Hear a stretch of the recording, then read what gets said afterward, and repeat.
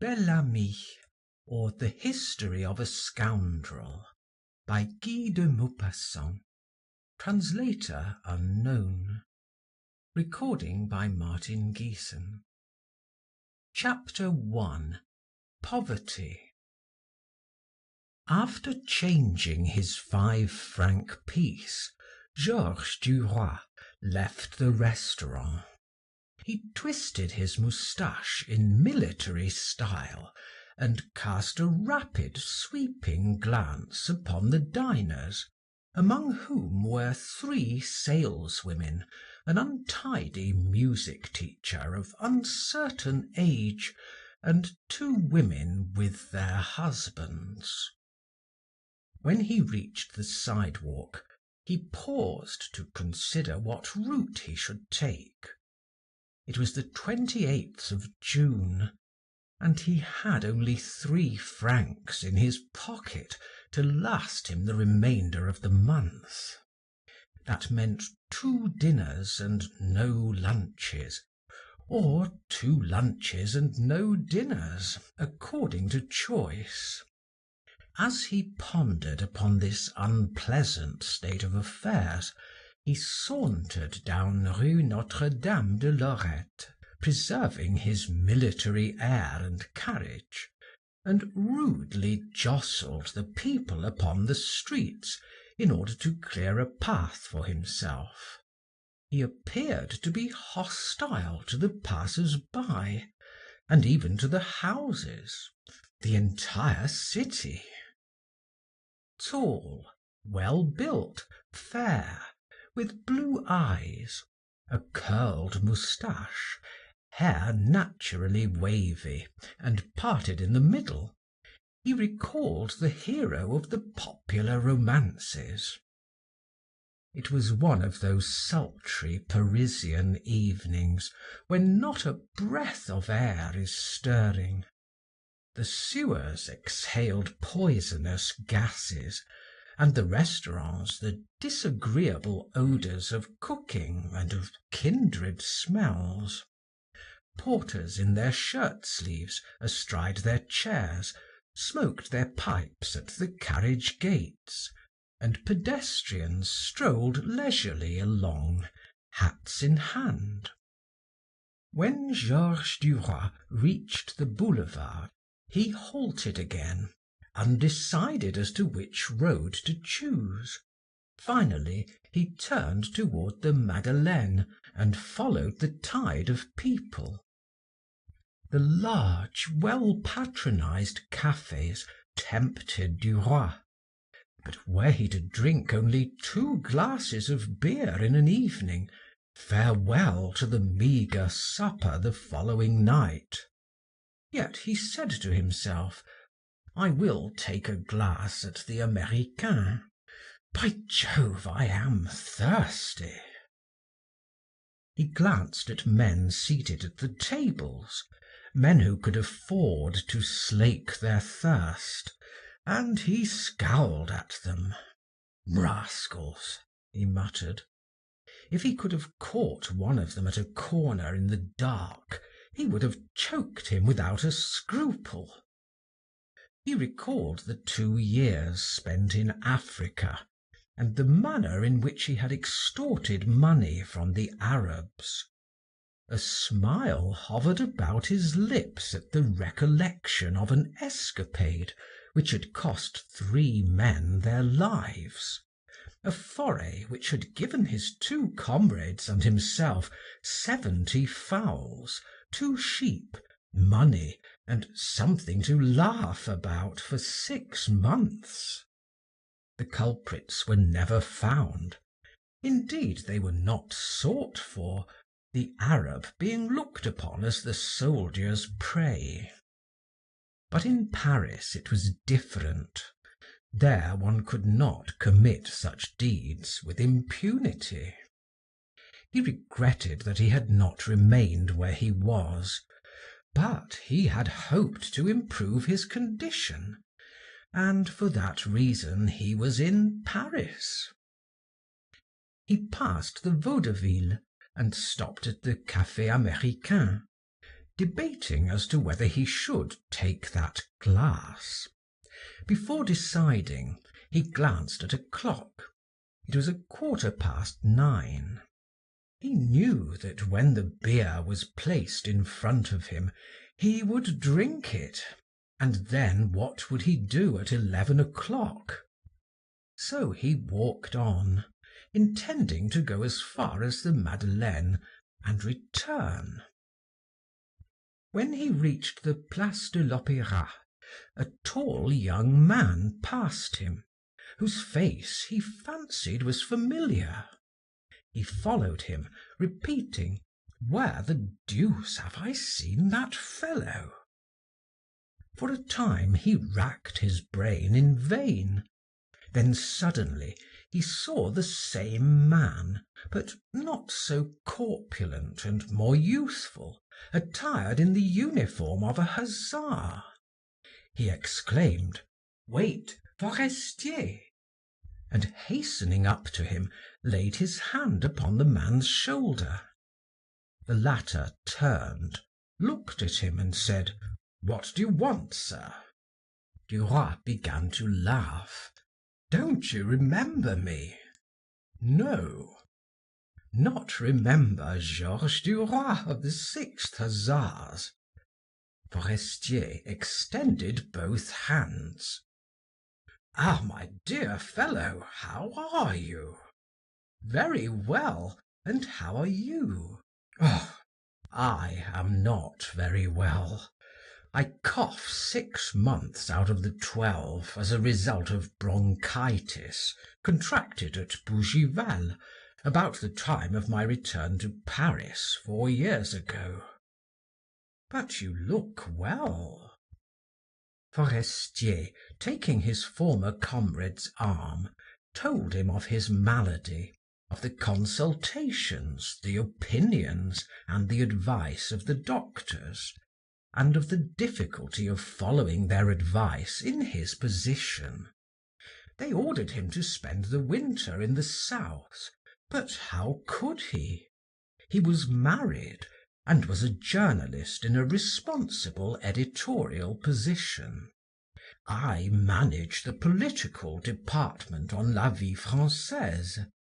I report the doings of the Senate for Le Salut, and from time to time I write for La Planète. That is what I am doing." Duroy, in surprise, glanced at him. He was very much changed. Formerly, Forestier had been thin, giddy, noisy, and always in good spirits. But 3 years of life in Paris had made another man of him. Now he was stout and serious, and his hair was grey on his temples, although he could not number more than 27 years. Forestier asked, "Where are you going?" Duroy replied, "Nowhere in particular." "Very well, will you accompany me to the Vie Française, where I have some proofs to correct, and afterwards take a drink with me?" "Yes, gladly." They walked along arm in arm, with that familiarity which exists between schoolmates and brother officers. "What are you doing in Paris?" asked Forestier. Duroy shrugged his shoulders. "Dying of hunger, simply. When my time was up, I came hither to make my fortune, or rather to live in Paris, and for 6 months I have been employed in a railroad office at 1,500 francs a year." Forestier murmured, "That is not very much." "But what can I do?" answered Duroy. "I am alone, I know no one, I have no recommendations. The spirit is not lacking, but the means are." His companion looked at him from head to foot like a practical man who is examining a subject. Then he said in a tone of conviction, "You see, my dear fellow, All depends on assurance here. A shrewd, observing man can sometimes become a minister. You must obtrude yourself and yet not ask anything. But how is it you have not found anything better than a clerkship at the station? Duroy replied, I hunted everywhere and found nothing else. But I know where I can get 3,000 francs at least, as riding master at the Pèlerin school. Forestier stopped him. Don't do it, for you can earn 10,000 francs. You will ruin your prospects at once. In your office, at least, no one knows you. You could leave it if you wish at any time, but when you are once a riding master, all will be over. You might as well be a butler in a house to which all Paris comes to dine. When you have given riding lessons to men of the world or to their sons, they will no longer consider you their equal. He paused, reflected several seconds, and then asked, Are you a bachelor? Yes, though I have been smitten several times. That makes no difference. If Cicero and Tiberius were mentioned, would you know who they were? Yes. Good. No one knows any more except about a score of fools. It is not difficult to pass for being learned. The secret is not to betray your ignorance. Just maneuver, avoid the quicksands and obstacles, and the rest can be found in a dictionary. He spoke like one who understood human nature, and he smiled as the crowd passed them by. Suddenly he began to cough, and stopped to allow the paroxysm to spend itself. Then he said in a discouraged tone, Isn't it tiresome not to be able to get rid of this bronchitis? And here is midsummer. This winter I shall go to Menton. Health before everything. They reached the Boulevard Poissonnière. Behind a large glass door, an open paper was affixed. 3 people were reading it. Above the door was printed the legend La Vie Française. Forestier pushed open the door and said, Come in. Duroy entered. They ascended the stairs, passed through an antechamber in which 2 clerks greeted their comrade, and then entered a kind of waiting room. Sit down, said Forestier. I shall be back in 5 minutes. And he disappeared. Duroy remained where he was. From time to time men passed him by, entering by one door and going out by another before he had time to glance at them. Now they were young men, very young, with a busy air, holding sheets of paper in their hands. Now compositors, their shirts spotted with ink, carefully carrying what were evidently fresh proofs. Occasionally a gentleman entered, fashionably dressed, some reporter bringing news. Forestier reappeared arm in arm with a tall, thin man of 30 or 40, dressed in a black coat, with a white cravat, a dark complexion, and an insolent, self-satisfied air. Forestier said to him, Adieu, my dear sir, and the other pressed his hand with Au revoir, my friend. Then he descended the stairs whistling, his cane under his arm. Duroy asked his name. That is Jacques Rival, the celebrated writer and duellist. He came to correct his proofs. Garin, Montel, and he are the best witty and realistic writers we have in Paris. He earns 30,000 francs a year for 2 articles a week. As they went downstairs, they met a stout little man with long hair, who was ascending the stairs whistling. Forestier bowed low. Norbert de Varenne, said he, the poet, the author of Les Soleils Morts, a very expensive man.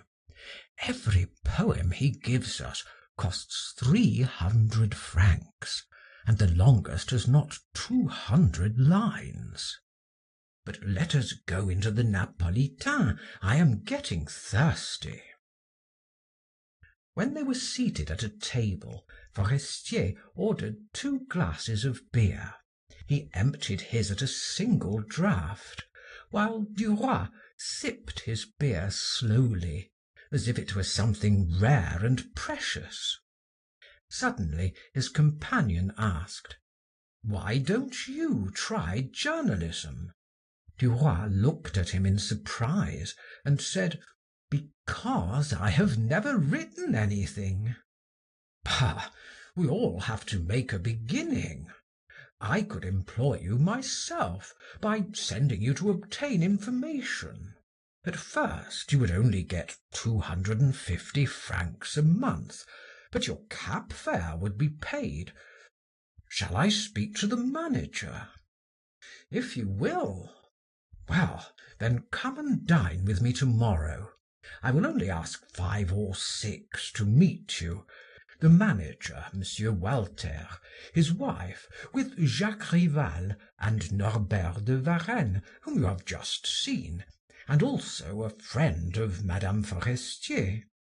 Will you come?"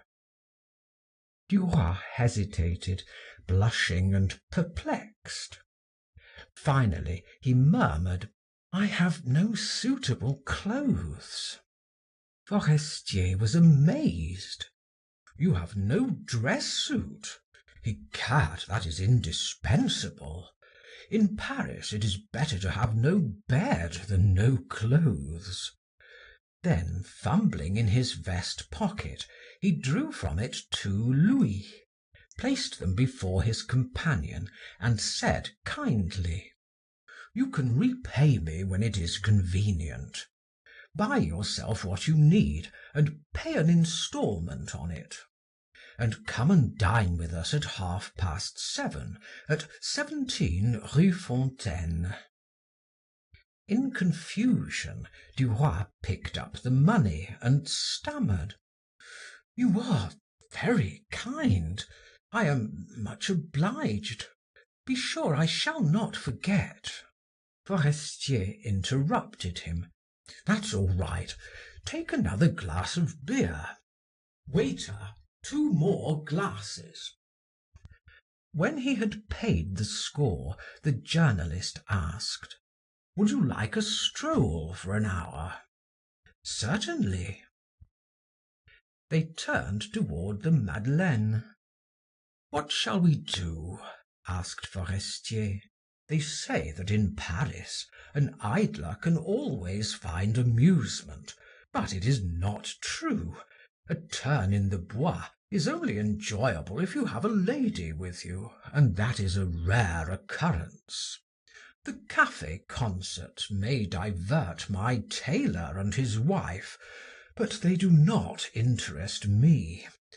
So what can we do? Nothing. There ought to be a summer garden here, open at night, where a man could listen to good music while drinking beneath the trees. It would be a pleasant lounging place. You could walk in alleys bright with electric light, and seat yourself where you pleased to hear the music. It would be charming. Where would you like to go?" Duroy did not know what to reply. Finally he said, I have never been to the Folies Bergère. I should like to go there." His companion exclaimed, "The Folies Bergère? Very well."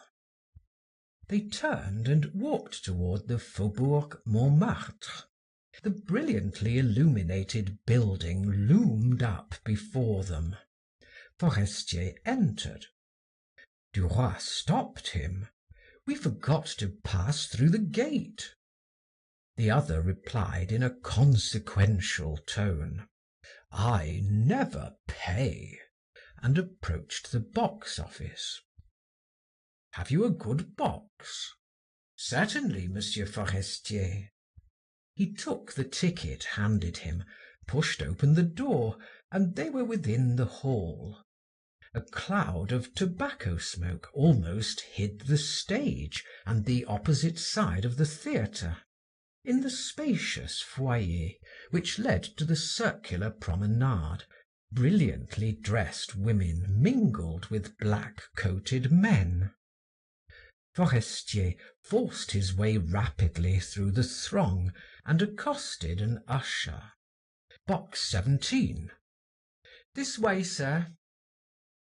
The friends were shown into a tiny box, hung and carpeted in red, with 4 chairs upholstered in the same color. They seated themselves. To their right and left were similar boxes.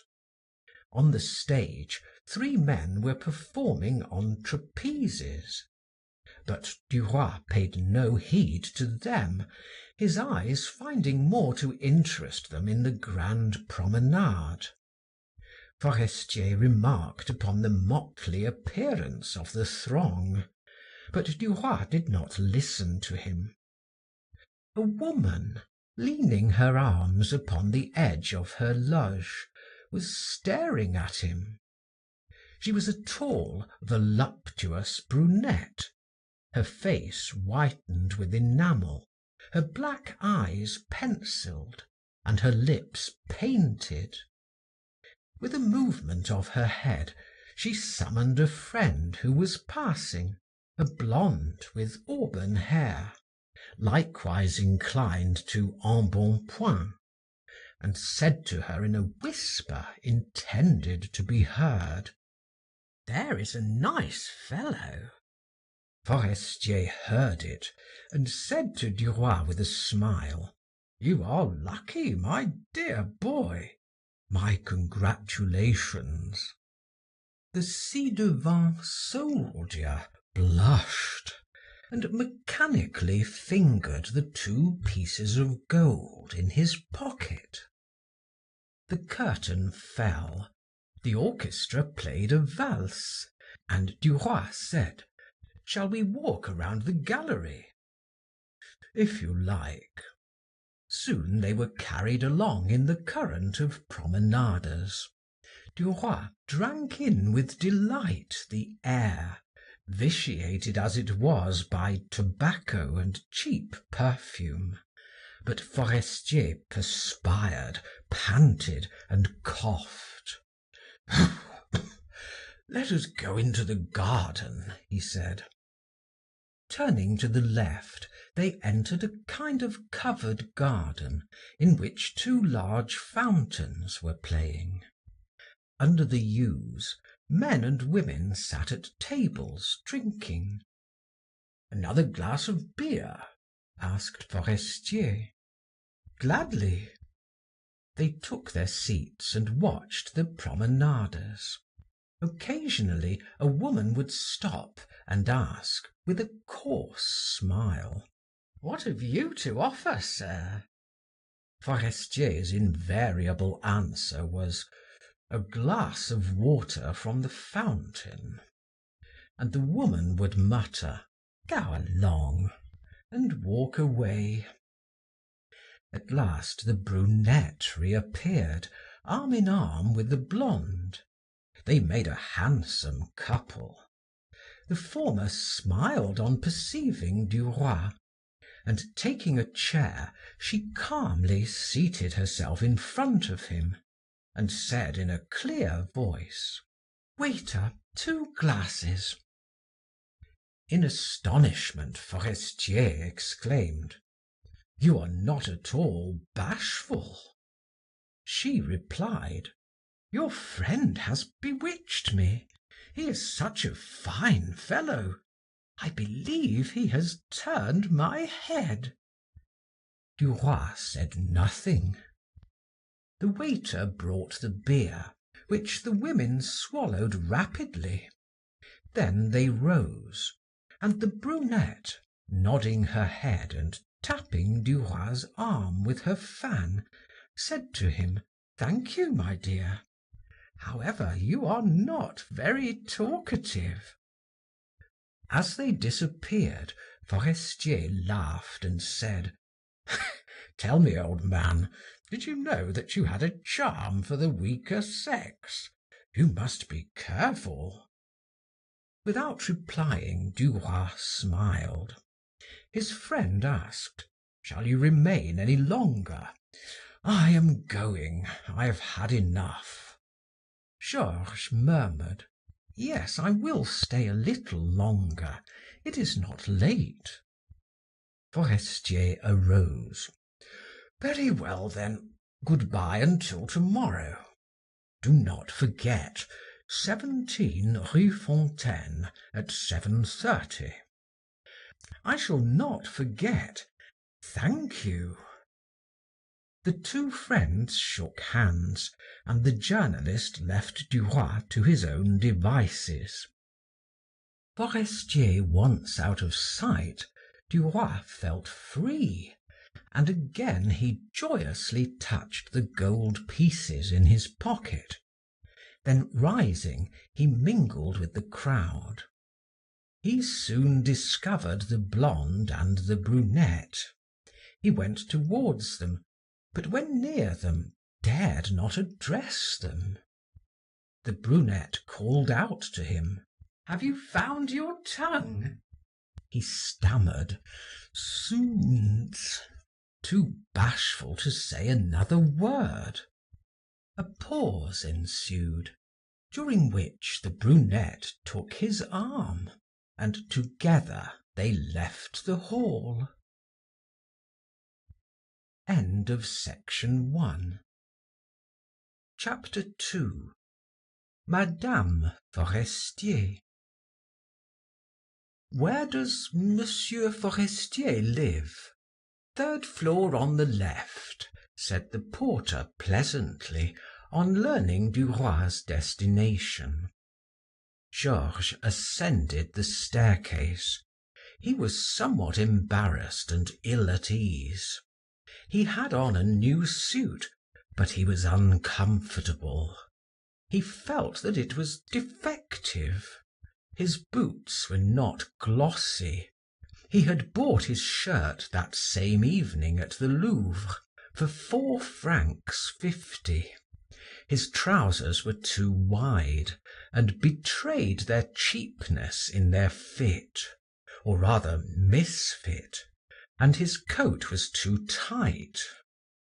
Slowly he ascended the stairs, his heart beating, his mind anxious.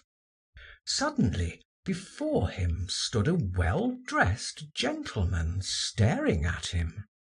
The person resembled Duroy, so close that the latter retreated, then stopped, and saw that it was his own image reflected in a pier-glass.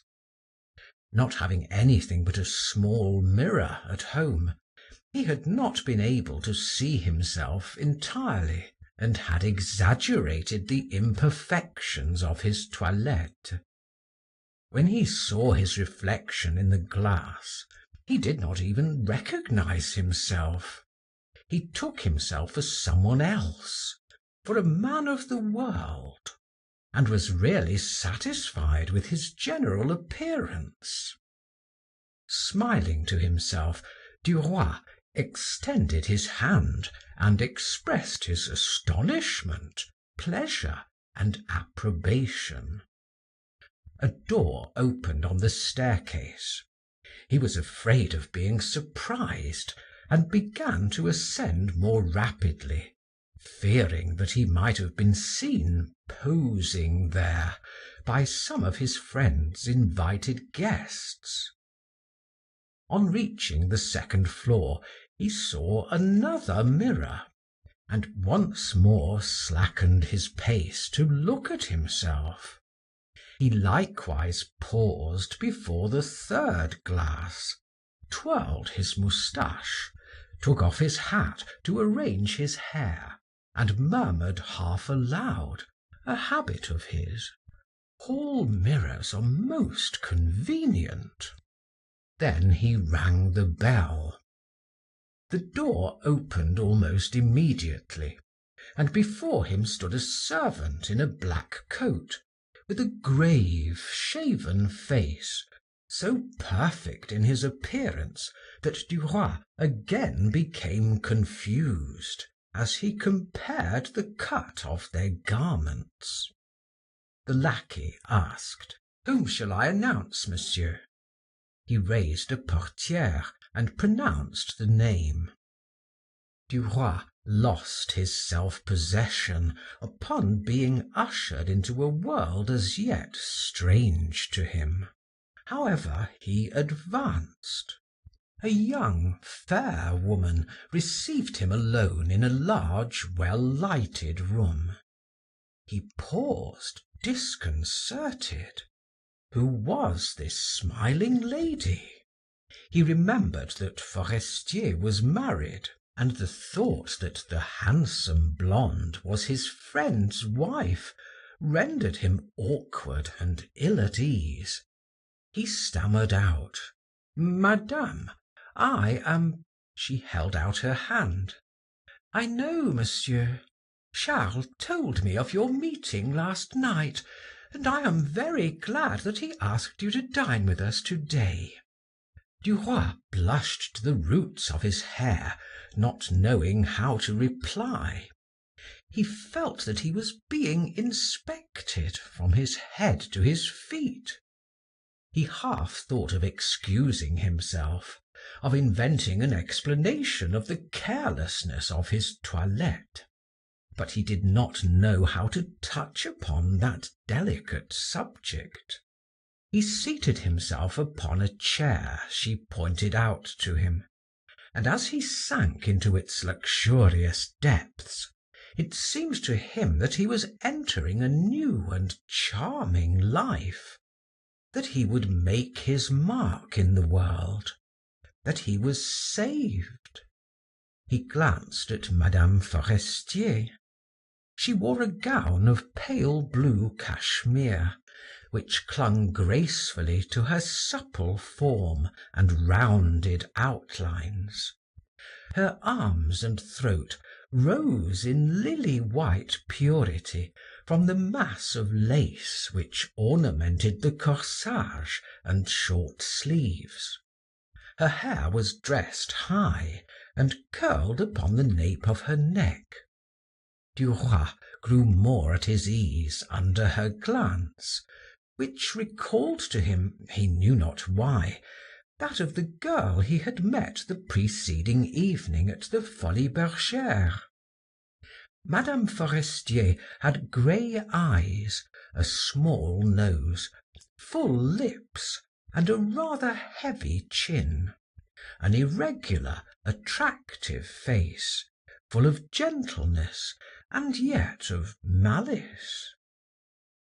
After a short silence, she asked, "Have you been in Paris a long time?" Gradually regaining his self-possession, he replied, "A few months, madame.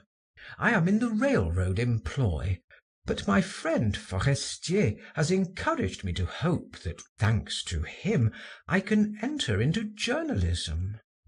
She smiled kindly and murmured in a low voice, "I know." The bell rang again, and the servant announced, "Madame de Marelle." She was a dainty brunette, attired in a simple dark robe. A red rose in her black tresses seemed to accentuate her special character. and a young girl, or rather a child, for such she was, followed her. Madame Forestier said, "Good evening, Clotilde." "Good evening, Madeleine." They embraced each other. Then the child offered her forehead with the assurance of an adult, saying, "Good evening, cousin." Madame Forestier kissed her, and then made the introductions. Monsieur Georges Duroy, an old friend of Charles. Madame de Marelle, my friend, a relative, in fact. She added, "Here, you know, we do not stand on ceremony." Duroy bowed. The door opened again, and a short man entered, upon his arm a tall, handsome woman, taller than he and much younger, with distinguished manners and a dignified carriage. It was Monsieur Walter, deputy, financier, a moneyed man, and a man of business, manager of la Vie Française, with his wife, née Basile Ravalade, daughter of the banker of that name. Then came Jacques Rival, very elegant, followed by Norbert de Varenne. The latter advanced with the grace of the old school, and taking Madame Forestier's hand, kissed it, his long hair falling upon his hostess's bare arm as he did so. Forestier now entered, apologizing for being late. He had been detained. The servant announced dinner, and they entered the dining room. Duroy was placed between Madame de Marelle and her daughter. He was again rendered uncomfortable for fear of committing some error in the conventional management of his fork, his spoon, or of his glasses, of which he had 4. Nothing was said during the soup. Then Norbert de Varenne asked a general question. "Have you read the Gautier case? How droll it was!" Then followed a discussion of the subject in which the ladies joined. Then a duel was mentioned, and Jacques Rival led the conversation. That was his province. Duroy did not venture a remark, but occasionally glanced at his neighbor. A diamond upon a slight golden thread depended from her ear. From time to time she uttered a remark which evoked a smile upon his lips. Duroy sought vainly for some compliment to pay her. He busied himself with her daughter, filled her glass, waited upon her, and the child, more dignified than her mother, thanked him gravely, saying, "You are very kind, monsieur," while she listened to the conversation with a reflective air. The dinner was excellent, and everyone was delighted with it. The conversation returned to the colonization of Algeria. Monsieur Walter uttered several jocose remarks. Forestier alluded to the article he had prepared for the morrow. Jacques Rival declared himself in favor of a military government, with grants of land to all the officers after 30 years of colonial service. "In that way," said he, "you can establish a strong colony, familiar with and liking the country, knowing its language, and able to cope with all those local yet grave questions which invariably confront newcomers." Norbert de Varenne interrupted. "Yes, they would know everything except agriculture. They would speak Arabic, but they would not know how to transplant beetroot and how to sow wheat. They would be strong in fencing, but weak in the art of farming. On the contrary, the new country should be opened up to everyone. Intelligent men would make positions for themselves. The others would succumb. It is a natural law. A pause ensued. Everyone smiled. Georges Duroy, startled at the sound of his own voice, as if he had never heard it, said, "What is needed the most down there is good soil. Really fertile land costs as much as it does in France, and is bought by wealthy Parisians. The real colonists, the poor, are generally cast out into the desert, where nothing grows for lack of water." All eyes turned upon him. He colored. Monsieur Walter asked, "Do you know Algeria, sir?" He replied, "Yes, sir. I was there 28 months." Leaving the subject of colonization, Norbert de Varenne questioned him as to some of the Algerian customs. Georges spoke with animation. Excited by the wine and the desire to please, he related anecdotes of the regiment, of Arabian life, and of the war. Madame Walter murmured to him in her soft tones, "You could write a series of charming articles."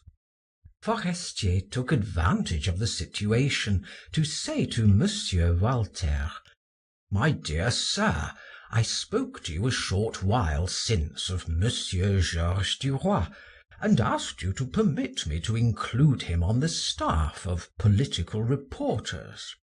Since Marambot has left us, I have had no one to take urgent and confidential reports, and the paper is suffering by it." Monsieur Walter put on his spectacles in order to examine Duroy. Then he said, "I am convinced that Monsieur Duroy is original, and if he will call upon me tomorrow at 3 o'clock, we will arrange matters." After a pause, turning to the young man, he said, "You may write us a short sketch on Algeria, Monsieur Duroy. Simply relate your experiences. I am sure they will interest our readers, but you must do it quickly."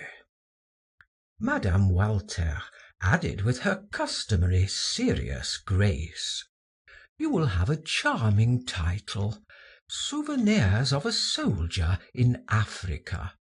Will he not, Monsieur Norbert?" The old poet, who had attained renown late in life, disliked and mistrusted newcomers.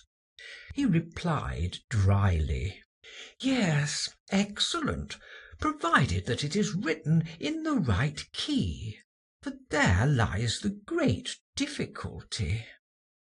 Madame Forestier cast upon Duroy a protecting and smiling glance, which seemed to say, "You shall succeed."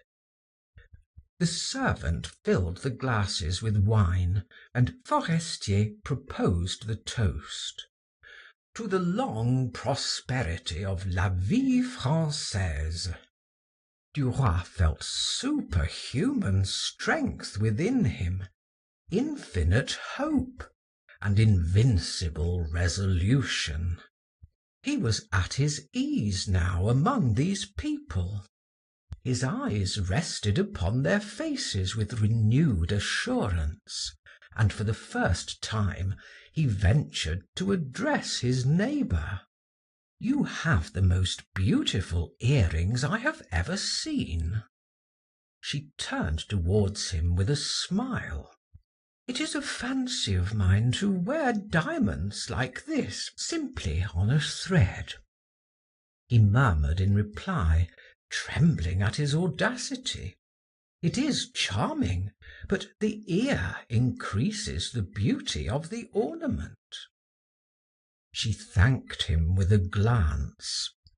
As he turned his head, he met Madame Forestier's eyes, in which he fancied he saw a mingled expression of gaiety, malice, and encouragement.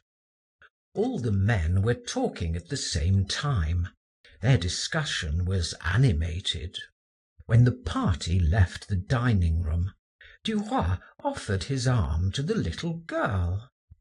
She thanked him gravely and stood upon tiptoe in order to lay her hand upon his arm. Upon entering the drawing room, the young man carefully surveyed it. It was not a large room, but there were no bright colors, and one felt at ease. It was restful. The walls were draped with violet hangings, covered with tiny embroidered flowers of yellow silk. The portières were of a greyish blue, and the chairs were of all shapes, of all sizes.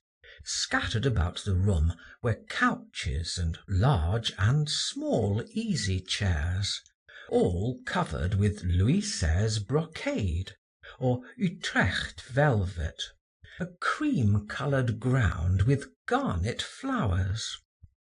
"Do you take coffee, Monsieur Duroy?" Madame Forestier offered him a cup with the smile that was always on her lips. "Yes, madame, thank you." He took the cup, and as he did so, the young woman whispered to him, "Pay Madame Walter some attention." Then she vanished before he could reply. First he drank his coffee, which he feared he should let fall upon the carpet. Then he sought a pretext for approaching the manager's wife and commencing a conversation. Suddenly he perceived that she held an empty cup in her hand, and as she was not near a table, she did not know where to put it. He rushed toward her. "Allow me, madame." "Thank you, sir." He took away the cup and returned. "If you but knew, madame, what pleasant moments La Vie Française afforded me when I was in the desert. It is indeed the only paper one cares to read outside of France. It contains everything." She smiled with amiable indifference as she replied, "Monsieur Walter had a great deal of trouble in producing the kind of journal which was required." They talked of Paris, the suburbs, the Seine, the delights of summer, of everything they could think of. Finally, Monsieur Norbert de Varenne advanced, a glass of liqueur in his hand, and Duroy discreetly withdrew. Madame de Marelle, who was chatting with her hostess, called him. "So, sir," she said bluntly, "you are going to try journalism?" That question led to a renewal of the interrupted conversation with Madame Walter. In her turn, Madame de Marelle related anecdotes, and becoming familiar, laid her hand upon Duroy's arm. He felt that he would like to devote himself to her, to protect her, and the slowness with which she replied to her questions indicated his preoccupation. Suddenly, without any cause, Madame de Marelle called, "Laurine," and the girl came to her. "Sit down here, my child. You will be cold near the window." Duroy was seized with an eager desire to embrace the child, as if part of that embrace would revert to the mother. He asked in a gallant yet paternal tone, "Will you permit me to kiss you, mademoiselle?" The child raised her eyes with an air of surprise. Madame de Marelle said with a smile, "Reply." "I will allow you today, monsieur, but not all the time." Seating himself, Duroy took Laurine on his knee and kissed her lips and her fine wavy hair. Her mother was surprised. "Well, that is strange. Ordinarily she only allows ladies to caress her. You are irresistible, monsieur." Duroy colored, but did not reply.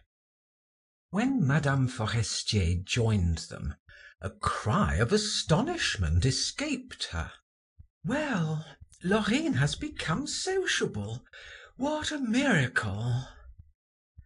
The young man rose to take his leave, fearing he might spoil his conquest by some awkward word.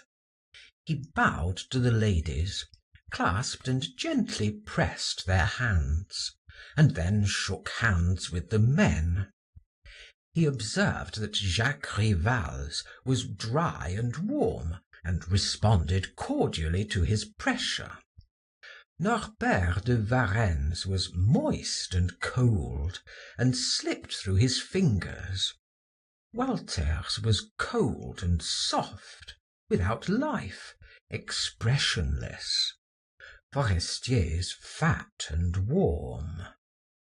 His friend whispered to him, "Tomorrow at 3 o'clock. Do not forget." "Never fear." When he reached the staircase, he felt like running down, his joy was so great. He went down 2 steps at a time, but suddenly, on the second floor, in the large mirror, he saw a gentleman hurrying on, and he slackened his pace, as much ashamed as if he had been surprised in a crime. He surveyed himself some time with a complacent smile. Then, taking leave of his image, he bowed low, ceremoniously, as if saluting some grand personage. End of chapter 2. Chapter 3. First attempts.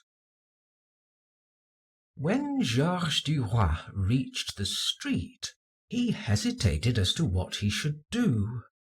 He felt inclined to stroll along, dreaming of the future, and inhaling the soft night air. But the thought of the series of articles ordered by Monsieur Walter occurred to him, and he decided to return home at once and begin work. He walked rapidly along until he came to Rue Boursault. The tenement in which he lived was occupied by 20 families, families of working men, and as he mounted the staircase, he experienced a sensation of disgust and a desire to live as wealthy men do. Duroy's room was on the 5th floor. He entered it, opened his window, and looked out. The view was anything but prepossessing. He turned away, thinking, "This won't do, I must go to work." So he placed his light upon the table and began to write. He dipped his pen into the ink and wrote at the head of his paper in a bold hand, "Souvenirs of a soldier in Africa." Then he cast about for the first phrase. He rested his head upon his hand and stared at the blank sheet before him. What should he say? Suddenly he thought, "I must begin with my departure," and he wrote, "In 1874, about the 15th of May, when exhausted France was recruiting after the catastrophe of the terrible years." Here he stopped short, not knowing how to introduce his subject. After a few minutes' reflection, he decided to lay aside that page until the following day, and to write a description of Algiers. He began, "Algiers is a very clean city." But he could not continue. After an effort, he added, "It is inhabited partly by Arabs." Then he threw his pen upon the table and arose. He glanced around his miserable room. Mentally, he rebelled against his poverty and resolved to leave the next day. Suddenly the desire to work came on him, and he tried to begin the article again. He had vague ideas of what he wanted to say, but he could not express his thoughts in words. Convinced of his inability, he arose once more, his blood coursing rapidly through his veins. He turned to the window just as the train was coming out of the tunnel, and his thoughts reverted to his parents. He saw their tiny home on the heights overlooking Rouen and the valley of the Seine. His father and mother kept an inn, La Belle Vue, at which the citizens of the faubourgs took their lunches on Sundays. They had wished to make a gentleman of their son, and had sent him to college. His studies completed, he had entered the army with the intention of becoming an officer, a colonel or a general. But becoming disgusted with military life, he determined to try his fortune in Paris. When his time of service had expired, he went thither, with what results we have seen. He awoke from his reflections as the locomotive whistled shrilly, closed his window, and began to disrobe, muttering, "Pah! I shall be able to work better tomorrow morning. My brain is not clear tonight. I have drunk a little too much. I can't work well under such circumstances." He extinguished his light and fell asleep. He awoke early, and rising, opened his window to inhale the fresh air. In a few moments he seated himself at his table, dipped his pen in the ink, rested his head upon his hand, and thought. But in vain. However, he was not discouraged, but in thought reassured himself. "I am not accustomed to it. It is a profession that must be learned, like all professions. Someone must help me the first time. I'll go to Forestier. He'll start my article for me in 10 minutes." When he reached the street, Duroy decided that it was rather early to present himself at his friend's house, so he strolled along under the trees on one of the boulevards for a time. On arriving at Forestier's door, he found his friend going out. "You here at this hour? Can I do anything for you?" Duroy stammered in confusion. I cannot write that article on Algeria that Monsieur Walter wants.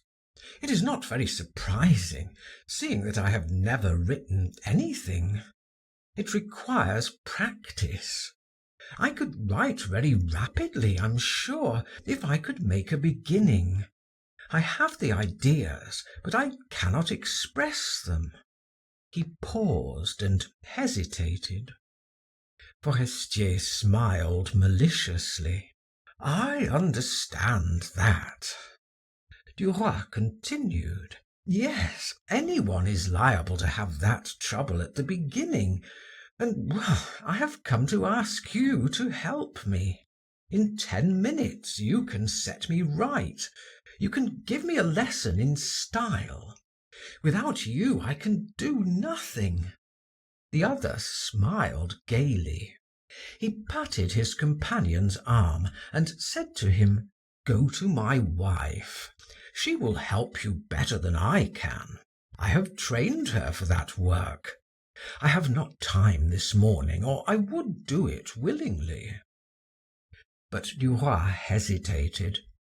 "At this hour I cannot inquire for her." "Oh yes, you can. She has risen.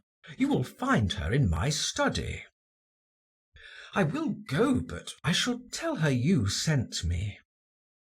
Forestier walked away, and Duroy slowly ascended the stairs, wondering what he should say and what kind of a reception he would receive.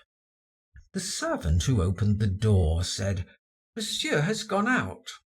Duroy replied, "Ask Madame Forestier if she will see me, and tell her that Monsieur Forestier, whom I met on the street, sent me." The lackey soon returned and ushered Duroy into Madame's presence. She was seated at a table and extended her hand to him. "So soon?" said she. It was not a reproach, but a simple question. He stammered: "I did not want to come up, Madame, but your husband, whom I met below, insisted. I dare scarcely tell you my errand. I worked late last night and early this morning to write the article on Algeria which Monsieur Walter wants, and I did not succeed.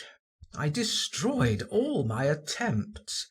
I am not accustomed to the work, and I came to ask Forestier to assist me this once."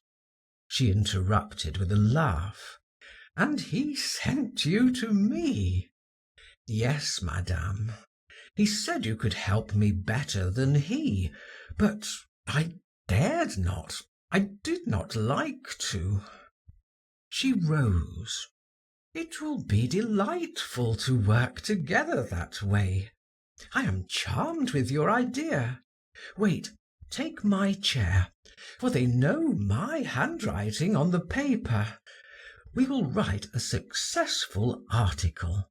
She took a cigarette from the mantelpiece and lighted it. "I cannot work without smoking," she said. "What are you going to say?" He looked at her in astonishment. "I do not know. I came here to find that out." She replied, "I will manage it all right. I will make the sauce, but I must have the dish."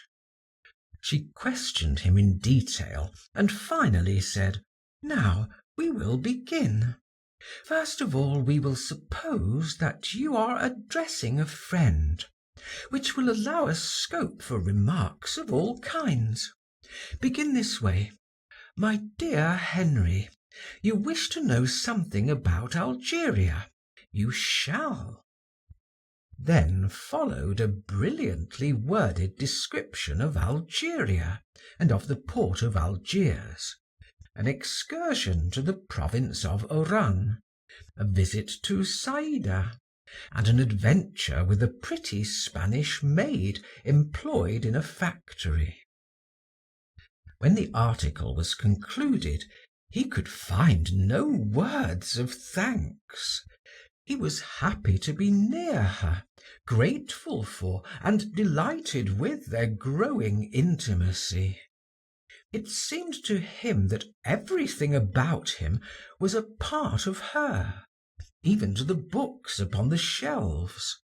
The chairs, the furniture, the air, all were permeated with that delightful fragrance peculiar to her.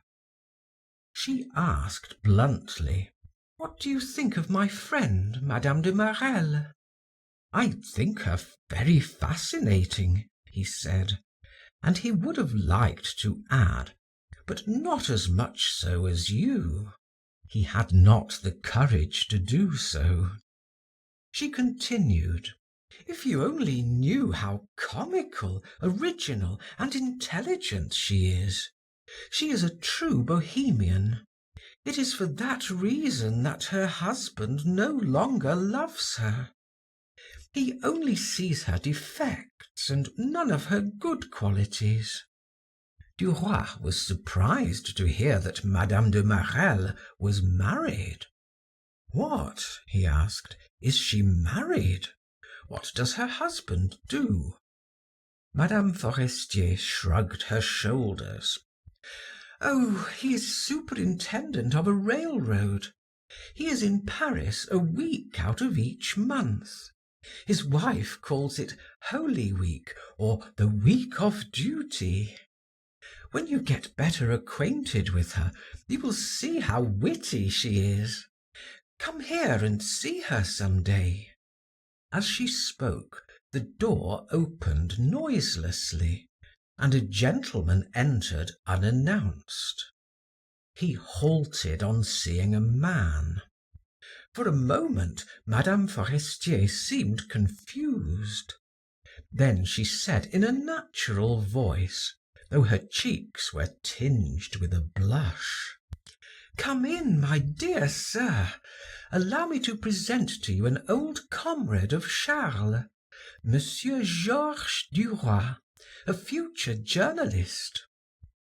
Then, in a different tone, she said, "Our best and dearest friend, Count de Vaudrec." The two men bowed, gazed into one another's eyes, and then Duroy took his leave. Neither tried to detain him. On reaching the street, he felt sad and uncomfortable.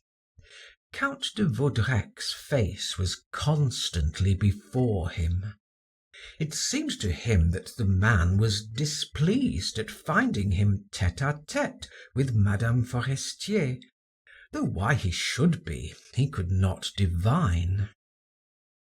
To while away the time until 3 o'clock, he lunched at Duval's, and then lounged along the boulevard.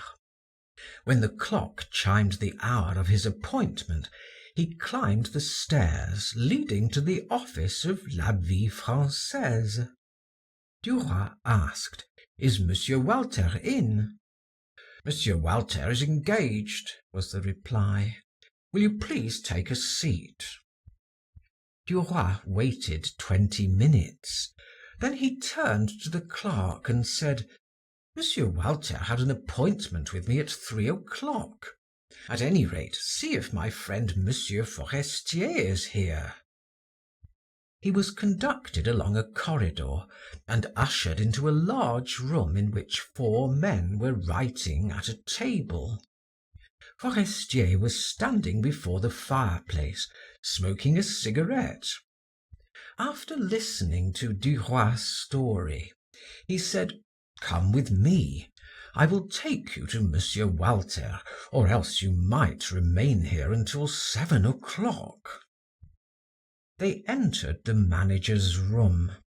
Norbert de Varenne was writing an article, seated in an easy chair. Jacques Rival, stretched upon a divan, was smoking a cigar. The room had the peculiar odor familiar to all journalists. When they approached Monsieur Walter, Forestier said, "Here is my friend Duroy." The manager looked keenly at the young man and asked, "Have you brought my article?" Duroy drew the sheets of manuscript from his pocket.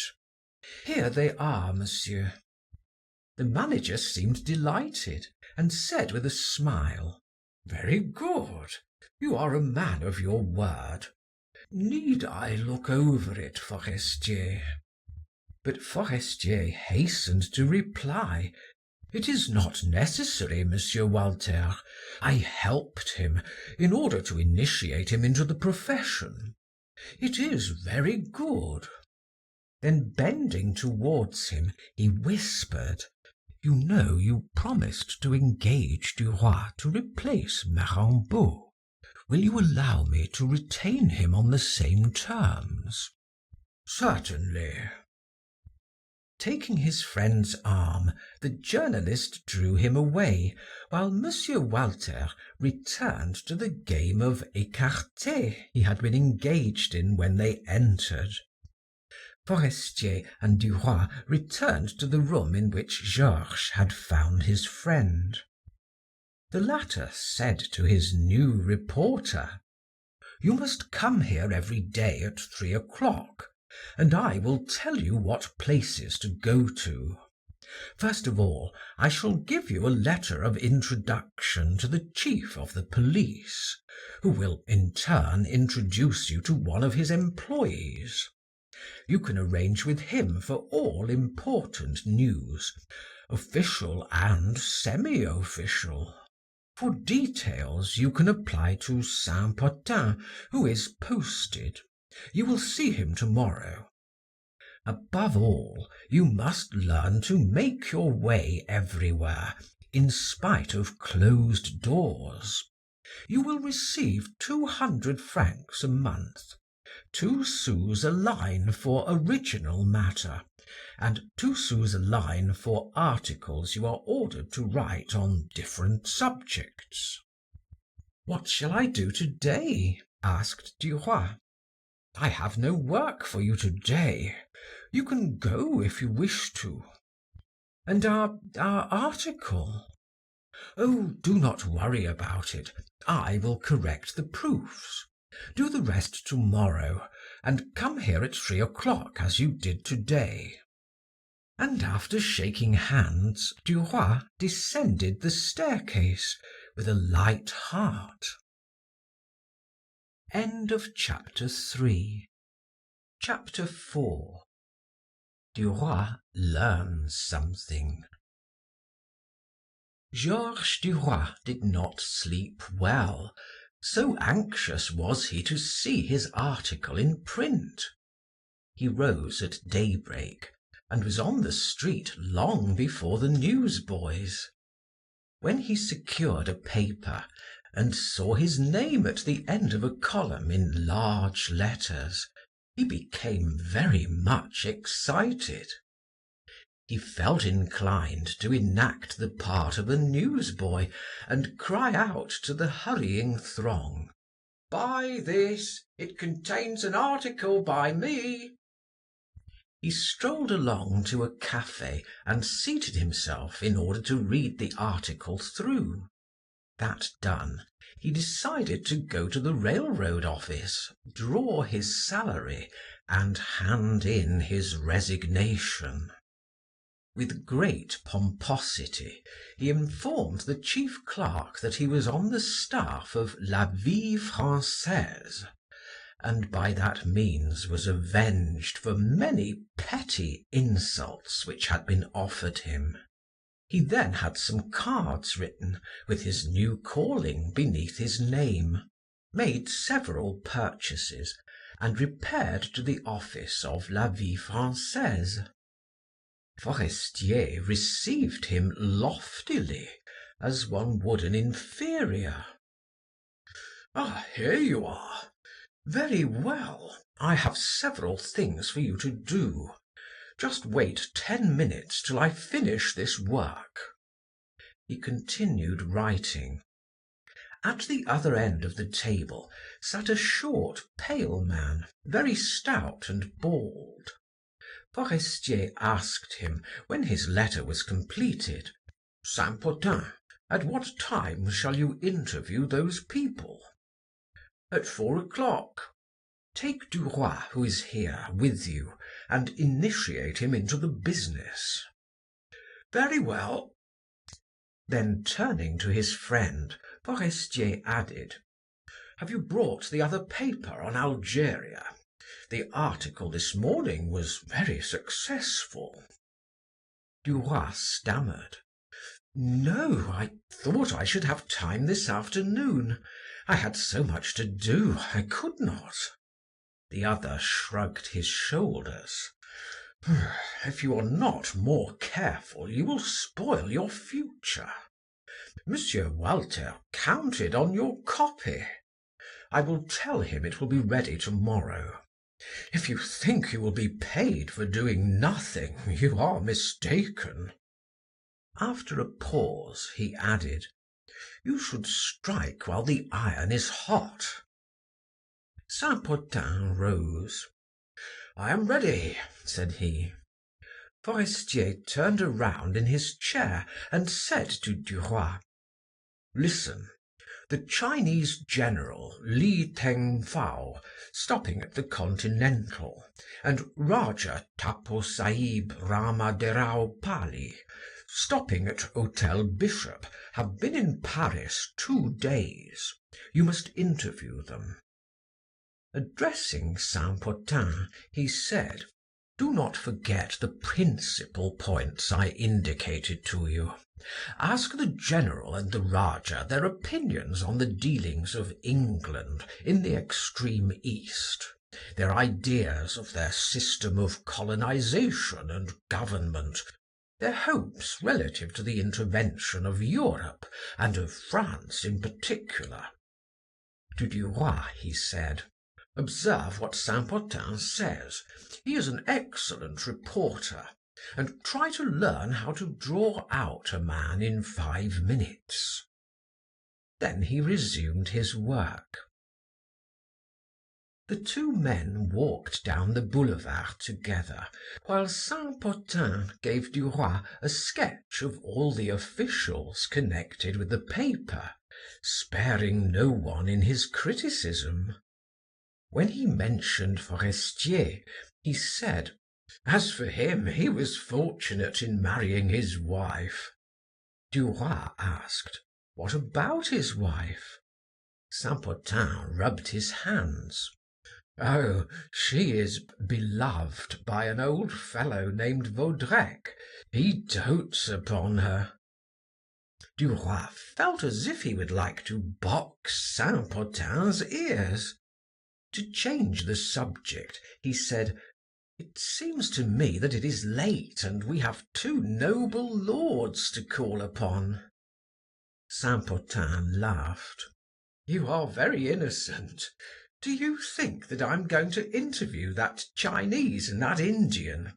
As if I did not know better than they do what they should think to please the readers of La Vie Française. I have interviewed 500 Chinese, Prussians, Hindus, Chilians, and Japanese. They all say the same thing. I need only copy my article on the last comer, word for word, changing the heading, names, titles, and ages. In that there must be no error, or I shall be hauled over the coals by the Figaro or Gaulois.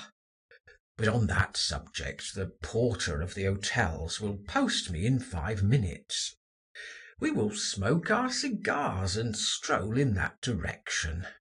Total 100 sous for cab fare. That is the way, my dear fellow." When they arrived at the Madeleine, Saint Potin said to his companion, "If you have anything to do, I do not need you." Duroy shook hands with him and walked away. The thought of the article he had to write that evening haunted him. Mentally he collected the material as he wended his way to the cafe at which he dined. Then he returned home and seated himself at his table to work. Before his eyes was the sheet of blank paper. But all the material he had amassed had escaped him.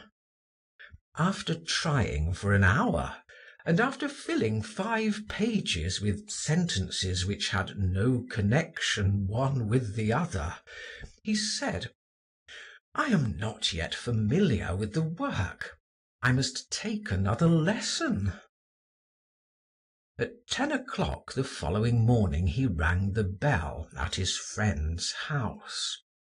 The servant who opened the door said, "Monsieur is busy." Duroy had not expected to find Forestier at home.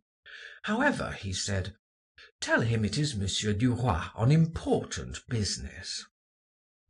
In the course of 5 minutes he was ushered into the room in which he had spent so happy a morning. In the place Madame Forestier had occupied, her husband was seated writing, while Madame Forestier stood by the mantelpiece and dictated to him, a cigarette between her lips. Duroy paused upon the threshold and murmured: "I beg your pardon, I am interrupting you." His friend growled angrily: "What do you want again? Make haste, we are busy." Georges stammered: "It is nothing." But Forestier persisted: "Come, we are losing time. You did not force your way into the house for the pleasure of bidding us good morning." Duroy, in confusion, replied: "No, it is this. I cannot complete my article, and you were so kind the last time that I hoped, that I dared to come." Forestier interrupted with: "So you think I will do your work, and that you have only to take the money? Well, that is fine." His wife smoked on without interfering. Duroy hesitated. "Excuse me, I believed, I thought." Then in a clear voice he said: "I beg 1,000 pardons, madame, and thank you very much for the charming article you wrote for me yesterday." Then he bowed and said to Charles: "I will be at the office at 3 o'clock."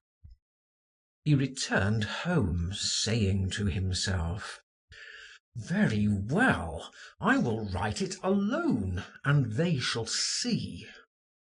Scarcely had he entered than he began to write, anger spurring him on. In an hour he had finished an article, which was a chaos of absurd matter, and took it boldly to the office. Duroy handed Forestier his manuscript. "Here is the rest of Algeria." "Very well, I will hand it to the manager. That will do." When Duroy and Saint Potin, who had some political information to look up, were in the hall, the latter asked: "Have you been to the cashier's room?" "No, why?" "Why? To get your pay. You should always get your salary a month in advance. One cannot tell what might happen. I will introduce you to the cashier." Duroy drew his 200 francs, together with 28 francs for his article of the preceding day, which, in addition to what remained to him of his salary from the railroad office, left him 340 francs. He had never had so much, and he thought himself rich for an indefinite time. Saint Potin took him to the offices of 4 or 5 rival papers, hoping that the news he had been commissioned to obtain had been already received by them, and that he could obtain it by means of his diplomacy. When evening came, Duroy, who had nothing more to do, turned toward the Folies Bergere, and walking up to the office, he said: "My name is Georges Duroy. I am on the staff of La Vie Française. I was here the other night with Monsieur Forestier, who promised to get me a pass. I do not know if he remembered it." The register was consulted, but his name was not inscribed upon it. However, the cashier, a very affable man, said to him: "Come in, Monsieur Duroy, and speak to the manager yourself. He will see that everything is all right." He entered and almost at once came upon Rachel, the woman he had seen there before. She approached him. "Good evening, my dear. Are you well?" "Very well. How are you?" "I am not ill.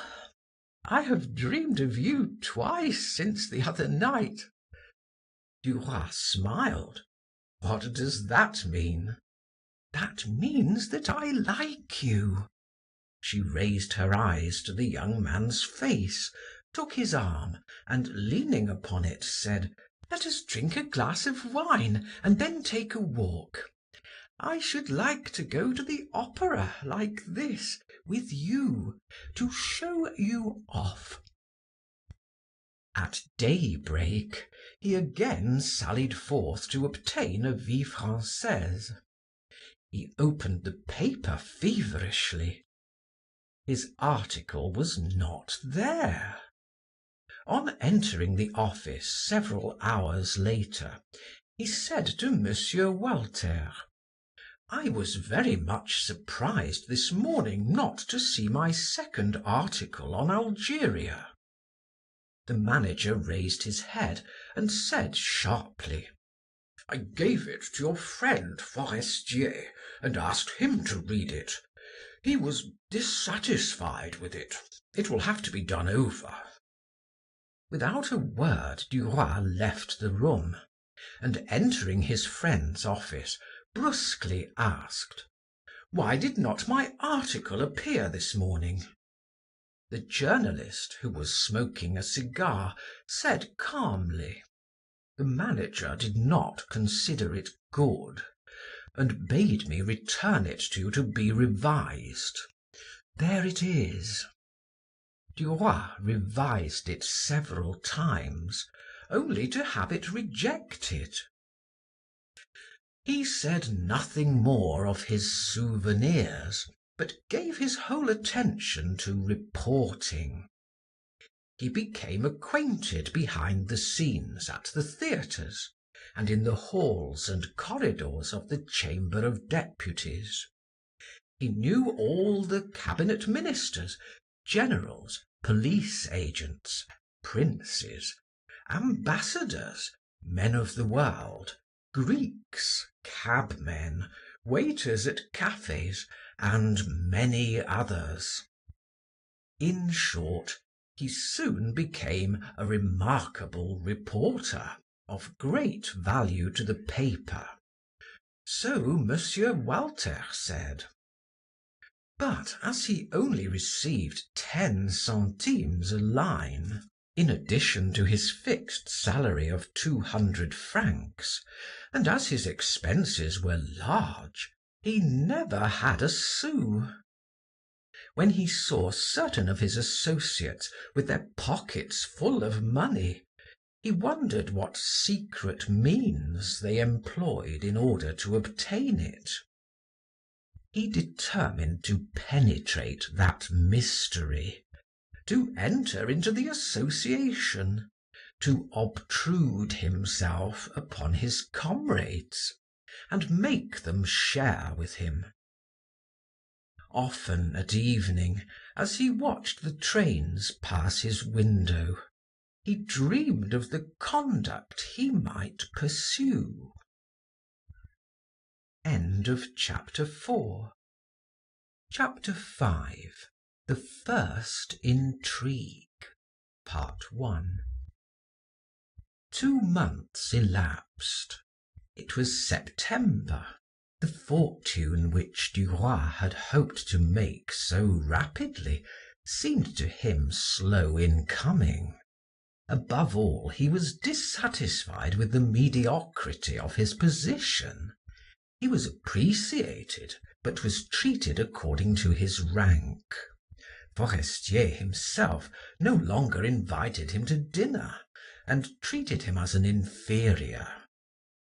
Often he had thought of making Madame Forestier a visit, but the remembrance of their last meeting restrained him. Madame de Marelle had invited him to call, saying, "I am always at home about 3 o'clock." So one afternoon, when he had nothing to do, he proceeded toward her house. She lived on Rue Verneuil, on the 4th floor. a maid answered his summons and said, "Yes, Madame is at home, but I do not know whether she has risen." She conducted Duroy into the drawing room, which was large, poorly furnished, and somewhat untidy. The shabby, threadbare chairs were ranged along the walls according to the servant's fancy, for there was not a trace visible of the care of a woman who loves her home. Duroy took a seat and waited some time. Then a door opened, and Mme. de Marelle entered hastily, clad in a Japanese dressing gown. She exclaimed: "How kind of you to come to see me! I was positive you had forgotten me." She held out her hand to him with a gesture of delight, and Duroy, quite at his ease in that shabby apartment, kissed it as he had seen Norbert de Varenne do. Examining him from head to foot, she cried: "How you have changed! Well, tell me the news." They began to chat at once as if they were old acquaintances, and in 5 minutes an intimacy, a mutual understanding was established between those two beings alike in character and kind. Suddenly the young woman said in surprise: "It is astonishing how I feel with you. It seems to me as if I had known you 10 years. We shall undoubtedly become good friends. Would that please you?" He replied, "Certainly," with a smile more expressive than words. He thought her very bewitching in her pretty gown. When near Mme. Forestier, whose impassive, gracious smile attracted, yet held at a distance, and seemed to say, "I like you, yet take care," he felt a desire to cast himself at her feet, or to kiss the hem of her garment. When near Mme. de Marelle, he felt a more passionate desire. A gentle rap came at the door through which Mme. de Marelle had entered, and she cried: "You may come in, my darling." The child entered, advanced to Duroy, and offered him her hand. The astonished mother murmured: "That is a conquest." The young man, having kissed the child, seated her by his side, and with a serious air questioned her as to what she had done since they last met. She replied in a flute like voice and with the manner of a woman. The clock struck 3. The journalist rose. "Come often," said Mme. de Marelle. "It has been a pleasant causerie. I shall always be glad to welcome you. Why do I never meet you at the Forestiers?" "For no particular reason. I am very busy. I hope, however, that we shall meet there one of these days." In the course of a few days, he paid another visit to the enchantress. The maid ushered him into the drawing room, and Laurine soon entered. She offered him not her hand, but her forehead, and said: "Mamma wishes me to ask you to wait for her for about 15 minutes, for she is not dressed. I will keep you company." Duroy, who was amused at the child's ceremonious manner, replied: "Indeed, mademoiselle, I shall be enchanted to spend a quarter of an hour with you." When the mother entered, they were in the midst of an exciting game, and Mme. de Marelle paused in amazement, crying: "Laurine playing! You are a sorcerer, sir."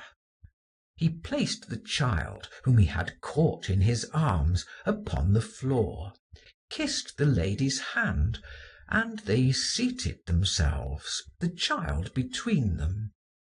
They tried to converse, but Laurine, usually so silent, monopolized the conversation, and her mother was compelled to send her to her room. When they were alone, Mme. de Marelle lowered her voice and said: "I have a great project. It is this. As I dine every week at the Forestiers, I return it from time to time by inviting them to a restaurant. I do not like to have company at home. I am not so situated that I can have any. I know nothing about housekeeping or cooking. I prefer a life free from care. Therefore I invite them to the cafe occasionally. But it is not lively when we are only three. I am telling you this in order to explain such an informal gathering. I should like you to be present at our Saturdays at the Café Riche at 7:30. Do you know the house?" Duroy accepted gladly. He left her in a transport of delight and impatiently awaited the day of the dinner. He was the first to arrive at the place appointed, and was shown into a small private room in which the table was laid for four. That table looked very inviting with its colored glasses, silver, and candelabra. Duroy seated himself upon a low bench. Forestier entered and shook hands with him with a cordiality he never evinced at the office. "The two ladies will come together," said he. "These dinners are truly delightful." Very soon the door opened, and Mesdames Forestier and de Marelle appeared, heavily veiled, surrounded by the charming mystery necessary to a rendezvous in a place so public. As Duroy greeted the former, she took him to task for not having been to see her. Then she added with a smile: "Ah, you prefer Mme. de Marelle. The time passes more pleasantly with her." When the waiter handed the wine list to Forestier, Mme. de Marelle exclaimed: "Bring the gentlemen whatever they want. As for us, we want nothing but champagne." Forestier, who seemed not to have heard her, asked: "Do you object to my closing the window? My cough has troubled me for several days." "Not at all." His wife did not speak. The various courses were duly served, and then the guests began to chat. They discussed a scandal which was being circulated about a society belle. Forestier was very much amused by it.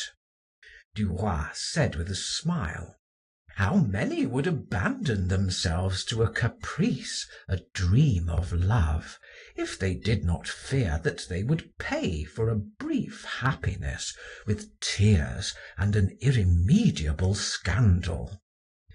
Both women glanced at him approvingly. Forestier cried with a skeptical laugh: "The poor husbands!" Then they talked of love. Duroy said: "When I love a woman, everything else in the world is forgotten." Mme. Forestier murmured: "There is no happiness comparable to that first clasp of the hand, when one asks, 'Do you love me?' and the other replies, 'Yes, I love you.'" Mme. de Marelle cried gaily as she drank a glass of champagne: "I am less platonic." Forestier, lying upon the couch, said in a serious tone: "That frankness does you honor and proves you to be a practical woman. But might one ask, what is Monsieur de Marelle's opinion?" She shrugged her shoulders disdainfully and said: "Monsieur de Marelle has no opinion on that subject." The conversation grew slow.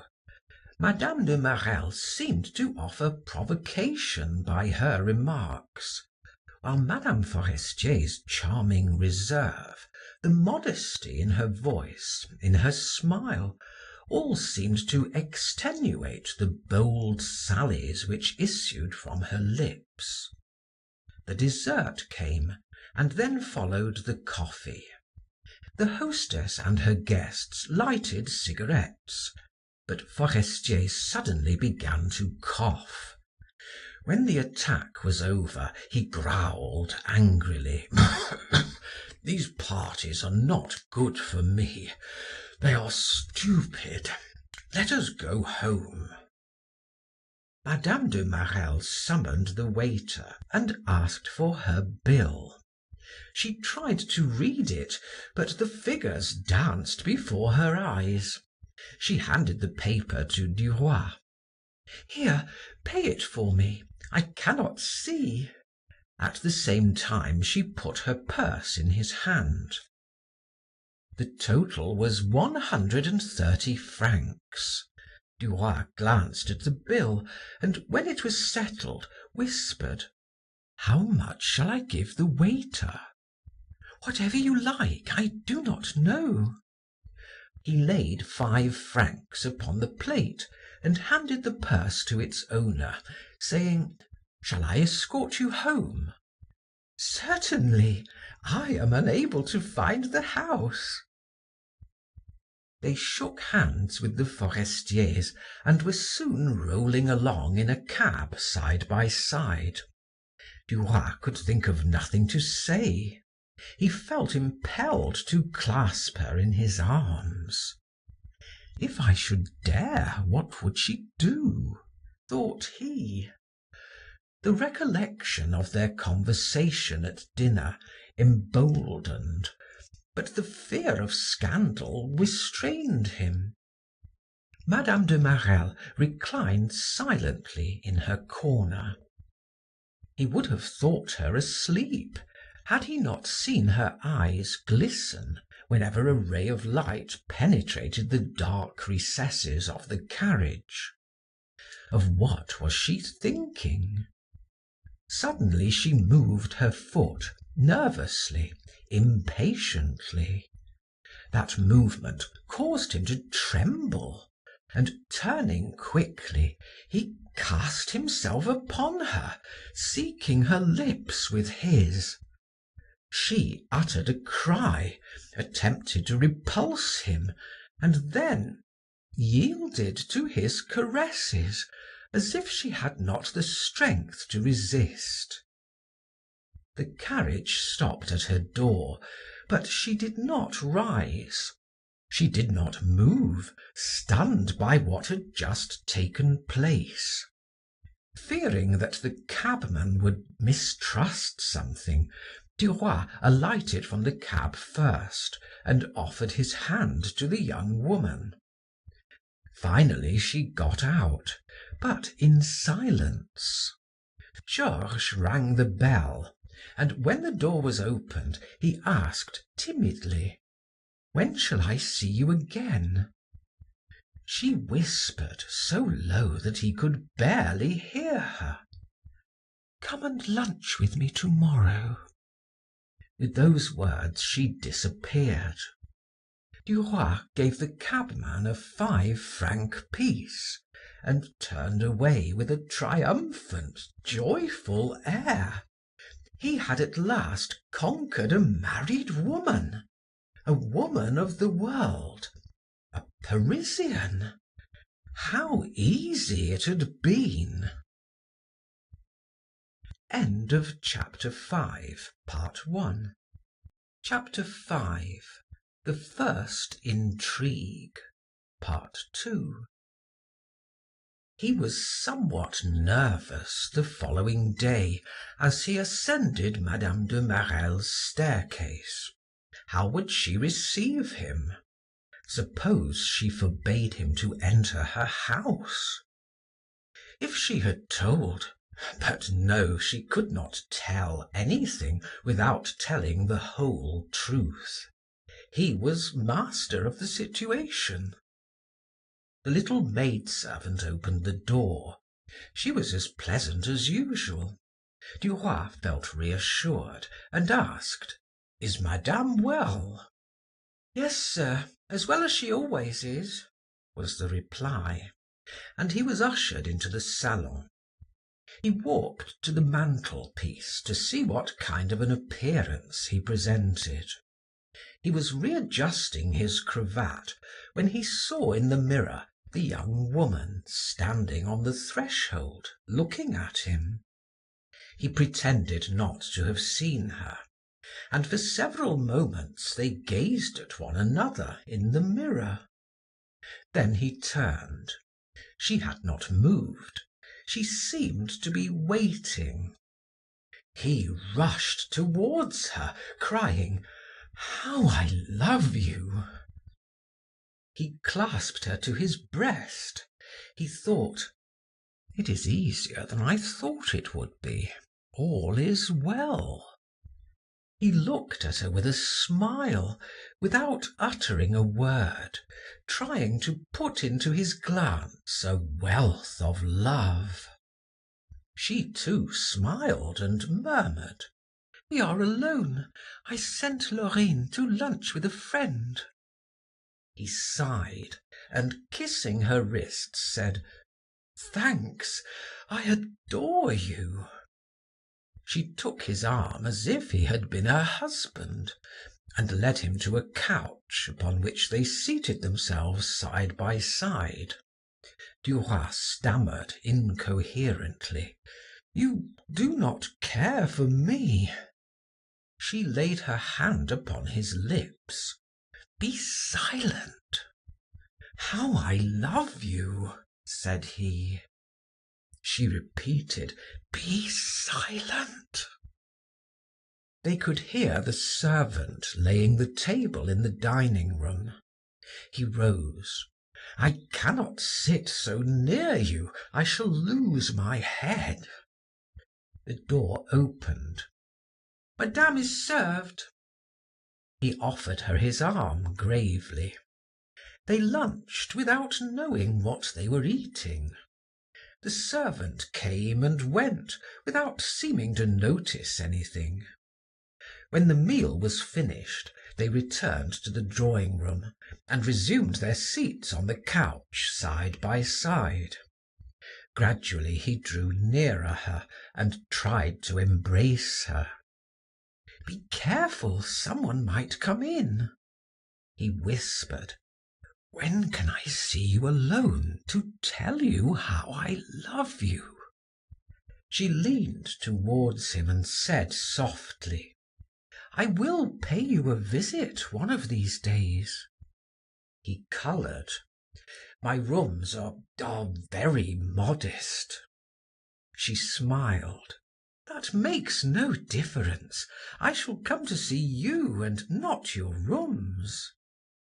He urged her to tell him when she would come. She fixed a day in the following week, while he besought her with glowing eyes to hasten the day. She was amused to see him implore so ardently, and yielded a day at a time. He repeated, "Tomorrow, say tomorrow." Finally she consented. "Yes, tomorrow at 5 o'clock." He drew a deep breath. Then they chatted together as calmly as if they had known one another for 20 years. A ring caused them to start. They separated. She murmured, "It is Laurine." The child entered, paused in surprise, then ran towards Duroy, clapping her hands, delighted to see him, and crying, "Ah, Bel Ami!" Mme. de Marelle laughed. "Bel Ami! Laurine has christened you. It is a pretty name. I shall call you Bel Ami too." He took the child upon his knee. At 20 minutes of 3, he rose to go to the office. At the half-open door, he whispered, "Tomorrow, 5 o'clock." The young woman replied, "Yes," with a smile, and disappeared.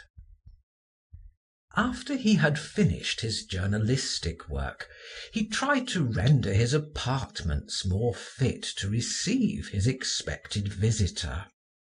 He was well satisfied with the results of his efforts, and retired, lulled to rest by the whistling of the trains. Early the next morning, he bought a cake and a bottle of Madeira. He spread the collation on his dressing table, which was covered with a napkin. Then he waited.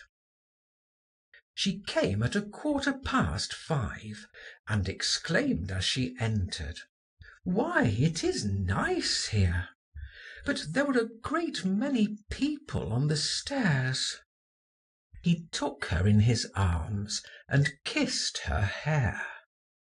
An hour and a half later, he escorted her to a cab stand on the Rue de Rome. When she was seated in the cab, he whispered, "Tuesday at the same hour." She repeated his words, and as it was night, she kissed him. Then, as the cabman started up his horse, she cried, "Adieu, Bel Ami," and the old coupe rumbled off. For 3 weeks, Duroy received Mme. de Marelle every 2 or 3 days, sometimes in the morning, sometimes in the evening. As he was awaiting her one afternoon, a noise on the staircase drew him to his door. A child screamed. A man's angry voice cried, "What is the brat howling about?" A woman's voice replied, "Nicolas has been tripped up on the landing place by the journalist's sweetheart." Duroy retreated, for he heard the rustling of skirts. Soon there was a knock at his door, which he opened, and Mme. de Marelle rushed in, crying, "Did you hear?" Georges feigned ignorance of the matter. "No, what?" "How they insulted me." "Who?" "Those miserable people below." "Why, no, what is it? Tell me." She sobbed and could not speak. He was forced to place her upon his bed and to lay a damp cloth upon her temples. When she grew calmer, anger succeeded her agitation. She wanted Duroy to go downstairs at once, to fight them, to kill them. He replied, "They are working people. Just think, it would be necessary to go to court, where you would be recognized. One must not compromise oneself with such people." She said, "What shall we do? I cannot come here again." He replied, "That is very simple. I will move." She murmured, "Yes, but that will take some time." Suddenly she said, "Listen to me. I have found a means.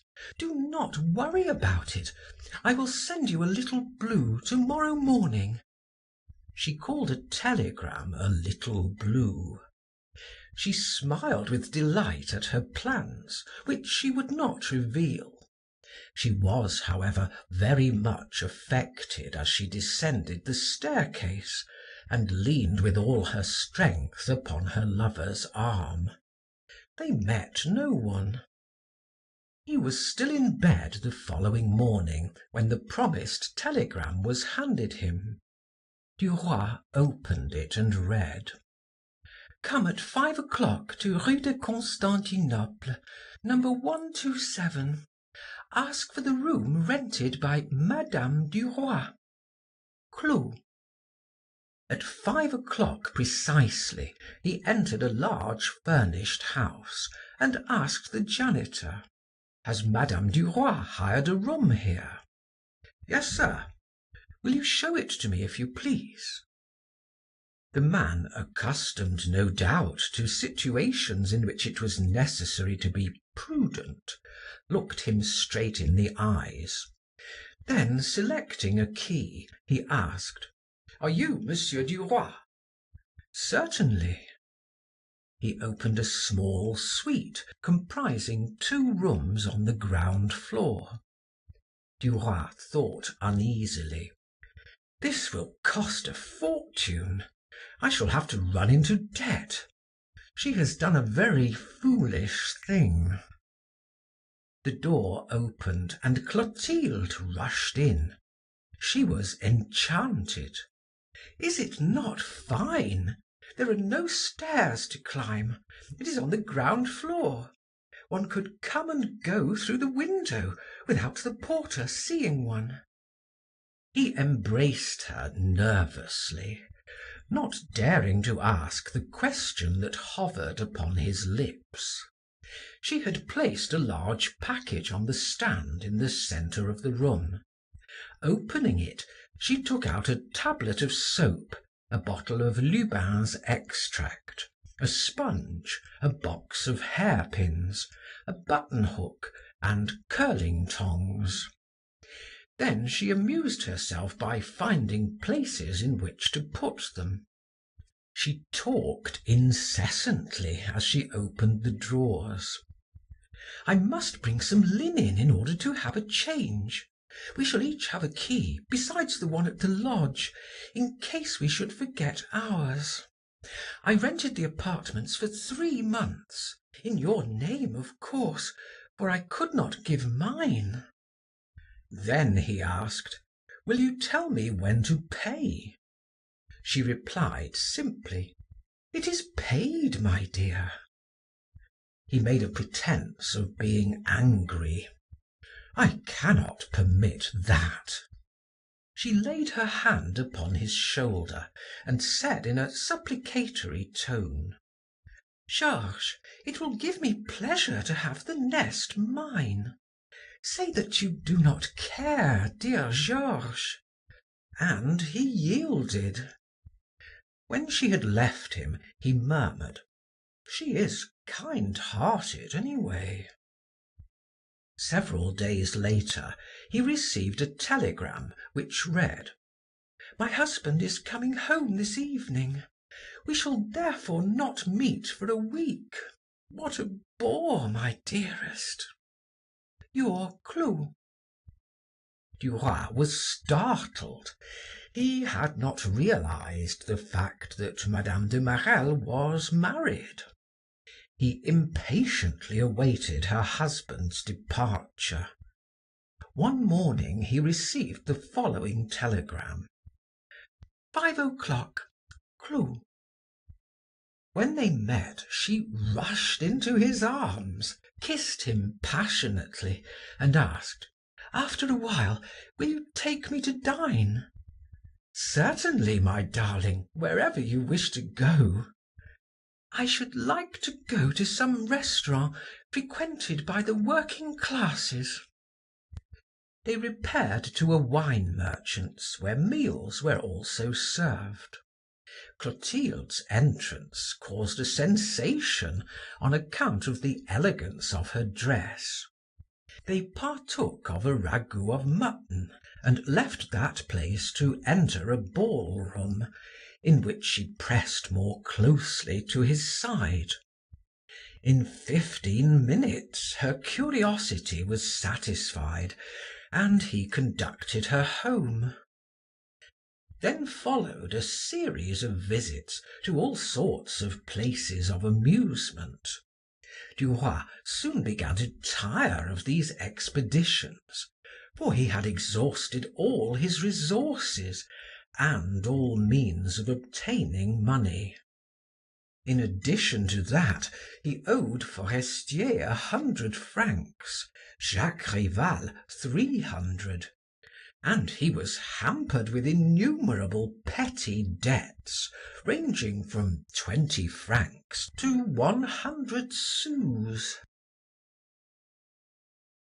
End of chapter 5, part 2. Chapter 5. The First Intrigue, part 3. On the 14th of December, he was left without a sou in his pocket. As he had often done before, he did not lunch, and spent the afternoon working at the office. At 4 o'clock he received a telegram from Mme. de Marelle, saying, "Shall we dine together and afterward have a frolic?" He replied at once, "Impossible to dine." Then he added, "But I will expect you at our apartments at 9 o'clock." Having sent a boy with the note in order to save the money for a telegram, he tried to think of some way by which he could obtain his evening meal. He waited until all of his associates had gone, and when he was alone, he rang for the porter, put his hand in his pocket, and said, "Foucard, I have left my purse at home, and I have to dine at the Luxembourg. Lend me 50 sous to pay for my cab." The man handed him 3 francs and asked, "Is that enough?" "Yes, thank you." Taking the coins, Duroy rushed down the staircase and dined at a cook shop. At 9 o'clock, Mme. de Marelle, whom he awaited in the tiny salon, arrived. She wished to take a walk, and he objected. His opposition irritated her. "I shall go alone, then. Adieu." Seeing that the situation was becoming grave, he seized her hands and kissed them, saying, "Pardon me, darling. I am nervous and out of sorts this evening. I have been annoyed by business matters." Somewhat appeased, but still vexed, she replied, "That does not concern me. I will not be the butt for your ill humor." He clasped her in his arms and murmured his apologies. Still she persisted in her desire to go out. "I beseech you, remain here by the fire with me. Say yes." "No," she replied, "I will not yield to your caprices." He insisted. "I have a reason, a serious reason." "If you will not go with me, I shall go alone. Adieu." She disengaged herself from his embrace and fled to the door. He followed her. "Listen, Clo, my little Clo, listen to me." She shook her head, evaded his caresses, and tried to escape from his encircling arms. "I have a reason." Looking him in the face, she said, "You lie. What is it?" He colored, and in order to avoid a rupture, confessed in accents of despair, "I have no money." She would not believe him until he had turned all his pockets inside out, to prove his words. Then she fell upon his breast. "Oh, my poor darling! Had I known! How did it happen?" He invented a touching story to this effect: that his father was in straitened circumstances, that he had given him not only his savings, but had run himself into debt. "I shall have to starve for the next 6 months." "Shall I lend you some?" she whispered. He replied with dignity, "You are very kind, dearest, but do not mention that again. It wounds me." She murmured, "You will never know how much I love you." On taking leave of him, she asked, "Shall we meet again the day after tomorrow?" "Certainly." "At the same time?" "Yes, my darling." They parted. When Duroy opened his bedroom door and fumbled in his vest pocket for a match, he was amazed to find in it a piece of money, a 20-franc piece. At first he wondered by what miracle it had got there. Suddenly it occurred to him that Mme. de Marelle had given him alms. Angry and humiliated, he determined to return it when next they met. The next morning it was late when he awoke. He tried to overcome his hunger. He went out, and as he passed the restaurants, he could scarcely resist their temptations. At noon he said, "Bah, I shall lunch upon Clotilde's 20 francs. That will not hinder me from returning the money tomorrow." He ate his lunch, for which he paid 2 francs 50, and on entering the office of La Vie Française, he repaid the porter the 3 francs he had borrowed from him. He worked until 7 o'clock, then he dined, and he continued to draw upon the 20 francs until only 4 francs 20 remained. He decided to say to Mme. de Marelle upon her arrival, "I found the 20-franc piece you slipped into my pocket. I will not return the money today, but I will repay you when we next meet." When Madame came, he dared not broach the delicate subject.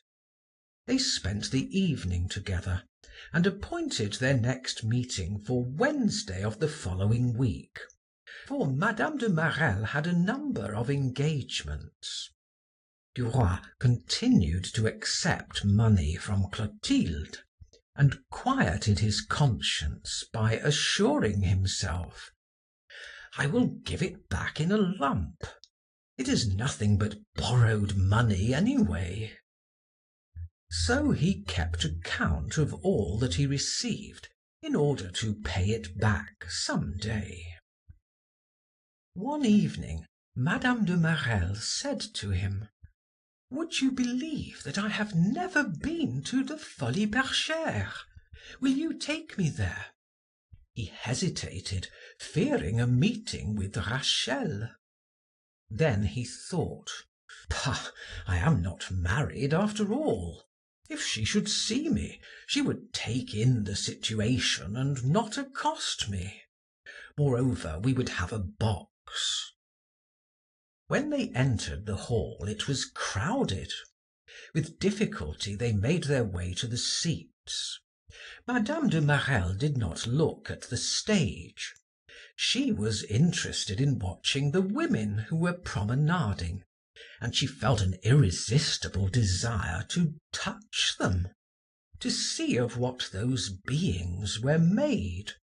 Suddenly she said, "There is a large brunette who stares at us all the time. I think every minute she will speak to us. Have you seen her?" He replied, "No, you are mistaken." He told an untruth, for he had noticed the woman who was no other than Rachel, with anger in her eyes and violent words upon her lips. Duroy had passed her when he and Mme. de Marelle entered, and she had said to him, "Good evening," in a low voice, and with a wink which said, "I understand." But he had not replied. For fear of being seen by his sweetheart, he passed her coldly, disdainfully. The woman, her jealousy aroused, followed the couple and said in a louder key, "Good evening, Georges." He paid no heed to her. Then she was determined to be recognized, and she remained near their box, awaiting a favorable moment. When she saw that she was observed by Mme. de Marelle, she touched Duroy's shoulder with the tip of her finger and said: "Good evening, how are you?" But Georges did not turn his head. She continued: "Have you grown deaf since Thursday?" Still he did not reply. She laughed angrily and cried: "Are you dumb too? Perhaps Madame has your tongue." With a furious glance, Duroy then exclaimed: "How dare you accost me? Go along, or I will have you arrested."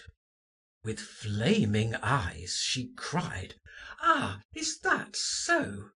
Because you are with another is no reason that you cannot recognize me.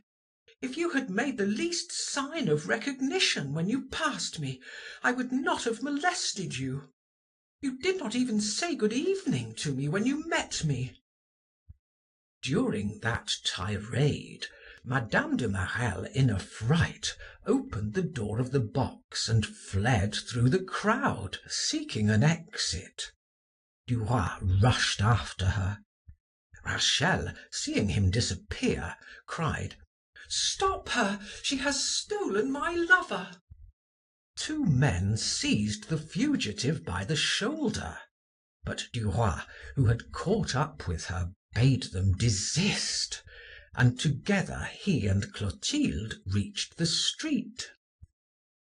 They entered a cab. The cabman asked: "Where shall I drive to?" Duroy replied: "Where you will." Clotilde sobbed hysterically. Duroy did not know what to say or do. At length he stammered: "Listen, Clo, my dearest Clo, let me explain. It is not my fault. I knew that woman long ago." She raised her head, and with the fury of a betrayed woman, she cried disconnectedly: "Ah, you miserable fellow! What a rascal you are! Is it possible? What disgrace! Oh, my God! You gave her my money, did you not? I gave him the money for that woman! Oh, the wretch!" For several moments she seemed to be vainly seeking an epithet more forcible. Suddenly leaning forward, she grasped the cabman's sleeve. "Stop!" she cried, and opening the door, she alighted.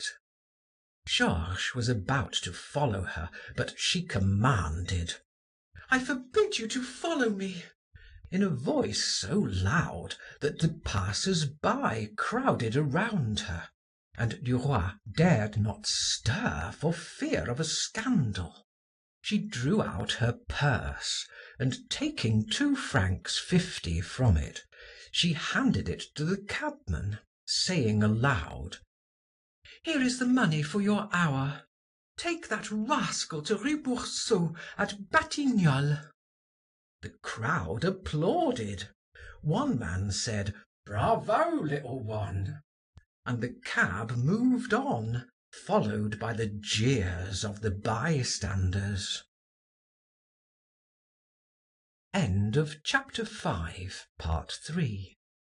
Chapter 6: A Step Upward. The next morning, Georges Duroy arose, dressed himself, and determined to have money. He sought Forestier. His friend received him in his study. "What made you rise so early?" he asked. "A very serious matter. I have a debt of honor." "A gaming debt?" He hesitated, then repeated: "A gaming debt." "Is it large?" 500 francs. He only needed 280. Forestier asked sceptically, "To whom do you owe that amount?" Duroy did not reply at once. To a Monsieur de Carleville." "Ah, where does he live?" Rue. Forestier laughed. "I know the gentleman. If you want 20 francs, you can have them, but no more." Duroy took the gold piece, called upon more friends, and by 5 o'clock had collected 80 francs. As he required 200 more, he kept what he had begged and muttered, "I shall not worry about it. I will pay it when I can." For 2 weeks he lived economically, but at the end of that time the good resolutions he had formed vanished, and one evening he returned to the Folies Bergère in search of Rachel. But the woman was implacable, and heaped coarse insults upon him, until he felt his cheeks tingle, and he left the hall. Forestier, out of health and feeble, made Duroy's existence at the office insupportable. The latter did not reply to his rude remarks, but determined to be avenged. He called upon Madame Forestier. He found her reclining upon a couch, reading. She held out her hand without rising, and said, "Good morning, Bel Ami." "Why do you call me by that name?" She replied with a smile. "I saw Madame de Marelle last week, and I know what they have christened you at her house." He took a seat near his hostess and glanced at her curiously. She was a charming blonde, fair and plump, made for caresses, and he thought, "She is certainly nicer than the other one." He did not doubt that he would only have to extend his hand in order to gather the fruit. As he gazed upon her, she chided him for his neglect of her. He replied, "I did not come because it was for the best." "How? Why?" "Why? Can you not guess?" "No." "Because I loved you. A little, only a little, and I did not wish to love you any more." She did not seem surprised nor flattered. She smiled indifferently and replied calmly, "Oh, you can come just the same. No one loves me long." "Why not?" "Because it is useless, and I tell them so at once. If you had confessed your fears to me sooner, I would have reassured you. My dear friend, a man in love is not only foolish but dangerous. I cease all intercourse with people who love me, or pretend to. Firstly, because they bore me, and secondly, because I look upon them with dread, as I would upon a mad dog. I know that your love is only a kind of appetite, while with me it would be a communion of souls. Now, look me in the face." She no longer smiled. "I will never be your sweetheart. It is therefore useless for you to persist in your efforts. And now that I have explained, shall we be friends?" He knew that that sentence was irrevocable, and delighted to be able to form such an alliance as she proposed, he extended both hands, saying, "I am yours, madame, to do with as you will." He kissed her hands, and raising his head, said, "If I had found a woman like you, how gladly would I have married her." She was touched by those words, and in a soft voice, placing her hand upon his arm, she said, "I am going to begin my offices at once. You are not diplomatic." She hesitated. "May I speak freely?" "Yes." "Call upon Madame Walter, who has taken a fancy to you. But be guarded as to your compliments, for she is virtuous. You will make a better impression there by being careful in your remarks. I know that your position at the office is unsatisfactory, but do not worry. All their employees are treated alike." He said, "Thanks. You are an angel, a guardian angel." As he took his leave, he asked again, "Are we friends? Is it settled?" "It is."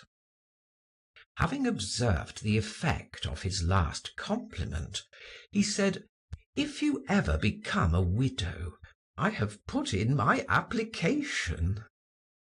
Then he left the room hastily, in order not to allow her time to be angry. Duroy did not like to call on Madame Walter, for he had never been invited, and he did not wish to commit a breach of etiquette. The manager had been kind to him, appreciated his services, employed him to do difficult work. Why should he not profit by that show of favor to call at his house? One day, therefore, he repaired to the market and bought 25 pears. Having carefully arranged them in a basket to make them appear as if they came from a distance, he took them to Madame Walter's door with his card, on which was inscribed, "Georges Duroy begs Madame Walter to accept the fruit which he received this morning from Normandy." The following day he found in his letter box at the office an envelope containing Madame Walter's card, on which was written, "Madame Walter thanks Monsieur Georges Duroy very much, and is at home on Saturdays." The next Saturday he called. Monsieur Walter lived on Boulevard Malesherbes, in a double house which he owned. The reception rooms were on the first floor. In the antechamber were 2 footmen. One took Duroy's overcoat, the other his cane, put it aside, opened a door, and announced the visitor's name. In the large mirror in the apartment, Duroy could see the reflection of people seated in another room. He passed through 2 drawing rooms and entered a small boudoir, in which 4 ladies were gathered around a tea table. Notwithstanding the assurance he had gained during his life in Paris, and especially since he had been thrown into contact with so many noted personages, Duroy felt abashed. He stammered, "Madame, I took the liberty." The mistress of the house extended her hand and said to him, "You are very kind, Monsieur Duroy, to come to see me." She pointed to a chair. The ladies chatted on. Visitors came and went. Madame Walter noticed that Duroy said nothing, that no one addressed him, that he seemed disconcerted, and she drew him into the conversation which dealt with the admission of a certain Monsieur Linet to the Academy. When Duroy had taken his leave, one of the ladies said, "How odd he is! Who is he?" Madame Walter replied, "One of our reporters. He only occupies a minor position, but I think he will advance rapidly." In the meantime, while he was being discussed, Duroy walked gaily down Boulevard Malesherbes. The following week he was appointed editor of the Echoes, and invited to dine at Mme. Walter's. The Echoes were, M. Walter said, the very pith of the paper. Everything and everybody should be remembered, all countries, all professions, Paris and the provinces, the army, the arts, the clergy, the schools, the rulers and the courtiers. The man at the head of the department should be wide awake, always on his guard, quick to judge of what was best to be said and best to be omitted, to divine what would please the public and to present it well. Duroy was just the man for the place. He was enjoying the fact of his promotion when he received an engraved card which read: "Monsieur and Madame Walter request the pleasure of Monsieur Georges Duroy's company at dinner on Thursday, January the 20th. He was so delighted that he kissed the invitation as if it had been a love letter. Then he sought the cashier to settle the important question of his salary. At first 1,200 francs were allowed Duroy, who intended to save a large share of the money. He was busy 2 days getting settled in his new position in a large room, one end of which he occupied, and the other end of which was allotted to Boisrenard, who worked with him. The day of the dinner party he left the office in good season in order to have time to dress, and was walking along Rue de Londres when he saw before him a form which resembled Mme. de Marelle's. He felt his cheeks glow and his heart throb. He crossed the street in order to see the lady's face. He was mistaken, and breathed more freely. He had often wondered what he should do if he met Clotilde face to face. Should he bow to her or pretend not to see her? "I should not see her," thought he. When Duroy entered his rooms, he thought, "I must change my apartments. These will not do any longer." He felt both nervous and gay, and said aloud to himself, "I must write to my father." Occasionally he wrote home, and his letters always delighted his old parents.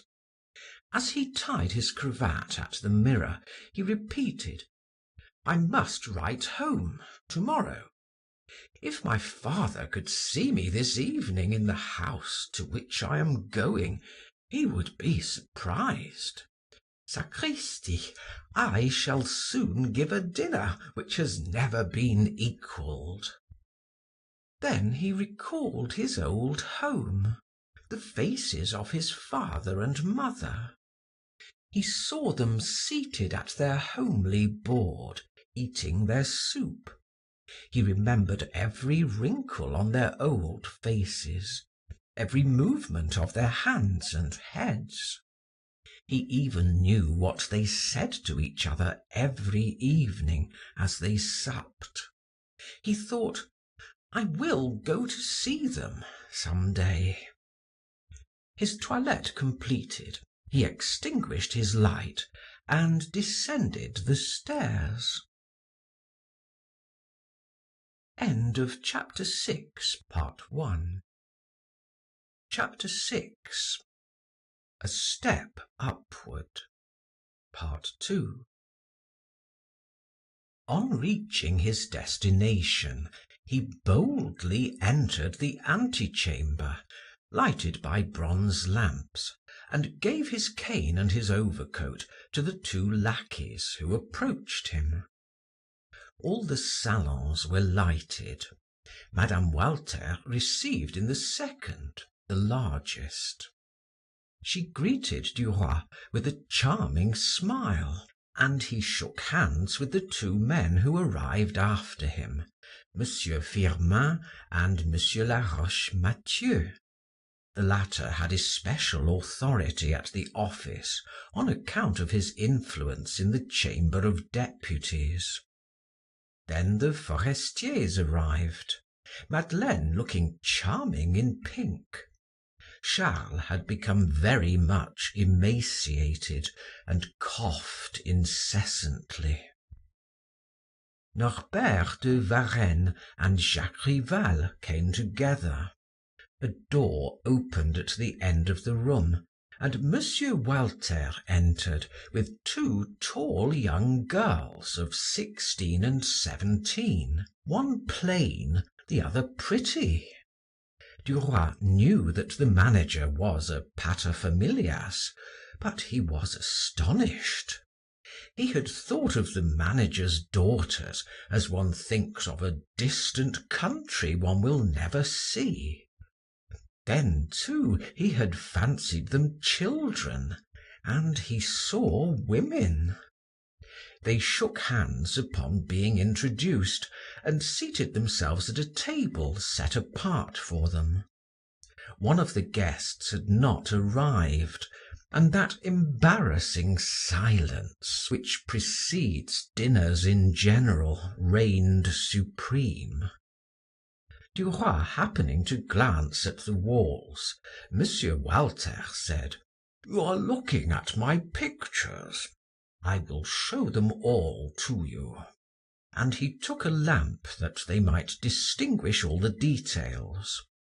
There were landscapes by Guillemet, a visit to the hospital by Gervex, a widow by Bouguereau, an execution by Jean-Paul Laurent, and many others.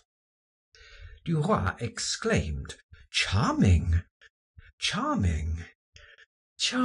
But stopped short on hearing behind him the voice of Madame de Marelle, who had just entered. Monsieur Walter continued to exhibit and explain his pictures, but Duroy saw nothing, heard without comprehending. Madame de Marelle was there, behind him. What should he do? If he greeted her, might she not turn her back upon him, or utter some insulting remark? If he did not approach her, what would people think? He was so ill at ease that at one time he thought he should feign indisposition and return home. The pictures had all been exhibited.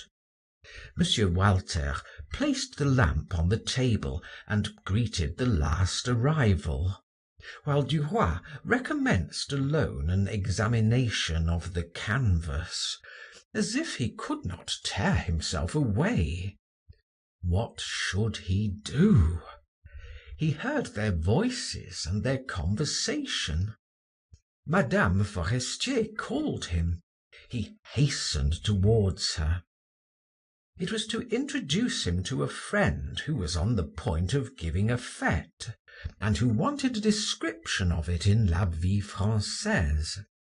He stammered, "Certainly, madame, certainly." Madame de Marelle was very near him. He dared not turn to go away. Suddenly, to his amazement, she exclaimed, "Good evening, Bel Ami. Do you not remember me?" He turned upon his heel hastily. She stood before him smiling, her eyes overflowing with roguishness and affection.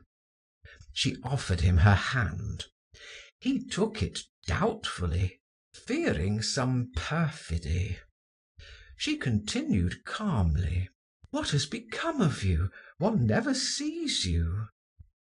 Not having regained his self-possession, he murmured, "I have had a great deal to do, madame, a great deal to do.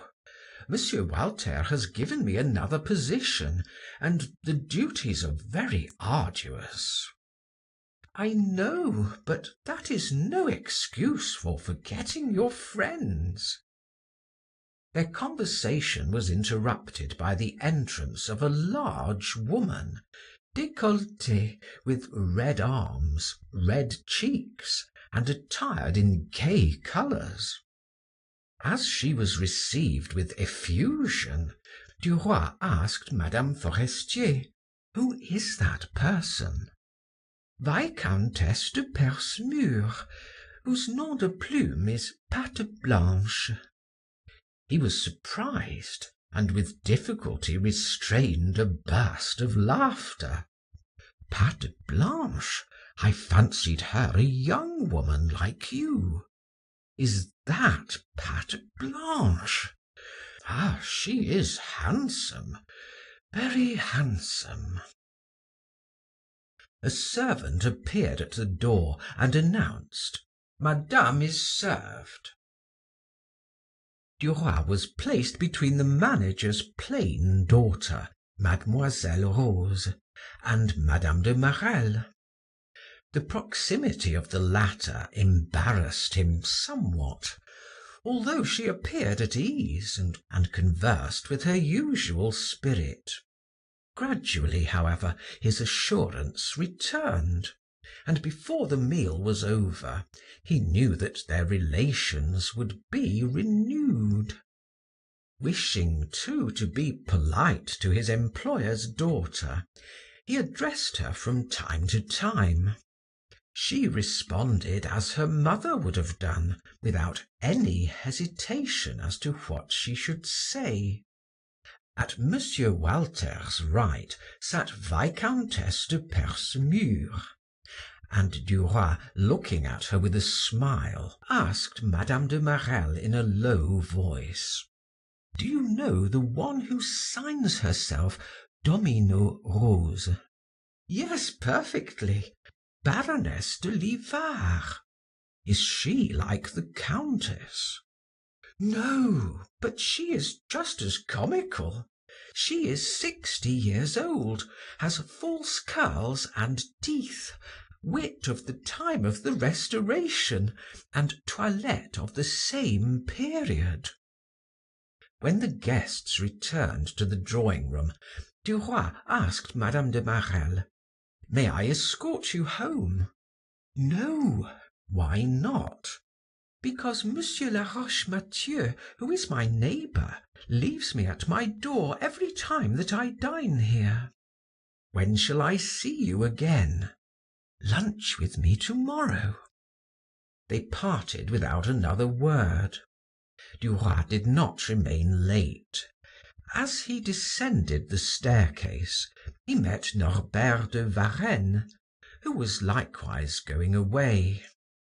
The old poet took his arm, fearing no rivalry on the newspaper, their work being essentially different. He was very friendly to the young man. "Shall we walk along together?" "I shall be pleased to," replied Duroy. The streets were almost deserted that night. At first the two men did not speak. Then Duroy, in order to make some remark, said, "That Monsieur Laroche Mathieu looks very intelligent." The old poet murmured, "Do you think so?" The younger man hesitated in surprise. "Why, yes. Is he not considered one of the most capable men in the Chamber?" "That may be. In a kingdom of blind men, the blind are kings. All those people are divided between money and politics. They are pedants to whom it is impossible to speak of anything that is familiar to us. Ah, it is difficult to find a man who is liberal in his ideas. I have known several. They are dead. Still, what difference does a little more or a little less genius make, since all must come to an end? He paused, and Duroy said with a smile, "You are gloomy to-night, sir." The poet replied, "I always am, my child. You will be too in a few years. While one is climbing the ladder, one sees the top and feels hopeful. But when one has reached that summit, one sees the descent, and the end, which is death. It is slow work ascending, but one descends rapidly. At your age one is joyous, one hopes for many things which never come to pass. At mine one expects nothing but death." Duroy laughed. "Egad, you make me shudder." Norbert de Varenne continued, "You do not understand me now, but later on you will remember what I have told you. We breathe, sleep, drink, eat, work, and then die. The end of life is death. What do you long for? Love. A few kisses and you will be powerless. Money. What for? To gratify your desires. Glory. What comes after it all? Death. Death alone is certain." He stopped, took Duroy by his coat collar, and said slowly, "Ponder upon all that, young man. Think it over for days, months, and years, and you will see life from a different standpoint. I am a lonely old man. I have neither father, mother, brother, sister, wife, children, nor God. I have only poetry. Marry, my friend. You do not know what it is to live alone at my age. It is so lonesome. I seem to have no one upon earth. When one is old, it is a comfort to have children." When they reached Rue de Bourgogne, the poet halted before a high house, rang the bell, pressed Duroy's hand, and said, "Forget what I have said to you, young man, and live according to your age. Adieu." With those words he disappeared in the dark corridor. Duroy felt somewhat depressed on leaving Varenne, but on his way a perfumed damsel passed by him and recalled to his mind his reconciliation with Madame de Marelle. How delightful was the realization of one's hopes! The next morning he arrived at his lady love's door somewhat early. She welcomed him as if there had been no rupture, and said as she kissed him, "You do not know how annoyed I am, my beloved. I anticipated a delightful honeymoon, and now my husband has come home for 6 weeks. But I could not let so long a time go by without seeing you, especially after our little disagreement. And this is how I have arranged matters. Come to dinner Monday. I will introduce you to Monsieur de Marelle.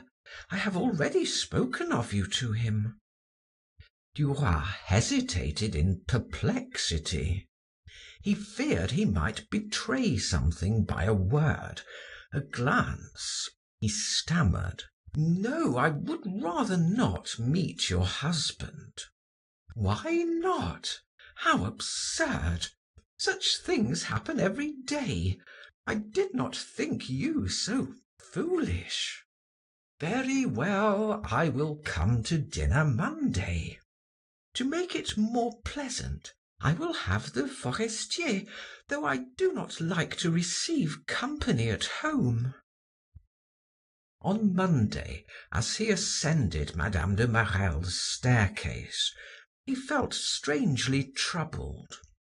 Not that he disliked to take her husband's hand, drink his wine, and eat his bread, but he dreaded something, he knew not what. He was ushered into the salon, and he waited as usual. Then the door opened, and a tall man with a white beard, grave and precise, advanced towards him, and said courteously, "My wife has often spoken of you, sir. I am charmed to make your acquaintance." Duroy tried to appear cordial, and shook his host's proffered hand with exaggerated energy. Monsieur de Marelle put a log upon the fire and asked, "Have you been engaged in journalism a long time?" Duroy replied, "Only a few months." His embarrassment wearing off, he began to consider the situation very amusing. He gazed at Monsieur de Marelle, serious and dignified, and felt a desire to laugh aloud. At that moment, Mme. de Marelle entered and approached Duroy, who in the presence of her husband dared not kiss her hand. Laurine entered next and offered her brow to Georges. Her mother said to her, "You do not call Monsieur Duroy Bel Ami today." The child blushed as if it were a gross indiscretion to reveal her secret.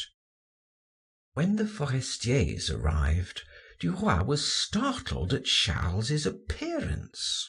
He had grown thinner and paler in a week, and coughed incessantly. He said they would leave for Cannes on the following Thursday, at the doctor's orders. They did not stay late. After they had left, Duroy said, with a shake of his head, "He will not live long."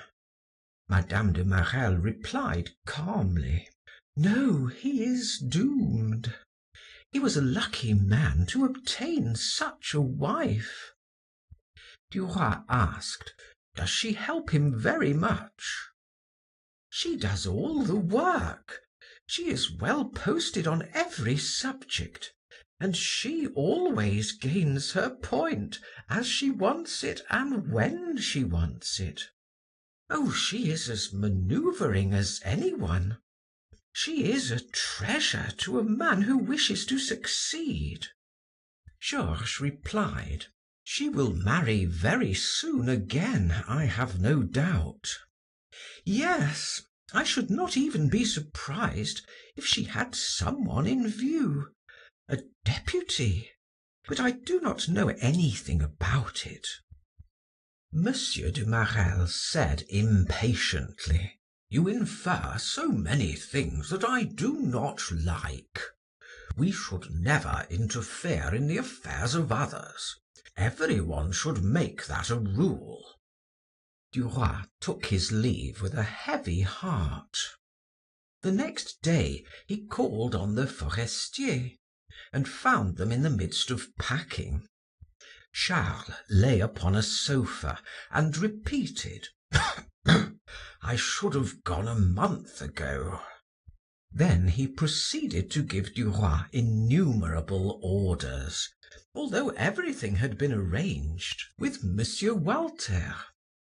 When Georges left him, he pressed his comrade's hand and said, "Well, old fellow, we shall soon meet again." Mme. Forestier accompanied him to the door, and he reminded her of their compact. "We are friends and allies, are we not? If you should require my services in any way, do not hesitate to call upon me. Send me a dispatch or a letter, and I will obey." She murmured, "Thank you, I shall not forget." As Duroy descended the staircase, he met Monsieur de Vaudrec ascending. The Count seemed sad, perhaps at the approaching departure. The journalist bowed. The Count returned his salutation courteously, but somewhat haughtily. On Thursday evening, the Forestiers left town. End of chapter 6, part 2. Chapter 7. A duel with an end. Charles's absence gave Duroy a more important position on La Vie Française. Only one matter arose to annoy him, otherwise his sky was cloudless. An insignificant paper, La Plume, attacked him constantly, or rather attacked the editor of the Echoes of La Vie Française. Jacques Rival said to him one day, "You are very forbearing." "What should I do? It is no direct attack." But one afternoon when he entered the office, Boisrenard handed him a number of La Plume. "See, here is another unpleasant remark for you." "Relative to what?" "To the arrest of one Dame Aubert." Georges took the paper and read a scathing personal denunciation. Duroy, it seems, had written an item claiming that Dame Aubert, who, as the editor of La Plume claimed, had been put under arrest, was a myth. The latter retaliated by accusing Duroy of receiving bribes and of suppressing matter that should be published. As Saint Potin entered, Duroy asked him, "Have you seen the paragraph in La Plume?" "Yes, and I have just come from Dame Aubert's. She is no myth, but she has not been arrested. That report has no foundation." Duroy went at once to M. Walter's office. After hearing the case, the manager bade him go to the woman's house himself, find out the details, and reply to the article. Duroy set out upon his errand, and on his return to the office wrote the following: "An anonymous writer in La Plume is trying to pick a quarrel with me on the subject of an old woman who he claims was arrested for disorderly conduct, which I deny. I have myself seen Dame Aubert, who is 60 years old at least. She told me the particulars of her dispute with a butcher as to the weight of some cutlets, which dispute necessitated an explanation before a magistrate. That is the whole truth in a nutshell. As for the other insinuations, I scorn them. One never should reply to such things, moreover, when they are written under a mask. Georges Duroy." Monsieur Walter and Jacques Rival considered that sufficient, and it was decided that it should be published in that day's issue. Duroy returned home rather agitated and uneasy. What would this opponent reply? Who was he? Why that attack? He passed a restless night.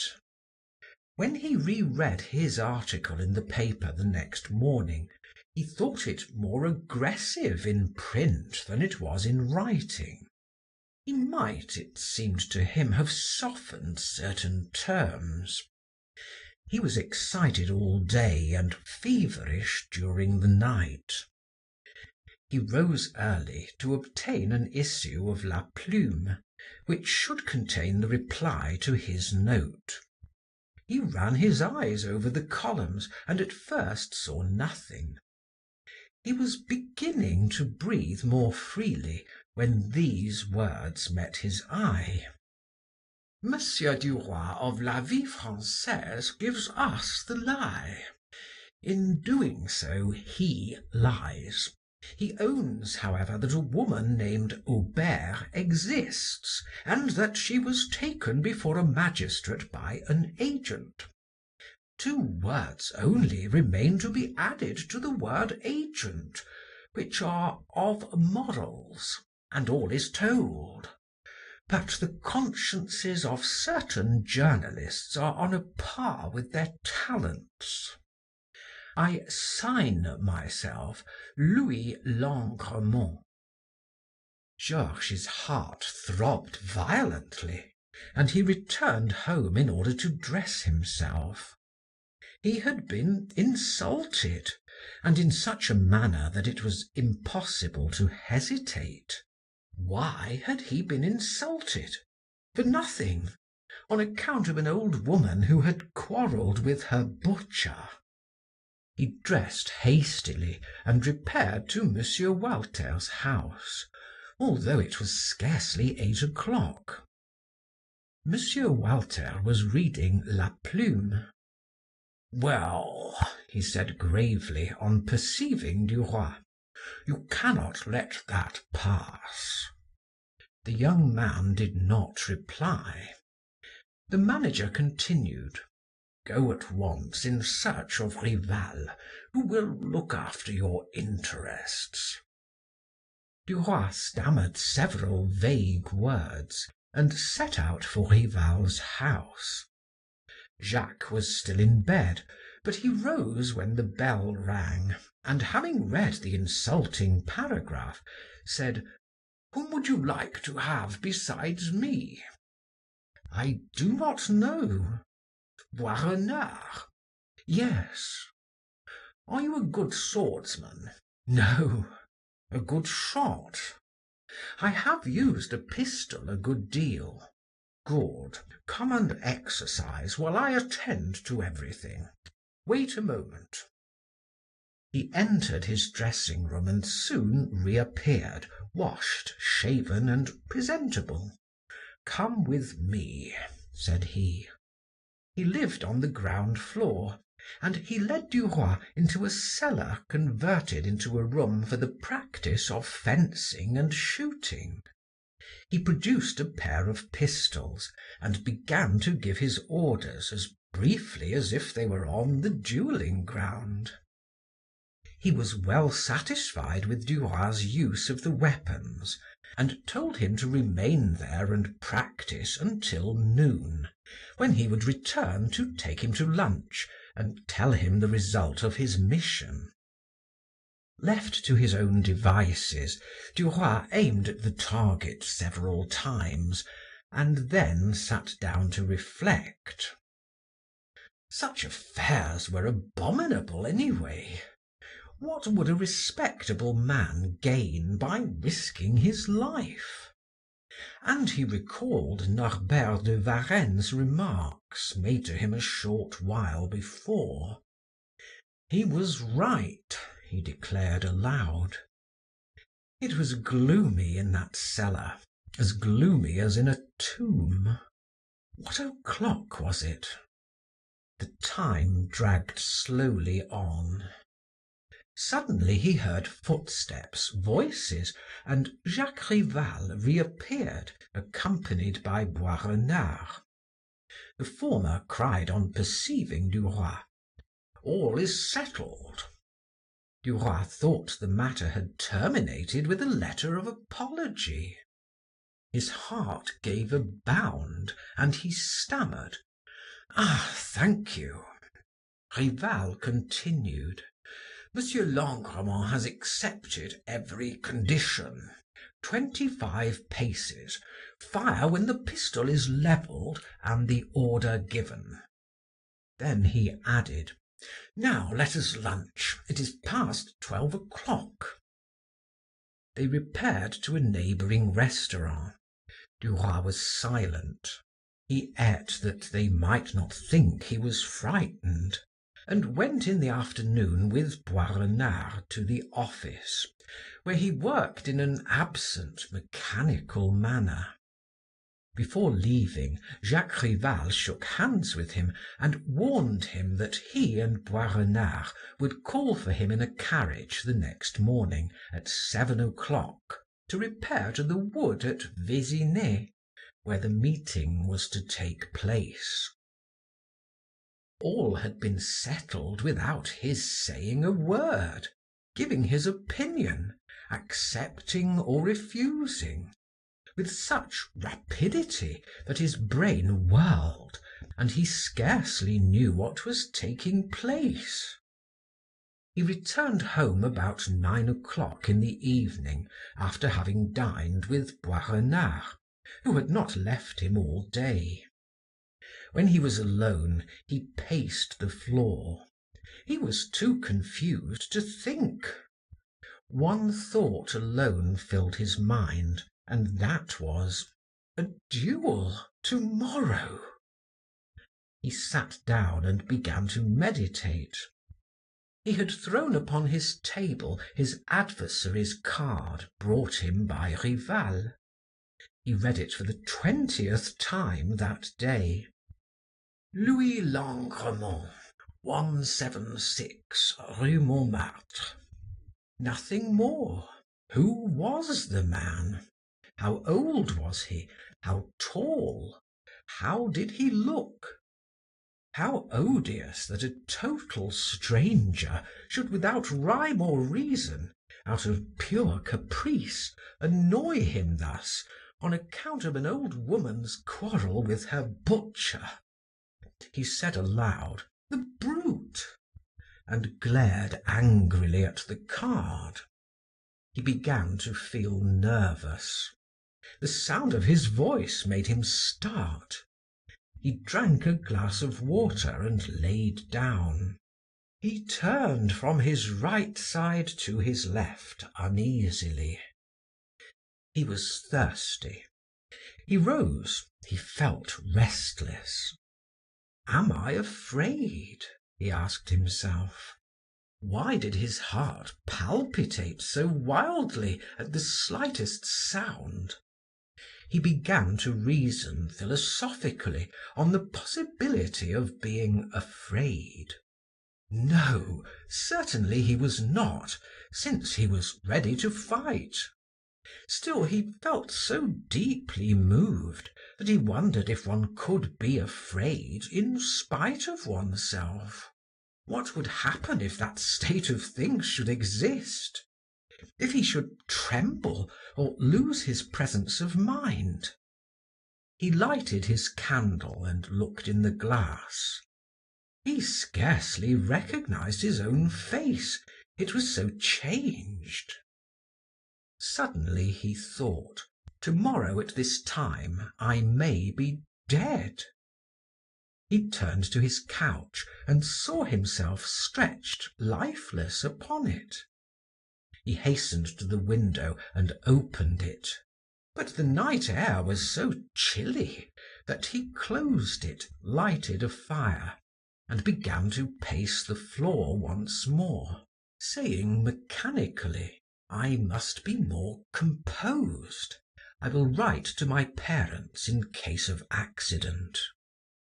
He took a sheet of paper, and after several attempts began, My dear father and mother, at daybreak I am going to fight a duel, and as something might happen. He could write no more. He rose with a shudder. It seemed to him that, notwithstanding his efforts, he would not have the strength necessary to face the meeting. He wondered if his adversary had ever fought before, if he were known. He had never heard his name. However, if he had not been a remarkable shot, he would not have accepted that dangerous weapon without hesitation. He ground his teeth to prevent his crying aloud. Suddenly he remembered that he had a bottle of brandy. He fetched it from the cupboard and soon emptied it. Now he felt his blood course more warmly through his veins. "I have found a means," said he. Day broke. He began to dress. When his heart failed him, he took more brandy. At length there was a knock at the door. His friends had come. They were wrapped in furs.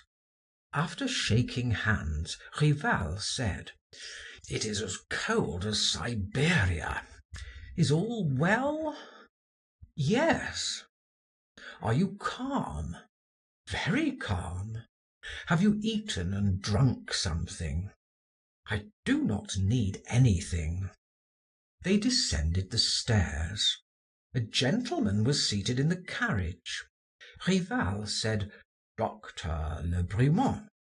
Duroy shook hands with him and stammered: "Thank you," as he entered the carriage. Jacques Rival and Boisrenard followed him, and the coachman drove off. He knew where to go. The conversation flagged, although the doctor related a number of anecdotes. Rival alone replied to him.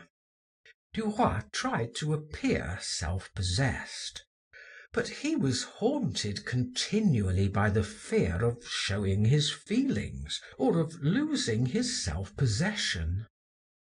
Rival addressed him, saying: "I took the pistols to Gastine Renette. He loaded them. The box is sealed." Duroy replied mechanically: "Thank you." Then Rival proceeded to give him minute directions, that he might make no mistakes. Duroy repeated those directions as children learn their lessons, in order to impress them upon his memory. As he muttered the phrases over and over, he almost prayed that some accident might happen to the carriage. If he could only break his leg! At the end of a glade, he saw a carriage standing and 4 gentlemen stamping their feet in order to keep them warm, and he was obliged to gasp in order to get breath. Rival and Boisrenard alighted first, then the doctor and the combatant. Rival took the box of pistols, and with Boisrenard approached the 2 strangers who were advancing towards them. Duroy saw them greet one another ceremoniously, then walk through the glade together as they counted the paces. Dr. Le Brumont asked Duroy: "Do you feel well? Do you not want anything?" "Nothing, thank you." It seemed to him that he was asleep, that he was dreaming. Was he afraid? He did not know. Jacques Rival returned and said in a low voice: "All is ready. Fortune has favored us in the drawing of the pistols." That was a matter of indifference to Duroy. They helped him off with his overcoat, led him to the ground set apart for the duel, and gave him his pistol. Before him stood a man, short, stout, and bald, who wore glasses. That was his adversary. A voice broke the silence, a voice which came from afar. "Are you ready, sirs?" Georges cried: "Yes." The same voice commanded: "Fire!" Duroy heard nothing more, saw nothing more. He only knew that he raised his arm and pressed with all his strength upon the trigger. Soon he saw a little smoke before him. His opponent was still standing in the same position, and there was a small white cloud above his head.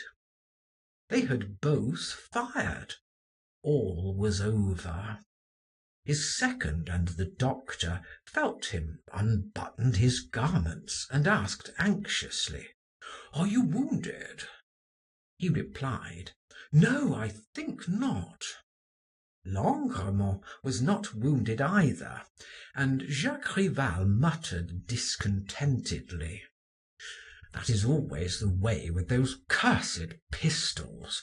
One either misses or kills one's opponent." Duroy was paralyzed with surprise and joy. All was over. He felt that he could fight the entire universe. All was over. What bliss!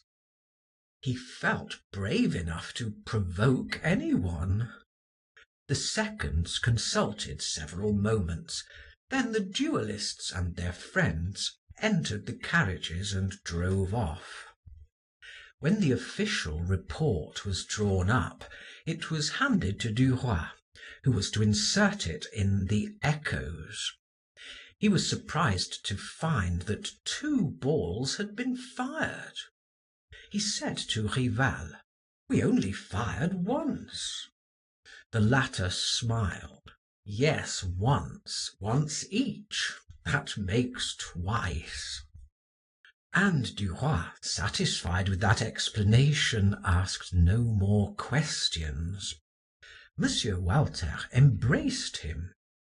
"Bravo! You have defended the colors of la Vie Française. Bravo!" The following day at 11 o'clock in the forenoon, Duroy received a telegram. "My God, I have been frightened. Come at once to Rue de Constantinople, that I may embrace you, my love. How brave you are! I adore you, Clo." He repaired to the place appointed, and Mme. de Marelle rushed into his arms, covering him with kisses. "Oh, my darling, if you only knew how I felt when I read the morning papers! Tell me all about it." Duroy was obliged to give her a detailed account. "You must have had a terrible night before the duel." "Why, no, I slept very well." "I should not have closed my eyes. Tell me what took place on the ground." Forthwith he proceeded to give her a graphic description of the duel. When he had concluded, she said to him, "I cannot live without you. I must see you, and with my husband in Paris it is not very convenient. I often have an hour early in the morning when I could come and embrace you, but I cannot enter that horrible house of yours. What can we do?" He asked abruptly, "How much do you pay here?" 100 francs a month. "Very well, I will take the apartments on my own account, and I will move at once. Mine are not suitable anyway for me now." She thought a moment and then replied, "No, I do not want you to." He asked in surprise, "Why not?" "Because." "That is no reason. These rooms suit me very well. I am here, I shall remain." He laughed. Moreover, they were hired in my name. But she persisted. "No, no, I do not wish you to." "Why not, then?" She whispered softly, tenderly, "Because you would bring others here, and I do not wish you to." Indignantly he cried, "Never, I promise you." "You would do so in spite of your promise." "I swear I will not." "Truly?" "Truly, upon my word of honor. This is our nest, ours alone." She embraced him in a transport of delight. "Then I agree, my dearest. But if you deceive me once, just once, that will end all between us forever." He protested, and it was agreed that he should settle in the rooms that same day. She said to him, "You must dine with us Sunday. My husband thinks you charming." He was flattered. "Indeed?" "Yes, you have made a conquest. Did you not tell me that your home was in the country?" "Yes, why?" "Then you know something about agriculture?" "Yes." "Very well. Talk to him of gardening and crops. He enjoys those subjects." "All right, I shall not forget." She left him after lavishing upon him innumerable caresses.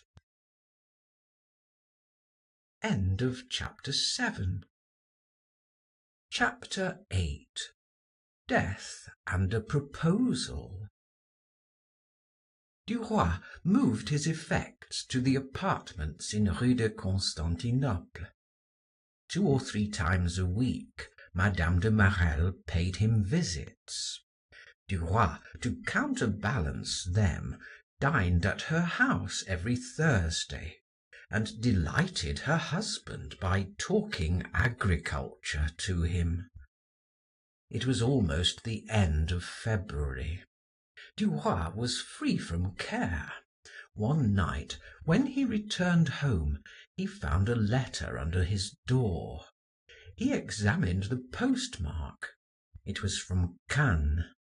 Having opened it, he read: Cannes, Villa Jolie. Dear Sir and Friend, you told me, did you not, that I could count upon you at any time? Very well. I have a favor to ask of you. It is to come and help me, not to leave me alone during Charles's last moments. He may not live through the week, although he is not confined to his bed, but the doctor has warned me.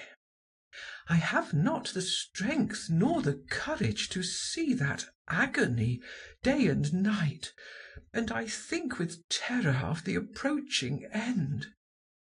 I can only ask such a thing of you, for my husband has no relatives. You were his comrade. He helped you to your position. Come, I beg of you. I have no one else to ask. Your friend, Madeleine Forestier. Georges murmured, "Certainly I will go. Poor Charles." The manager, to whom he communicated the contents of that letter, grumblingly gave his consent. He repeated, "But return speedily. You are indispensable to us." Georges Duroy left for Cannes the next day by the 7 o'clock express, after having warned Madame de Marelle by telegram. He arrived the following day at 4 o'clock in the afternoon. A commissionaire conducted him to Villa Jolie. The house was small and low, and of the Italian style of architecture. A servant opened the door and cried: "Oh, sir, Madame is awaiting you patiently." Duroy asked: "How is your master?" "Not very well, sir. He will not be here long." The floor of the drawing room which the young man entered was covered with a Persian rug. The large windows looked upon the village and the sea. Duroy murmured: "How cozy it is here! Where the deuce do they get the money from?" The rustling of a gown caused him to turn.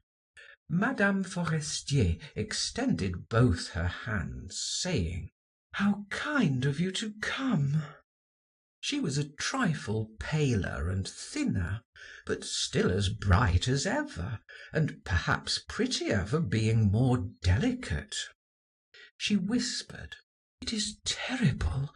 He knows he cannot be saved, and he tyrannizes over me. I have told him of your arrival, but where is your trunk?" Duroy replied: I left it at the station, not knowing which hotel you would advise me to stop at, in order to be near you." She hesitated, then said, "You must stop here at the villa. Your chamber is ready. He might die at any moment, and if it should come in the night, I would be alone. I will send for your luggage." He bowed. "As you will." "Now let us go upstairs," said she. He followed her. She opened a door on the first floor, and Duroy saw a form near a window, seated in an easy chair and wrapped in coverlets.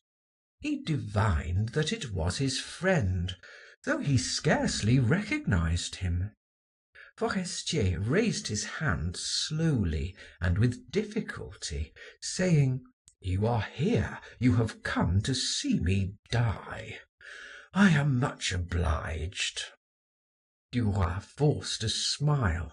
"To see you die, that would not be a very pleasant sight, and I would not choose that occasion on which to visit Cannes. I came here to rest."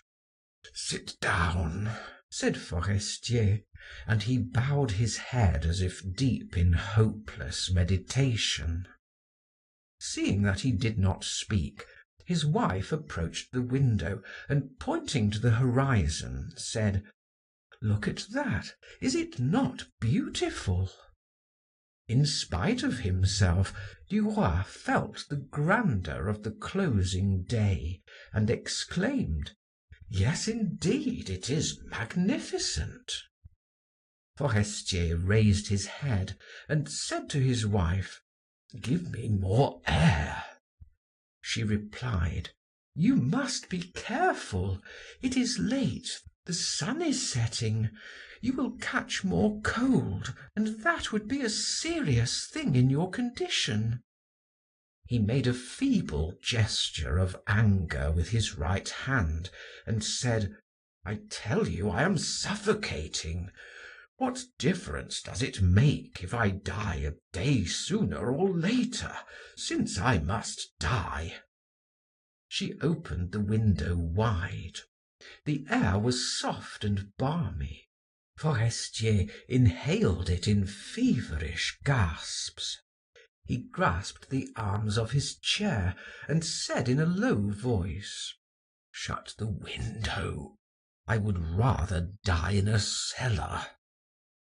His wife slowly closed the window, then leaned her brow against the pane and looked out. Duroy, ill at ease, wished to converse with the invalid to reassure him, but he could think of no words of comfort. He stammered, "Have you not been better since you are here?" His friend shrugged his shoulders impatiently. "You will see very soon." And he bowed his head again. Duroy continued, "At home it is still wintry. It snows, hails, rains, and is so dark that they have to light the lamps at 3 o'clock in the afternoon." Forestier asked, "Is there anything new at the office?" "Nothing. They have taken little Lacrin of the Voltaire to fill your place, but he is incapable. It is time you came back."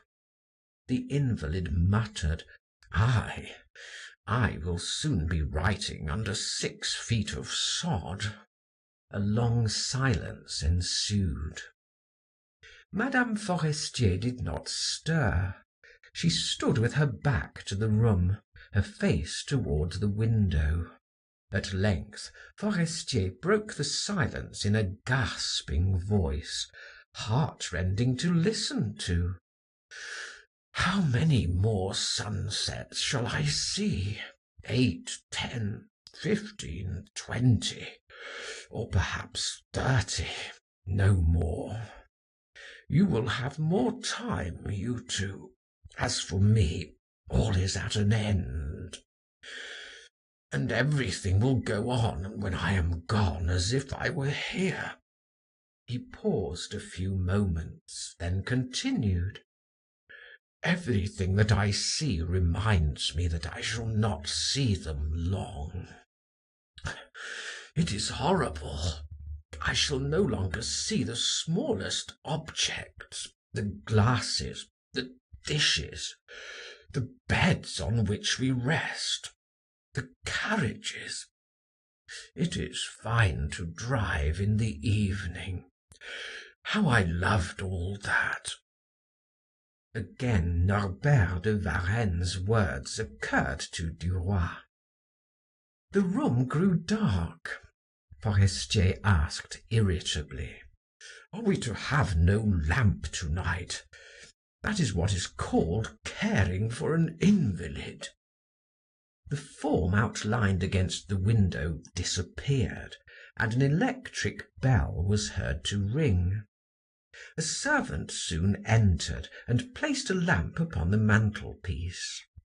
Madame Forestier asked her husband, Do you wish to retire, or will you go downstairs to dinner? I will go down to dinner. The meal seemed to Duroy interminable, for there was no conversation, only the ticking of a clock broke the silence. When they had finished, Duroy, pleading fatigue, retired to his room, and tried in vain to invent some pretext for returning home as quickly as possible. He consoled himself by saying, Perhaps it will not be for long. The next morning, Georges rose early and strolled down to the beach. When he returned, the servant said to him, Monsieur has asked for you 2 or 3 times. Will you go upstairs? He ascended the stairs. Forestier appeared to be in a chair. His wife, reclining upon a couch, was reading. The invalid raised his head. Duroy asked, Well, how are you? You look better this morning. Forestier murmured, Yes, I am better and stronger. Lunch as hastily as you can with Madeleine, because we are going to take a drive. When Madame Forestier was alone with Duroy, she said to him, You see, today he thinks he is better. He is making plans for tomorrow. We are now going to Gulf Juan to buy pottery for our rooms in Paris. He is determined to go, but he cannot stand the jolting on the road. The carriage arrived. Forestier descended the stairs step by step, supported by his servant. When he saw the closed landau, he wanted it uncovered. His wife opposed him. It is sheer madness. You will take cold. He persisted. No, I am going to be better. I know it. They first drove along a shady road, and then took the road by the sea. Forestier explained the different points of interest. Finally, they arrived at a pavilion over which were these words, Gulf Juan Art Pottery, and the carriage drew up at the door. Forestier wanted to buy a vase to put on his bookcase. As he could not leave the carriage, they brought the pieces to him one by one. It took him a long time to choose, consulting his wife and Duroy. You know it is from my study. From my easy chair I can see it constantly. I prefer the ancient form, the Greek. At length he made his choice. I shall return to Paris in a few days, said he. On their way home along the Gulf, a cool breeze suddenly sprang up, and the invalid began to cough.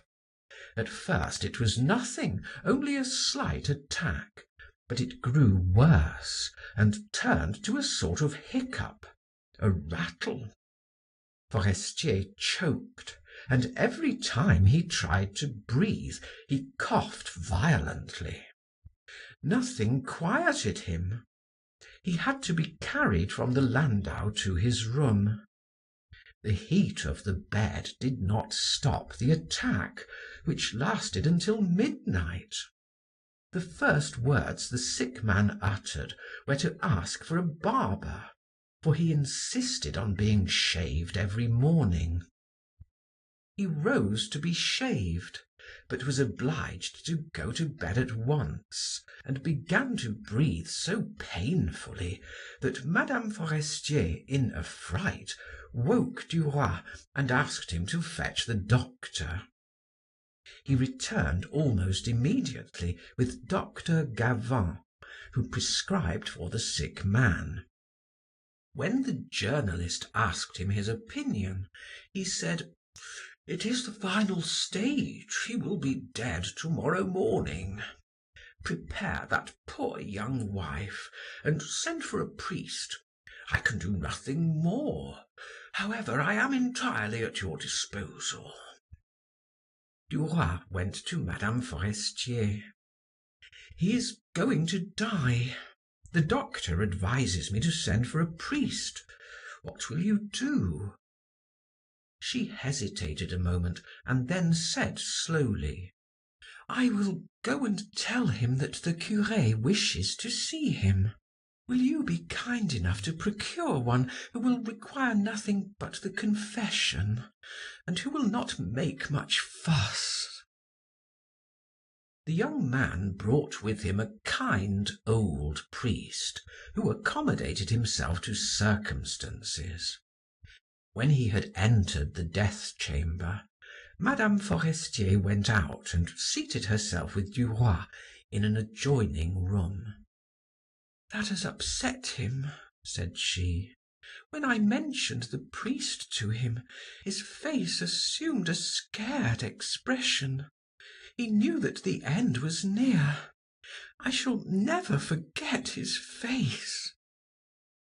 At that moment they heard the priest saying to him, "Why, no, you are not so low as that. You are ill, but not in danger. The proof of that is that I came as a friend, a neighbor." They could not hear his reply. The priest continued, "No, I shall not administer the sacrament. We will speak of that when you are better. If you will only confess, I ask no more. I am a pastor. I take advantage of every occasion to gather in my sheep." A long silence followed.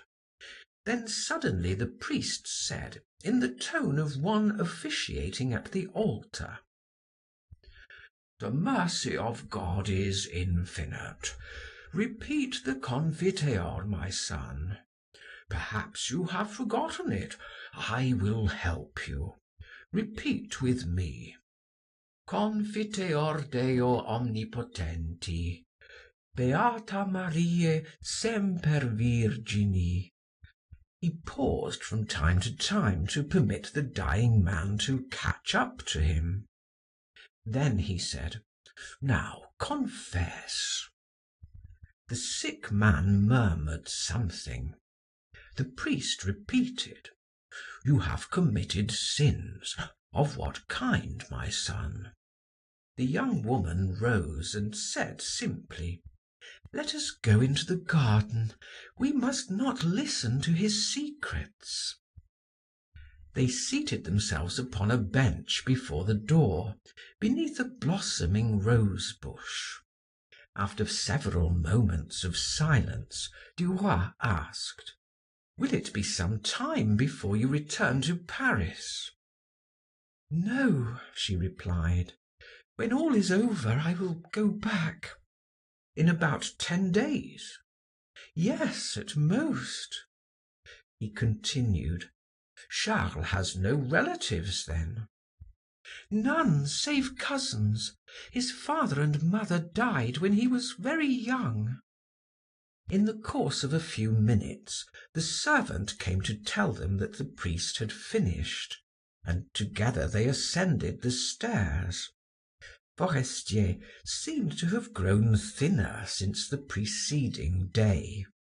The priest was holding his hand. Au revoir, my son. I will come again tomorrow morning. And he left. When he was gone, the dying man, who was panting, tried to raise his two hands towards his wife and gasped, save me, my darling. I do not want to die. Oh, save me. Go for the doctor. I will take anything. I do not want to die. He wept. The tears coursed down his pallid cheeks. Then his hands commenced to wander hither and thither continually, slowly and regularly, as if gathering something on the coverlet. His wife, who was also weeping, sobbed, "No, it is nothing. It is only an attack. You will be better tomorrow. You tired yourself out with that drive." Forestier drew his breath quickly and so faintly that one could scarcely hear him. He repeated, "I do not want to die." "Oh, my God, what has happened to me? I cannot see. Oh, my God." His staring eyes saw something invisible to the others. His hands plucked continually at the counterpane. Suddenly he shuddered and gasped, "The cemetery! Me, my God!" He did not speak again. He lay there motionless and ghastly. The hours dragged on. The clock of a neighboring convent chimed noon. Duroy left the room to obtain some food. He returned an hour later. Madame Forestier would eat nothing. The invalid had not stirred. The young woman was seated in an easy chair at the foot of the bed. Duroy likewise seated himself, and they watched in silence. A nurse sent by the doctor had arrived and was dozing by the window. Duroy himself was almost asleep when he felt a presentiment that something was about to happen. He opened his eyes just in time to see Forestier close his. He coughed slightly, and two streams of blood issued from the corners of his mouth and flowed upon his night robe. His hands ceased their perpetual motion. He had breathed his last. His wife, perceiving it, uttered a cry and fell upon her knees by the bedside. Georges, in surprise and affright, mechanically made the sign of the cross. The nurse, awakening, approached the bed and said, "It has come." Duroy, recovering his self-possession, murmured with a sigh of relief, "It was not as hard as I feared it would be." That night, Madame Forestier and Duroy watched in the chamber of death. They were alone beside him who was no more. They did not speak. Georges's eyes seemed attracted to that emaciated face, which the flickering light made more hollow. That was his friend, Charles Forestier, who the day before had spoken to him. For several years he had lived, eaten, laughed, loved, and hoped as did everyone, and now all was ended for him forever. Life lasted a few months or years and then fled. One was born, grew, was happy, and died. Adieu! Man or woman, you will never return to earth. He thought of the insects which live several hours, of the beasts which live several days, of the men who live several years, of the worlds which last several centuries. What was the difference between one and the other? A few more dawns, that was all.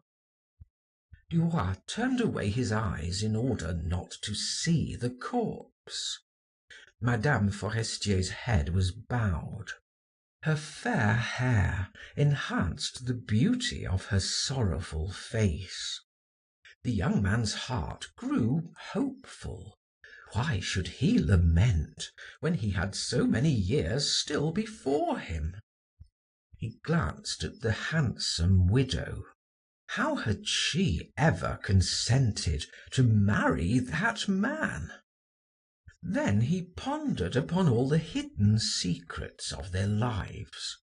He remembered that he had been told of a Count de Vaudrec who had dowered and given her in marriage.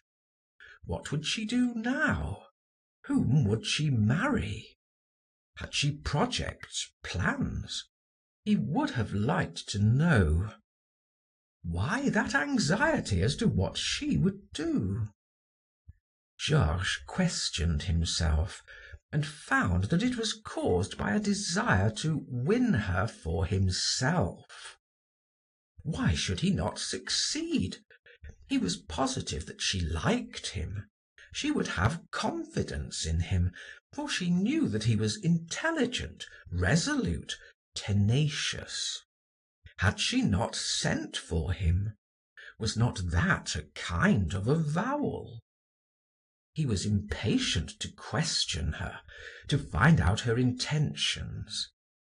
He would soon have to leave that villa, for he could not remain alone with the young widow. Therefore he must find out her plans before returning to Paris, in order that she might not yield to another's entreaties. He broke the oppressive silence by saying, "You must be fatigued." "Yes, but above all I am grieved." Their voices sounded strange in that room. They glanced involuntarily at the corpse, as if they expected to see it move. Duroy continued: "It is a heavy blow for you, and will make a complete change in your life." She sighed deeply, but did not reply. He added: "It is very sad for a young woman like you to be left alone." He paused. She still did not reply, and he stammered: "At any rate, you will remember the compact between us. You can command me as you will. I am yours." She held out her hand to him and said mournfully and gently: "Thanks, you are very kind. If I can do anything for you, I say too, count on me." He took her proffered hand, gazed at it, and was seized with an ardent desire to kiss it. Slowly he raised it to his lips and then relinquished it. As her delicate fingers lay upon her knee, the young widow said gravely: "Yes, I shall be all alone, but I shall force myself to be brave." He did not know how to tell her that he would be delighted to wed her. Certainly it was no time to speak to her on such a subject. However, he thought he might be able to express himself by means of some phrase which would have a hidden meaning and would infer what he wished to say. But that rigid corpse lay between them. The atmosphere became oppressive, almost suffocating. Duroy asked: Can we not open the window a little? The air seems to be impure." "Certainly," she replied. "I have noticed it too." He opened the window, letting in the cool night air. He turned. "Come and look out, it is delightful." She glided softly to his side. He whispered, "Listen to me. Do not be angry that I broach the subject at such a time, but the day after tomorrow I shall leave here, and when you return to Paris it might be too late. You know that I am only a poor devil who has his position to make, but I have the will and some intelligence, and I am advancing. A man who has attained his ambition knows what to count on. A man who has his way to make does not know what may come. It may be better or worse. I told you one day that my most cherished dream was to have a wife like you. I repeat it to you today. Do not reply, but let me continue. This is no proposal. The time and place would render it odious. I only wish to tell you that by a word you can make me happy, and that you can make of me as you will, either a friend or a husband, for my heart and my body are yours. I do not want you to answer me now.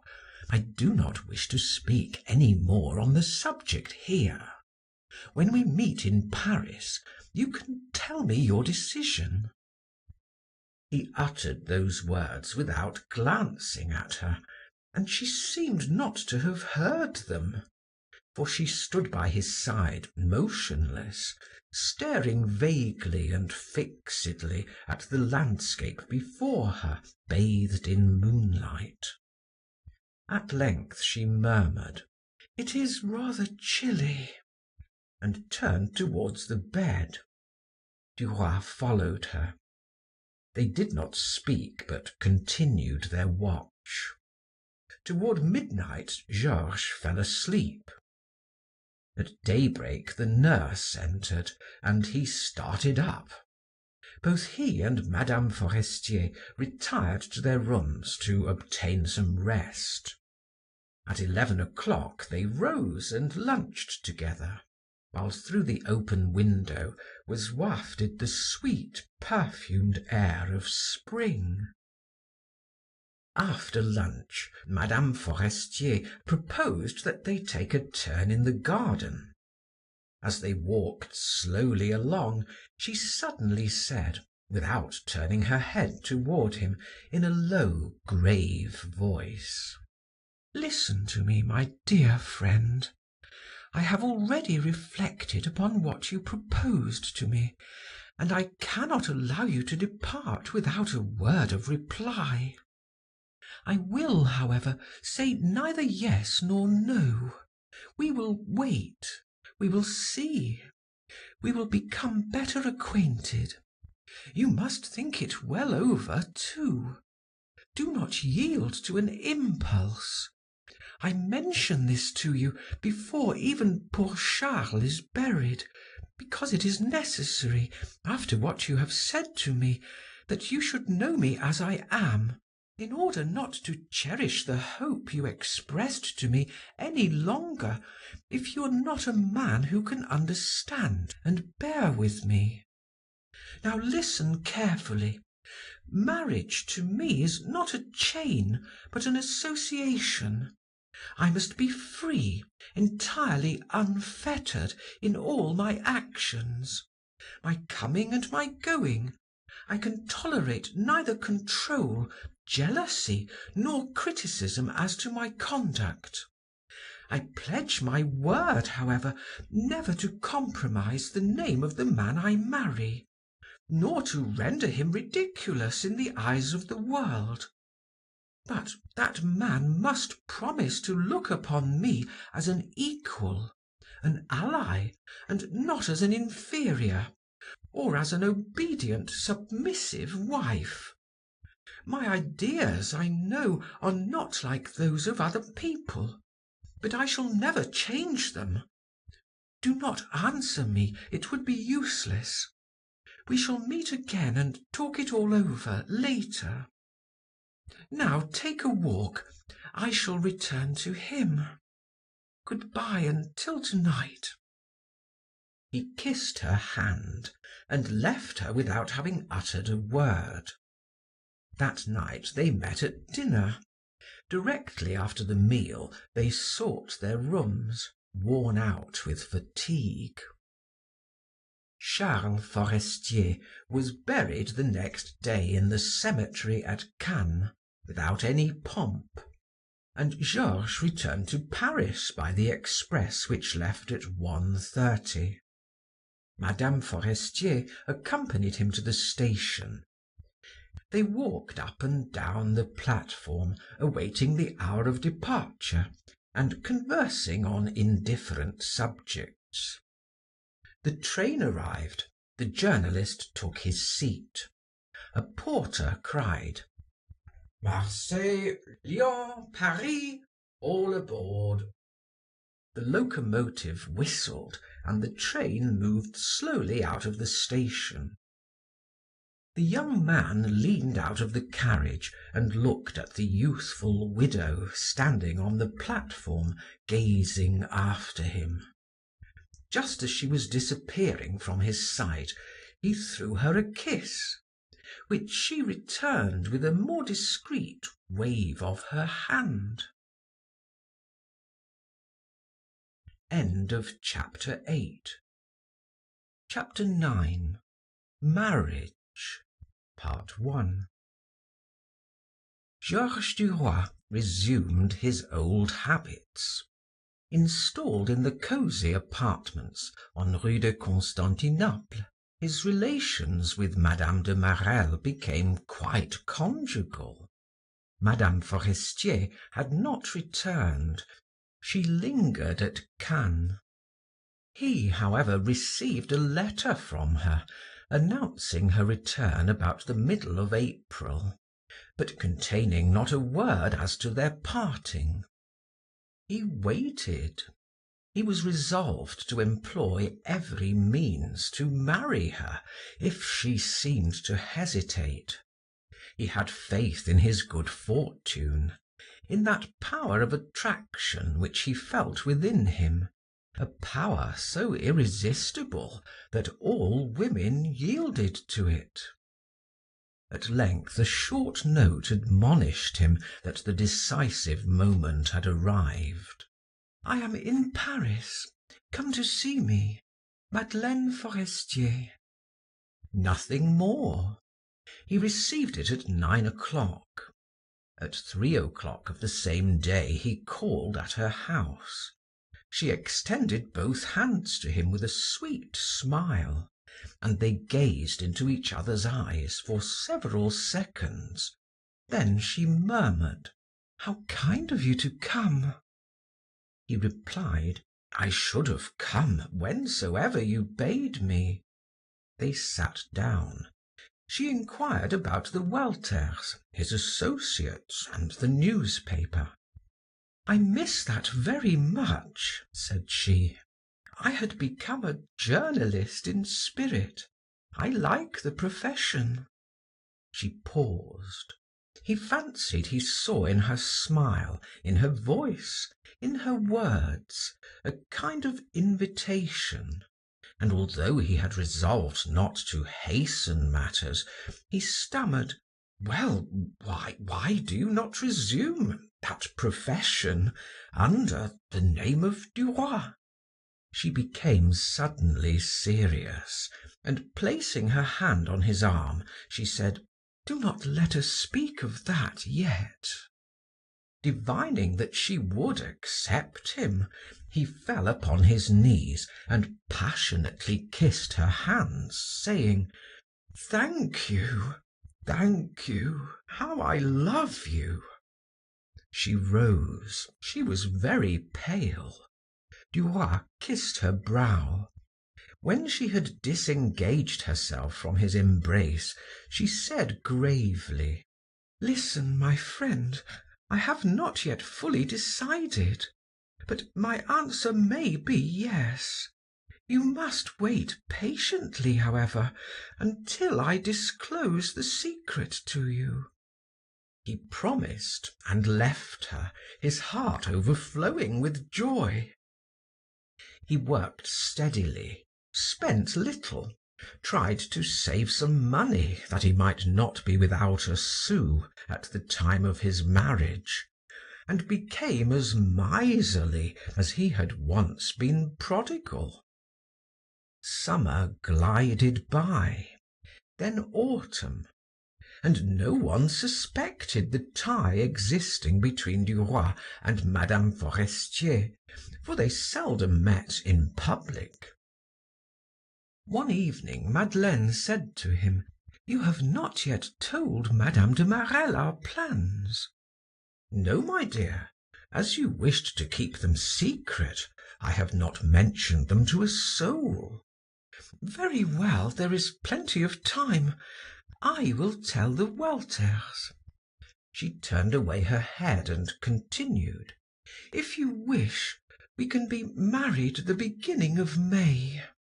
"I obey you in all things joyfully." "The 10th of May, which falls on Saturday, would please me, for it is my birthday." "Very well, the 10th of May." "Your parents live near Rouen, do they not?" "Yes, near Rouen, at Canteleu." "I am very anxious to see them." He hesitated, perplexed. "But they are—" Then he added more firmly, "My dear, they are plain country people, innkeepers, who strained every nerve to give me an education. I am not ashamed of them, but their simplicity, their rusticity might annoy you." She smiled sweetly. "No, I will love them very much. We will visit them. I wish to. I, too, am the child of humble parents, but I lost mine. I have no one in the world." She held out her hand to him. "But you—" He was affected, conquered as he had never been by any woman. "I have been thinking of something," said she, "but it is difficult to explain." He asked, "What is it?" "It is this. I am like all women. I have my weaknesses. I should like to bear a noble name. Can you not, on the occasion of our marriage, change your name somewhat?" She blushed as if she had proposed something indelicate. He replied simply, "I have often thought of it, but it does not seem easy to me." "Why not?" He laughed. "Because I am afraid I should be ridiculed." She shrugged her shoulders. "Not at all, not at all. Everyone does it, and no one laughs. Separate your name in this way, Duroy. It sounds very well." He replied, "No, that will not do. It is too common a proceeding. I have thought of assuming the name of my native place, first as a literary pseudonym, and then as my surname in conjunction with Duroy, which might later on, as you proposed, be separated." She asked, "Is your native place Canteleu?" "Yes." "I do not like the termination. Could we not modify it?" She took a pen and wrote down the names in order to study them. Suddenly she cried, "Now I have it!" and held toward him a sheet of paper on which was written, "Madame Duroy de Cantel." Gravely he replied, "Yes, it is very nice." She was delighted and repeated, "Duroy de Cantel," Madame Duroy de Cantel. It is excellent, excellent." Then she added with an air of conviction, "You will see how easily it will be accepted by everyone. After tomorrow, sign your articles dit de Cantel, and your echoes simply Duroy.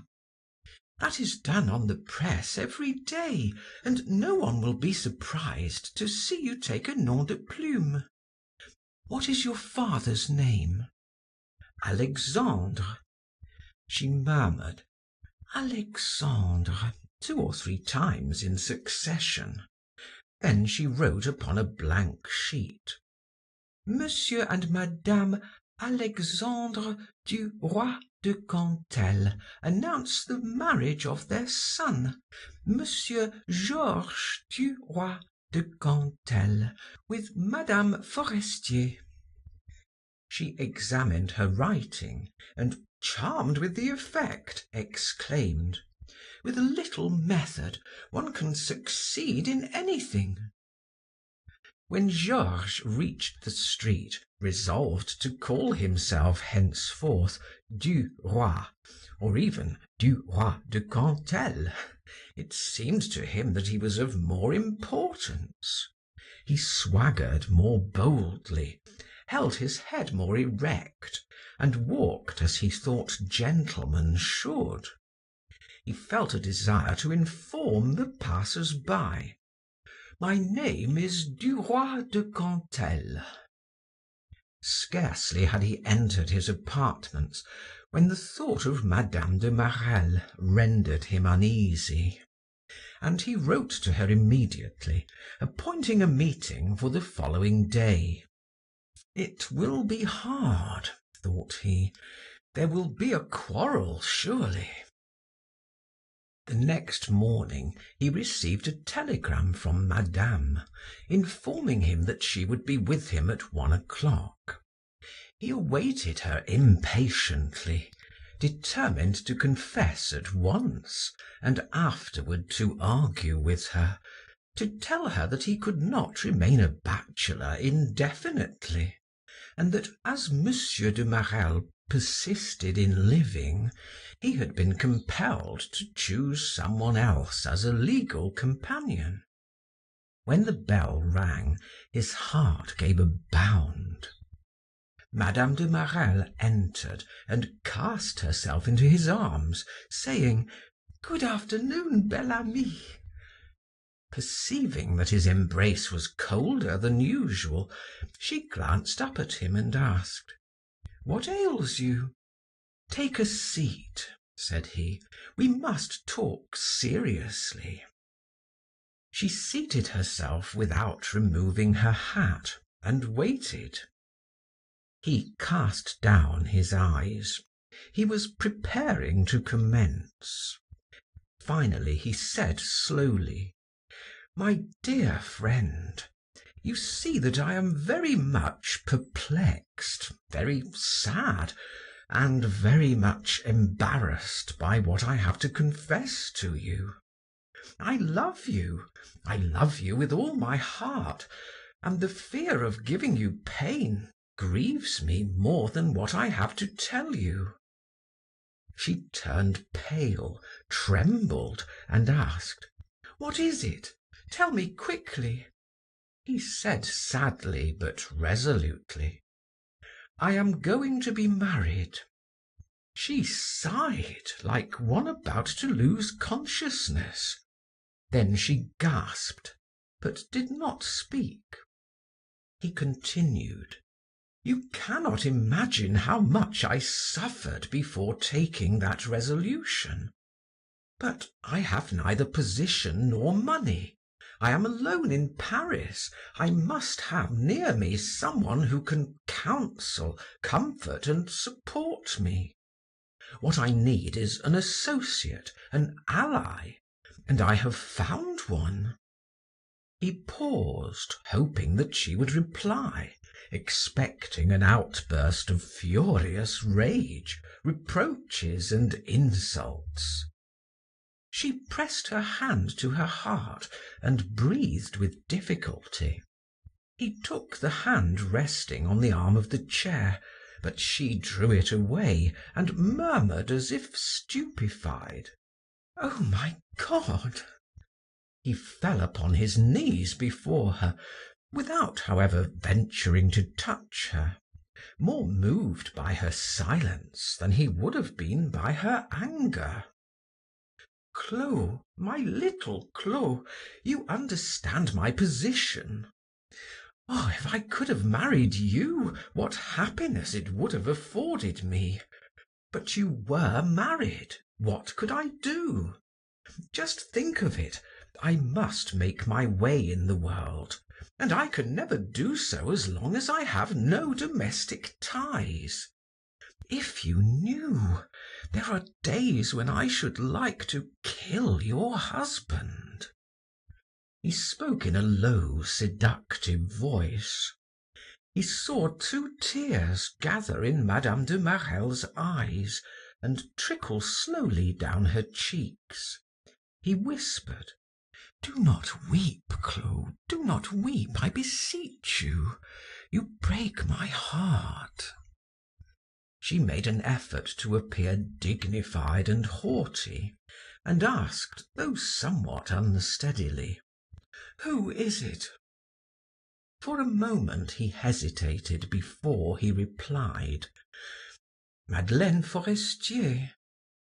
Mme. de Marelle started. Her tears continued to flow. She rose.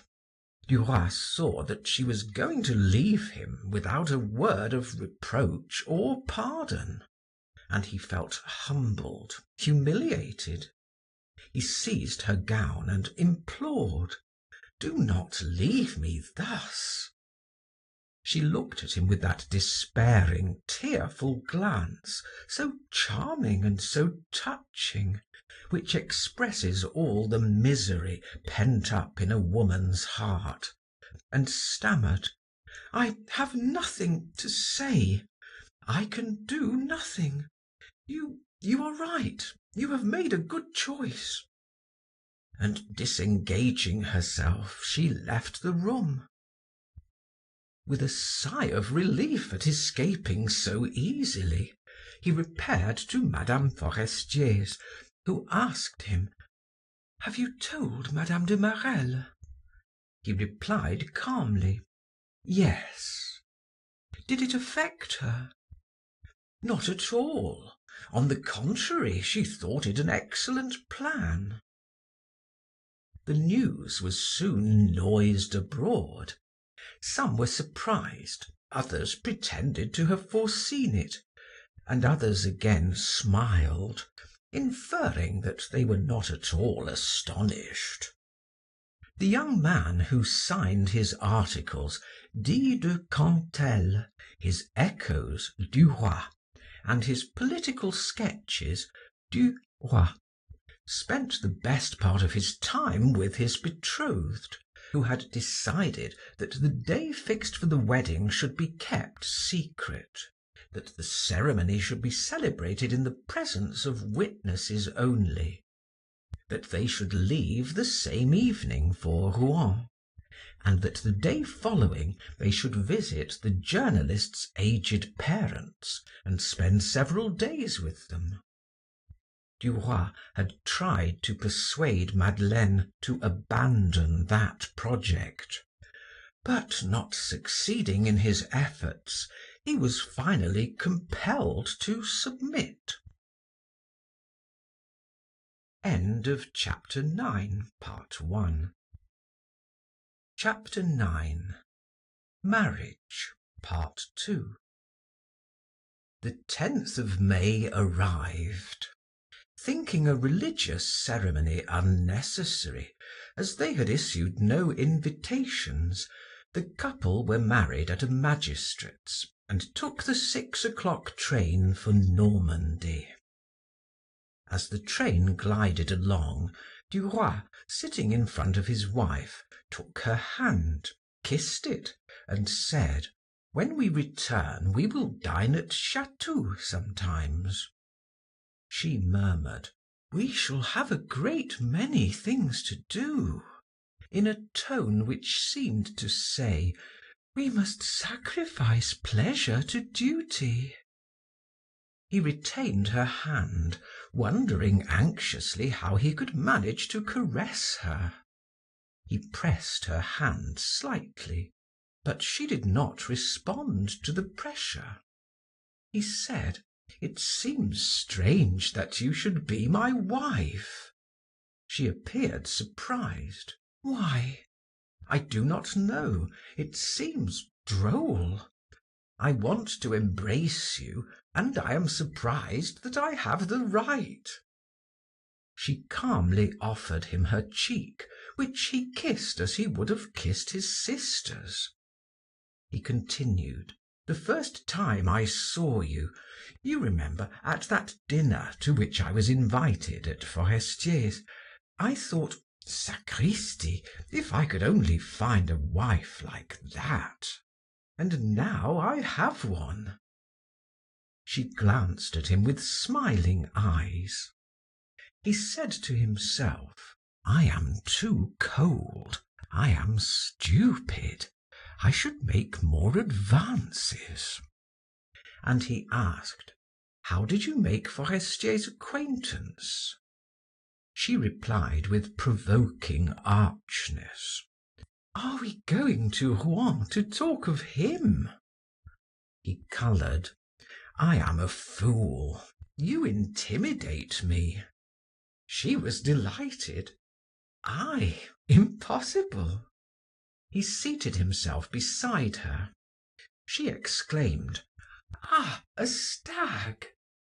The train was passing through the forest of Saint Germain, and she had seen a frightened deer clear an alley at a bound.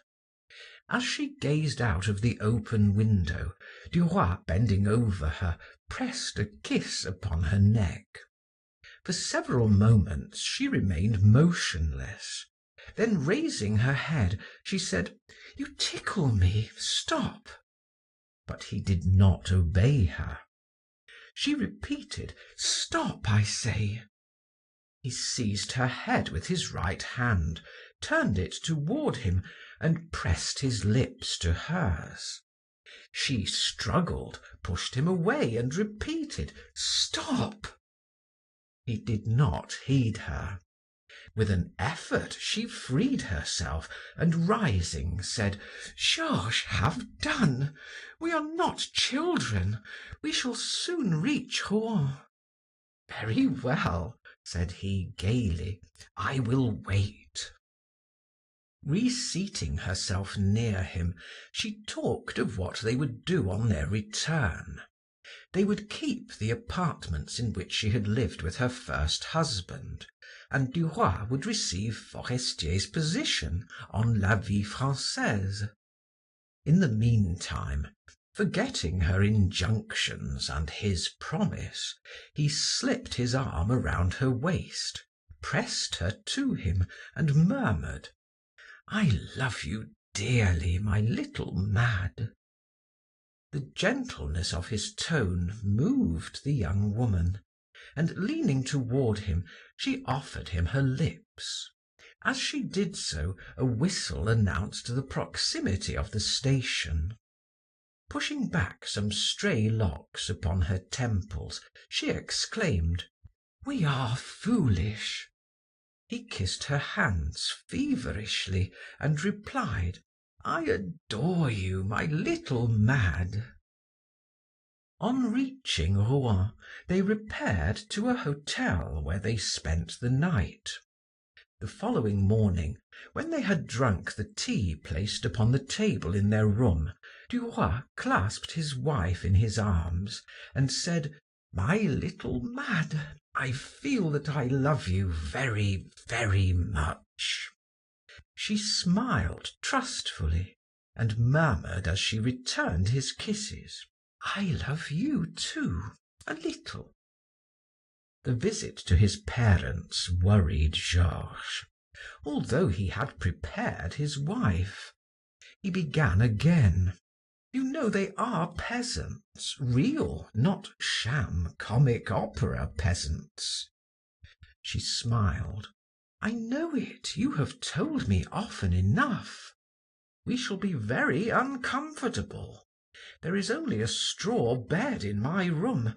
They do not know what hair mattresses are at Canteleu." She seemed delighted. "So much the better. It would be charming to sleep badly when near you, and to be awakened by the crowing of the cocks." He walked toward the window and lighted a cigarette. The sight of the harbor, of the river filled with ships, moved him, and he exclaimed, "Egad, but that is fine!" Madeleine joined him, and placing both of her hands on her husband's shoulder, cried, "Oh, how beautiful! I did not know that there were so many ships." An hour later they departed in order to breakfast with the old couple, who had been informed several days before of their intended arrival. Both Duroy and his wife were charmed with the beauties of the landscape presented to their view, and the cabman halted in order to allow them to get a better idea of the panorama before them. As he whipped up his horse, Duroy saw an old couple, not 100 meters off, approaching, and he leaped from the carriage, crying, "Here they are! I know them." The man was short, corpulent, florid, and vigorous, notwithstanding his age. The woman was tall, thin, and melancholy, with stooping shoulders, a woman who had worked from childhood, who had never laughed nor jested. Madeleine too alighted and watched the couple advance, with a contraction of her heart she had not anticipated. They did not recognize their son in that fine gentleman, and they would never have taken that handsome lady for their daughter-in-law. They walked along, past the child they were expecting, without glancing at the city folks. Georges cried with a laugh, "Good day, Father Duroy." Both the old man and his wife were struck dumb with astonishment. The latter recovered her self-possession first, and asked, "Is it you, son?" The young man replied, "Yes, it is I, Mother Duroy," and approaching her, he kissed her upon both cheeks, and said, "This is my wife." The two rustics stared at Madeleine as if she were a curiosity, with anxious fear, combined with a sort of satisfied approbation on the part of the father, and of jealous enmity on that of the mother. Monsieur Duroy senior, who was naturally jocose, made so bold as to ask with a twinkle in his eye, "May I kiss you too?" His son uttered an exclamation, and Madeleine offered her cheek to the old peasant, who afterwards wiped his lips with the back of his hand. The old woman, in her turn, kissed her daughter-in-law with hostile reserve. Her ideal was a stout, rosy country lass, as red as an apple and as round. The carriage preceded them with the luggage. The old man took his son's arm and asked him, "How are you getting on?" "Very well." "That is right. Tell me, has your wife any means?" George replied, 40,000 francs. His father whistled softly and muttered, "Phew!"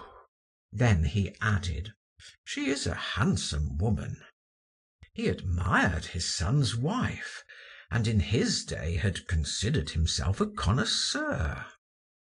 Madeleine and the mother walked side by side in silence. The two men joined them.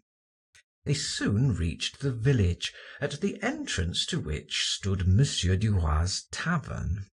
A pine board fastened over the door indicated that thirsty people might enter. The table was laid. A neighbour who had come to assist made a low curtsy on seeing so beautiful a lady appear. Then, recognizing Georges, she cried, "Oh, Lord, is it you?" He replied merrily, "Yes, it is I, Mother Brulin."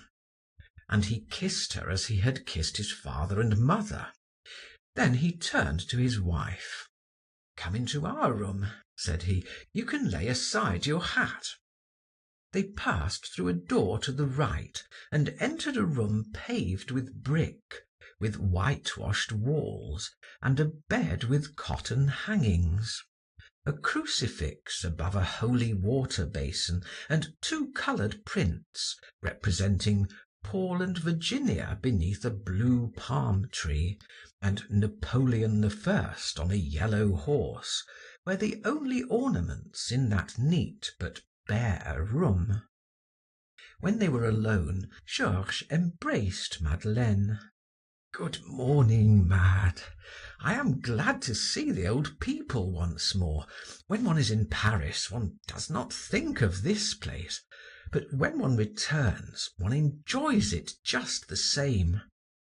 At that moment his father cried, knocking on the partition with his fist, "Come, the soup is ready." They re-entered the large public room and took their seats at the table. The meal was a long one, served in a truly rustic fashion. Father Duroy, enlivened by the cider and several glasses of wine, related many anecdotes, while Georges, to whom they were all familiar, laughed at them. Mother Duroy did not speak, but sat at the board grim and austere, glancing at her daughter-in-law with hatred in her heart. Madeleine did not speak, nor did she eat. She was depressed. Wherefore? She had wished to come. She knew that she was coming to a simple home. She had formed no poetical ideas of those peasants, but she had perhaps expected to find them somewhat more polished, refined. She recalled her own mother, of whom she never spoke to anyone, a governess who had been betrayed and who had died of grief and shame when Madeleine was 12 years old. A stranger had had the little girl educated. Her father, without doubt. Who was he? She did not know positively, but she had vague suspicions. The meal was not yet over when customers entered, shook hands with Monsieur Duroy, exclaimed on seeing his son, and seating themselves at the wooden tables, began to drink, smoke, and play dominoes. The smoke from the clay pipes and penny cigars filled the room. Madeleine choked and asked, "Can we go out?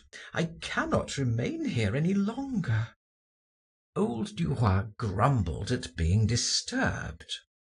Madeleine rose and placed her chair at the door, in order to wait until her father-in-law and his wife had finished their coffee and wine. Georges soon joined her. "Would you like to stroll down to the Seine?" Joyfully she cried, "Yes!" They descended the hillside, hired a boat at Croisset, and spent the remainder of the afternoon beneath the willows in the soft, warm spring air, and rocked gently by the rippling waves of the river. They returned at nightfall. The evening repast by candlelight was more painful to Madeleine than that of the morning. Neither Father Duroy nor his wife spoke. When the meal was over, Madeleine drew her husband outside in order not to have to remain in that room, the atmosphere of which was heavy with smoke and the fumes of liquor. When they were alone, he said, "You are already weary." She attempted to protest. He interrupted her. "I have seen it. If you wish, we will leave tomorrow." She whispered, "I should like to go."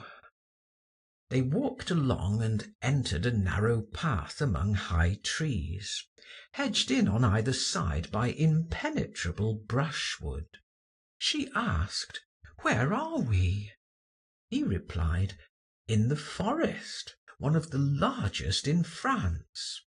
Madeleine, on raising her head, could see the stars between the branches and hear the rustling of the leaves.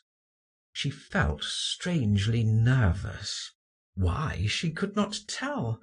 She seemed to be lost, surrounded by perils, abandoned, alone beneath that vast vaulted sky.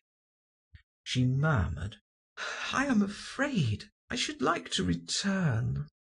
"Very well, we will." On their return, they found the old people in bed. The next morning, Madeleine rose early and was ready to leave at daybreak.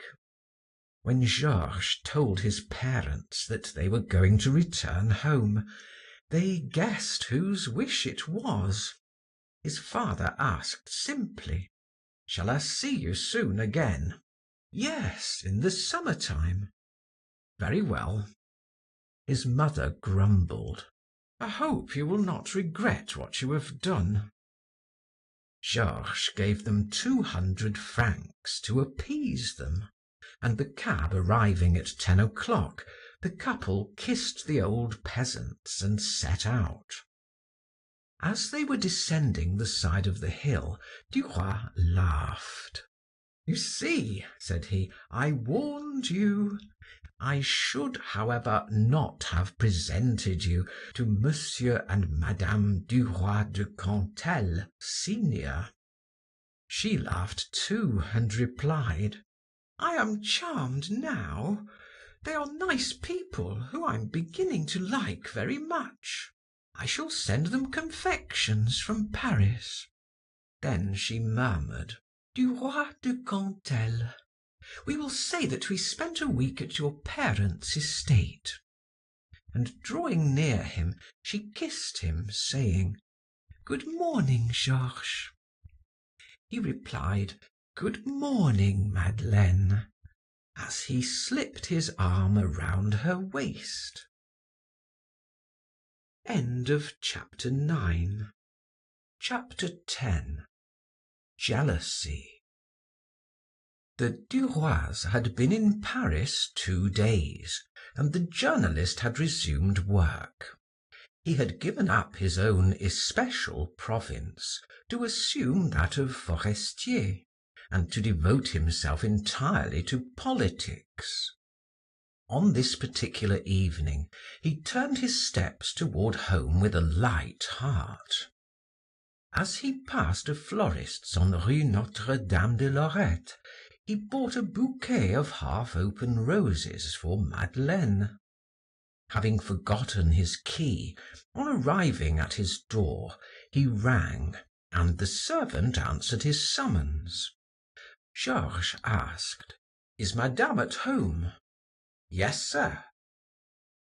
In the dining-room he paused in astonishment to see covers laid for 3. The door of the salon being ajar, he saw Madeleine arranging in a vase on the mantelpiece a bunch of roses similar to his. He entered the room and asked, "Have you invited anyone to dinner?" She replied without turning her head, and continuing the arrangement of her flowers. "Yes and no. It is my old friend, Count de Vaudrec, who is in the habit of dining here every Monday, and who will come now as he always has." Georges murmured, Very well." He stopped behind her, the bouquet in his hand, the desire strong within him to conceal it, to throw it away. However, he said, "Here, I have brought you some roses." She turned to him with a smile and said, "Ah, how thoughtful of you!" And she kissed him with such evident affection that he felt consoled. She took the flowers, inhaled their perfume, and put them in an empty vase. Then she said, as she noted the effect, "Now I am satisfied. My mantelpiece looks pretty," adding with an air of conviction, "Vaudrec is charming. You will become intimate with him at once." A ring announced the Count. He entered as if he were at home. After gallantly kissing Madame Duroy's hand, he turned to her husband and cordially offered his hand, saying, "How are you, my dear Duroy?" He had no longer that haughty air, but was very affable. One would have thought in the course of 5 minutes that the two men had known one another for 10 years. Madeleine, whose face was radiant, said, "I will leave you together. I have work to superintend in the kitchen." The dinner was excellent, and the Count remained very late. When he was gone, Madeleine said to her husband, "Is he not nice? He improves too on acquaintance. He is a good, true, faithful friend. Ah, without him—" She did not complete her sentence, and Georges replied, "Yes, he is very pleasant. I think we shall understand each other well." "You do not know," she said, "that we have work to do tonight before retiring. I did not have time to tell you before dinner, for Vaudrec came. La Roche Mathieu brought me some important news of Morocco. We must make a fine article of that. Let us set to work at once. Come, take the lamp." He carried the lamp and they entered the study. Madeleine leaned against the mantelpiece, and having lighted a cigarette, told him the news and gave him her plan of the article. He listened attentively, making notes as she spoke, and when she had finished, he raised objections, took up the question, and in his turn developed another plan. His wife ceased smoking, for her interest was aroused in following Georges's line of thought.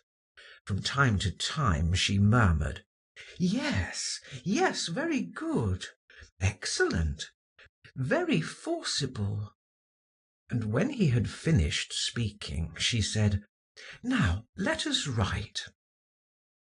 It was always difficult for him to make a beginning, and she would lean over his shoulder and whisper the phrases in his ear. Then he would add a few lines. When their article was completed, Georges reread it. Both he and Madeleine pronounced it admirable, and kissed one another with passionate admiration. The article appeared with the signature of G. Duroy de Cantel, and made a great sensation. Monsieur Walter congratulated the author, who soon became celebrated in political circles. His wife, too, surprised him by the ingenuousness of her mind, the cleverness of her wit, and the number of her acquaintances. At almost any time upon returning home, he found in his salon a senator, a deputy, a magistrate, or a general, who treated Madeleine with grave familiarity.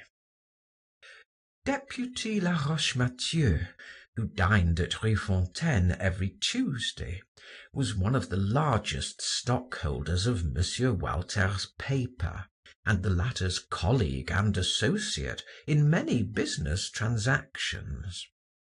Duroy hoped, later on, that some of the benefits promised by him to Forestier might fall to his share. They would be given to Madeleine's new husband, that was all. Nothing was changed. Even his associates sometimes called him Forestier, and it made Duroy furious at the dead. He grew to hate the very name. It was to him almost an insult. Even at home, the obsession continued. The entire house reminded him of Charles. One evening, Duroy, who liked sweetmeats, asked, "Why do we never have sweets?" His wife replied pleasantly, "I never think of it, because Charles disliked them." He interrupted her with an impatient gesture. "Do you know, I'm getting tired of Charles. It is Charles here, Charles there. Charles liked this, Charles liked that. Since Charles is dead, let him rest in peace."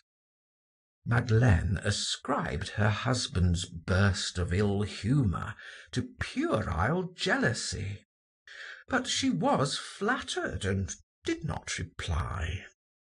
On retiring, haunted by the same thought, he asked, "Did Charles wear a cotton nightcap to keep the draught out of his ears?" She replied pleasantly, "No, a lace one." Georges shrugged his shoulders and said scornfully, "What a bird!" From that time Georges never called Charles anything but "Poor Charles," with an accent of infinite pity. One evening, as Duroy was smoking a cigarette at his window, toward the end of June, the heat awoke in him a desire for fresh air. He asked, "My little Mad, would you like to go as far as the Bois?" "Yes, certainly." They took an open carriage and drove to the Avenue du Bois de Boulogne. It was a sultry evening.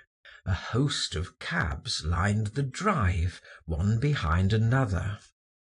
When the carriage containing Georges and Madeleine reached the turning which led to the fortifications, they kissed one another, and Madeleine stammered in confusion, "We are as childish as we were at Rouen." The road they followed was not so much frequented. A gentle breeze rustled the leaves of the trees. The sky was studded with brilliant stars, and Georges murmured as he pressed his wife to his breast, "Oh, my little Mad." She said to him, "Do you remember how gloomy the forest at Canteleu was? It seemed to me that it was full of horrible beasts, and that it was interminable, while here it is charming. One can feel the caressing breezes, and I know that Sèvres is on the other side." He replied, "In our forests there are nothing but stags, foxes, roebucks, and boars, with here and there a forester's house." He paused for a moment and then asked, "Did you come here in the evening with Charles occasionally?" She replied, "Frequently."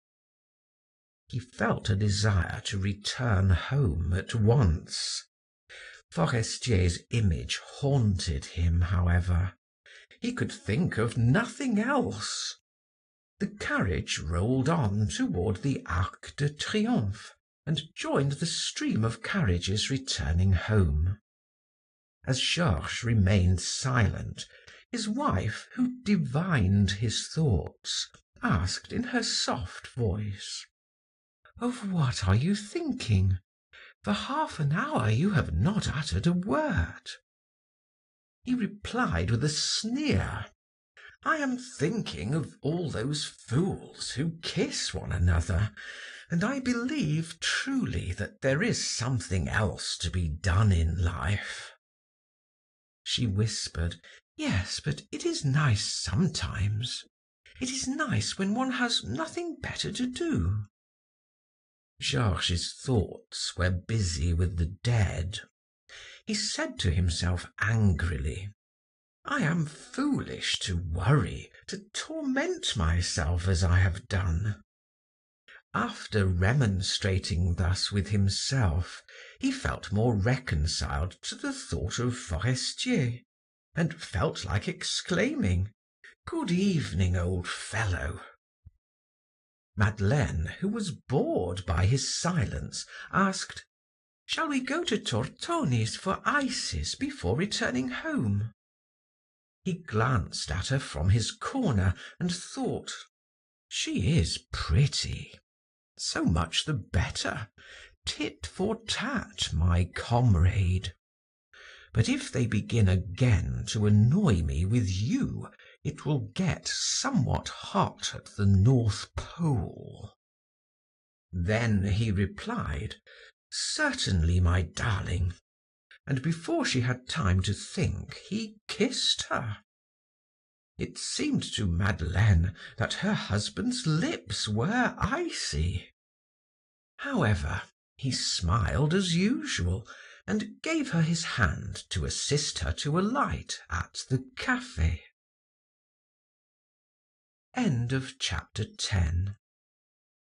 Chapter 11. Madame Walter takes a hand.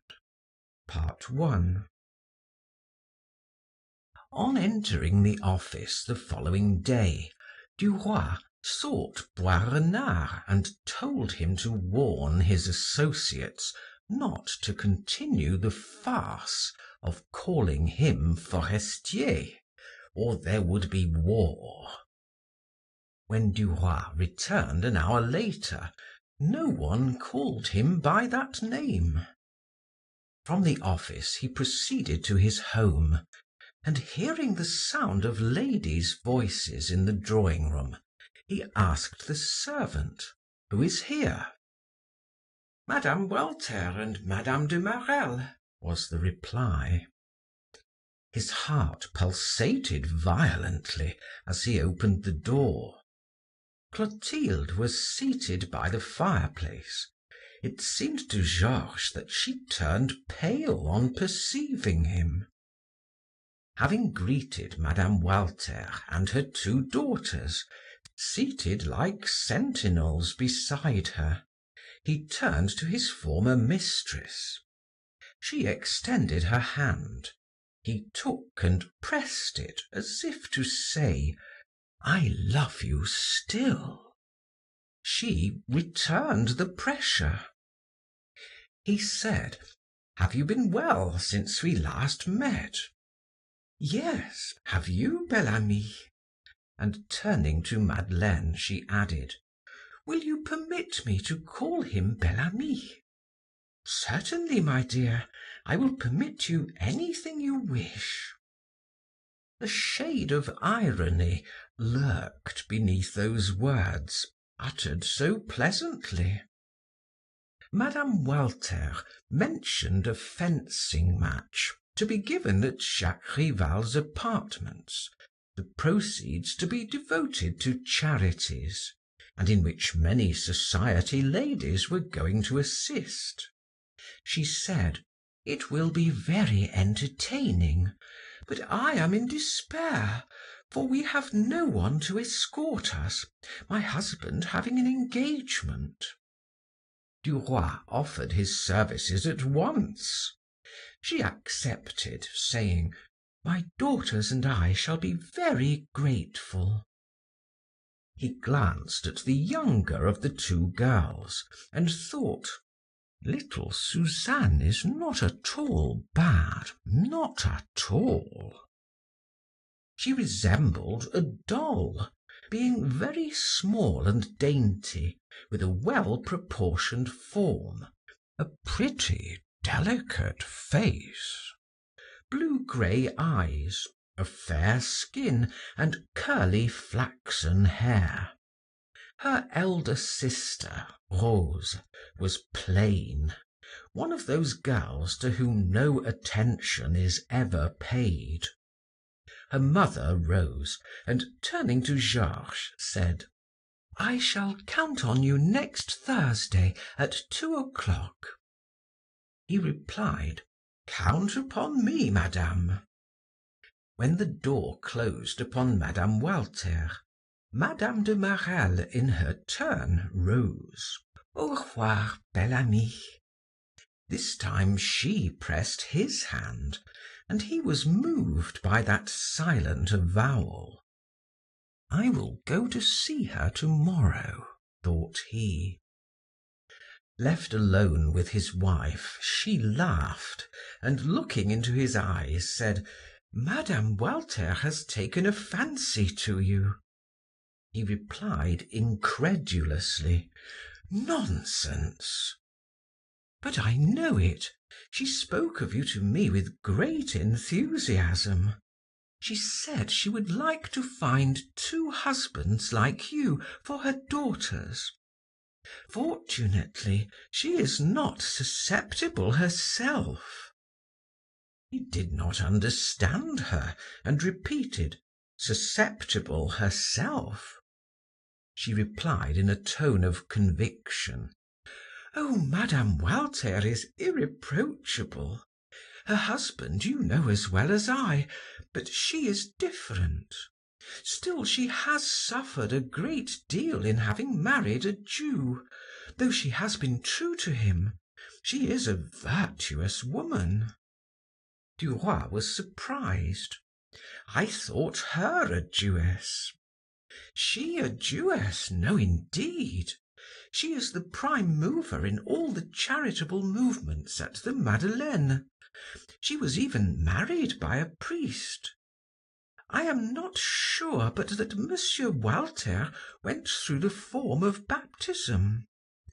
Georges murmured, "And she likes me." "Yes. If you were not married, I should advise you to ask for the hand of Suzanne. Would you not prefer her to Rose?"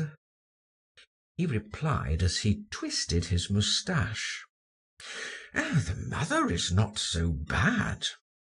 Madeleine replied, "I am not afraid of her. At her age one does not begin to make conquests. One should commence sooner."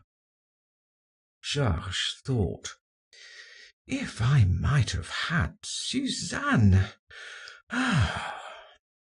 Then he shrugged his shoulders. "Bah, it is absurd. Her father would not have consented." He determined to treat Mme. Walter very considerately, in order to retain her regard. All that evening he was haunted by recollections of his love for Clotilde. He recalled their escapades, her kindness. He repeated to himself, "She is indeed nice. Yes, I shall call upon her to-morrow." When he had lunched the following morning, he repaired to Rue Verneuil. The same maid opened the door, and with the familiarity of an old servant, she asked, "Is Monsieur well?" He replied, "Yes, my child," and entered the drawing room in which someone was practicing scales. It was Laurine. He expected she would fall upon his neck. She, however, rose ceremoniously, bowed coldly, and left the room with dignity. Her manner was so much like that of an outraged woman that he was amazed. Her mother entered. He kissed her hand. "How much I have thought of you," said he. "And I of you," she replied. They seated themselves and smiled as they gazed into one another's eyes. "My dear little Clo, I love you." "And I love you."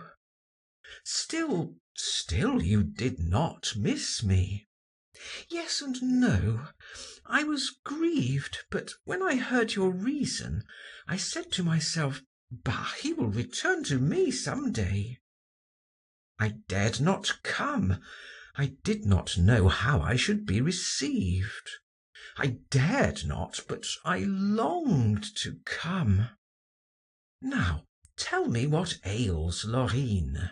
She scarcely bade me good morning, and left the room with an angry air." "I do not know, but one cannot mention you to her since your marriage. I really believe she is jealous." "Nonsense." "Yes, my dear, she no longer calls you Bel Ami, but Monsieur Forestier instead." Duroy colored. Then drawing nearer the young woman, he said, "Kiss me." She obeyed him. "Where can we meet again?" he asked. "At Rue de Constantinople." "Ah, are the apartments not rented?" "No, I kept them." "You did?" "Yes, I thought you would return." His heart bounded joyfully. She loved him then with a lasting love. He whispered, "I adore you." Then he asked, "Is your husband well?"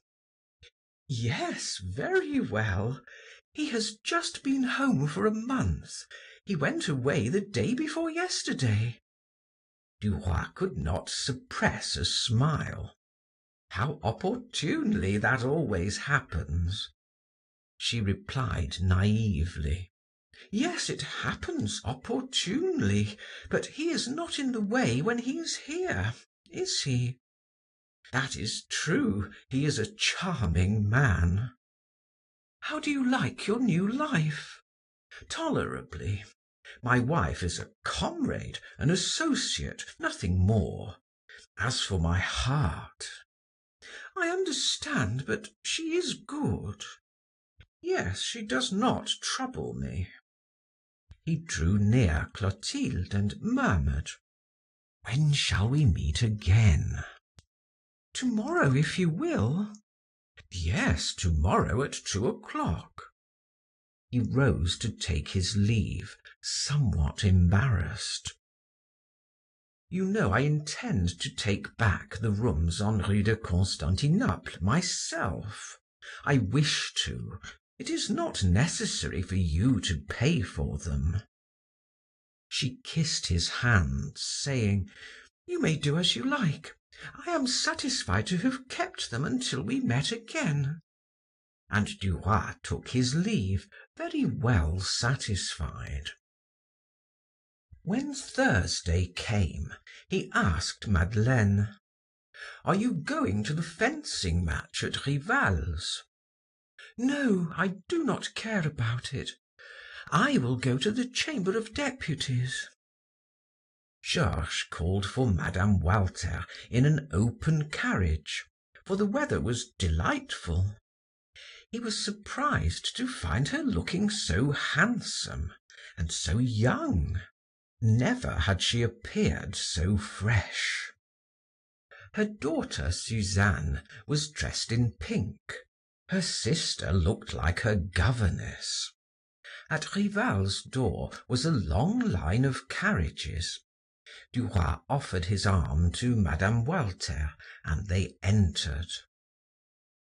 The entertainment was for the benefit of the orphans of the 6th Ward, under the patronage of all the wives of the senators and deputies who were connected with La Vie Française. Jacques Rival received the arrivals at the entrance to his apartments. Then he pointed to a small staircase which led to the cellar, in which were his shooting gallery and fencing room, saying, "Downstairs, ladies, downstairs. The match will take place in the subterranean apartments." Pressing Duroy's hand, he said, "Good evening, Bel Ami." Duroy was surprised. "Who told you about that name?" Rival replied, "Madame Walter, who thinks it is very pretty." Madame Walter blushed.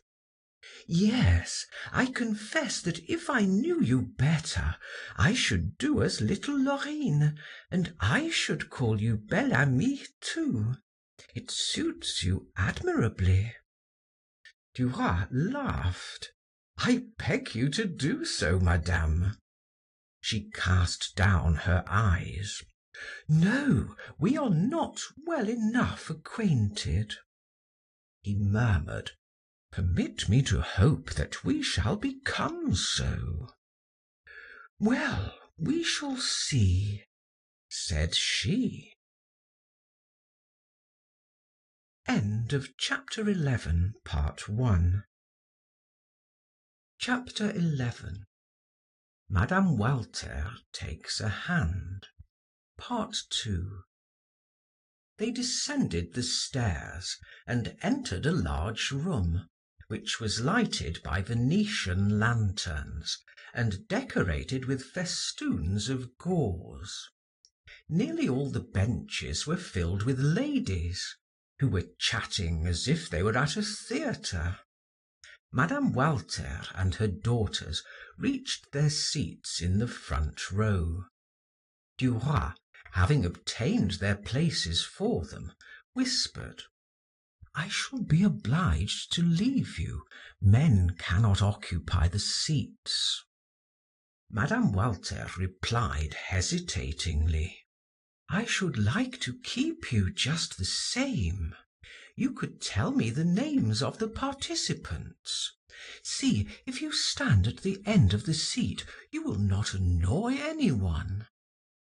She raised her large, soft eyes to his and insisted, "Come, stay with us, Bel Ami, we need you." He replied, "I obey with pleasure, madame." Suddenly, Jacques Rival's voice announced, "We will begin, ladies." Then followed the fencing match. Duroy retained his place beside the ladies and gave them all the necessary information. When the entertainment was over and all expenses were paid, 220 francs remained for the orphans of the 6th ward. Duroy, escorting the Walters, awaited his carriage. When seated face to face with Madame Walter, he met her troubled but caressing glance. "Egad, I believe she is affected," thought he, and he smiled as he recognized the fact that he was really successful with the female sex. For Madame de Marelle, since the renewal of their relations, seemed to love him madly. With a light heart he returned home. Madeleine was awaiting him in the drawing room. "I have some news," said she. "The affair with Morocco is becoming complicated. France may send an expedition out there in several months. In any case, the ministry will be overthrown, and Laroche will profit by the occasion." Duroy, in order to draw out his wife, pretended not to believe it. France would not be silly enough to commence any folly with Tunis. She shrugged her shoulders impatiently. "I tell you she will. You do not understand that it is a question of money. You are as simple as Forestier." Her object was to wound and irritate him, but he only smiled and replied, What, as simple as that stupid fellow? She ceased and murmured, "Oh, Georges!" He added, "Poor devil!" in a tone of profound pity.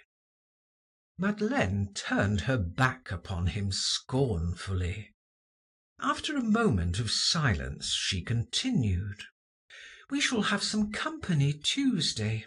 Madame Laroche Mathieu is coming here to dine with Viscountess de Percemur. Will you invite Rival and Norbert de Varenne? I shall go to Mesdames Walter and de Marelle tomorrow. Perhaps, too, we may have Madame Rissolin." Duroy replied: "Very well, I will see to Rival and Norbert." The following day he thought he would anticipate his wife's visit to Madame Walter, and attempt to find out if she really was in love with him. He arrived at Boulevard Malesherbes at 2 o'clock. He was ushered into the salon and waited.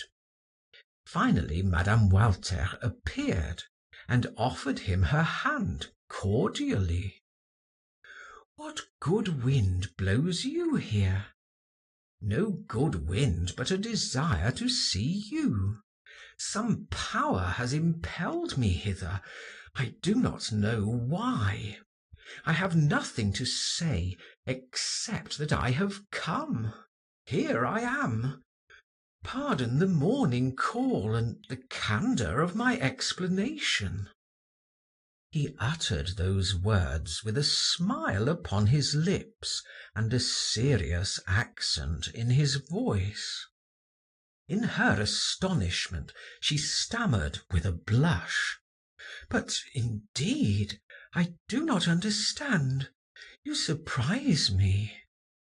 He added, "It is a declaration made in jest, in order not to startle you."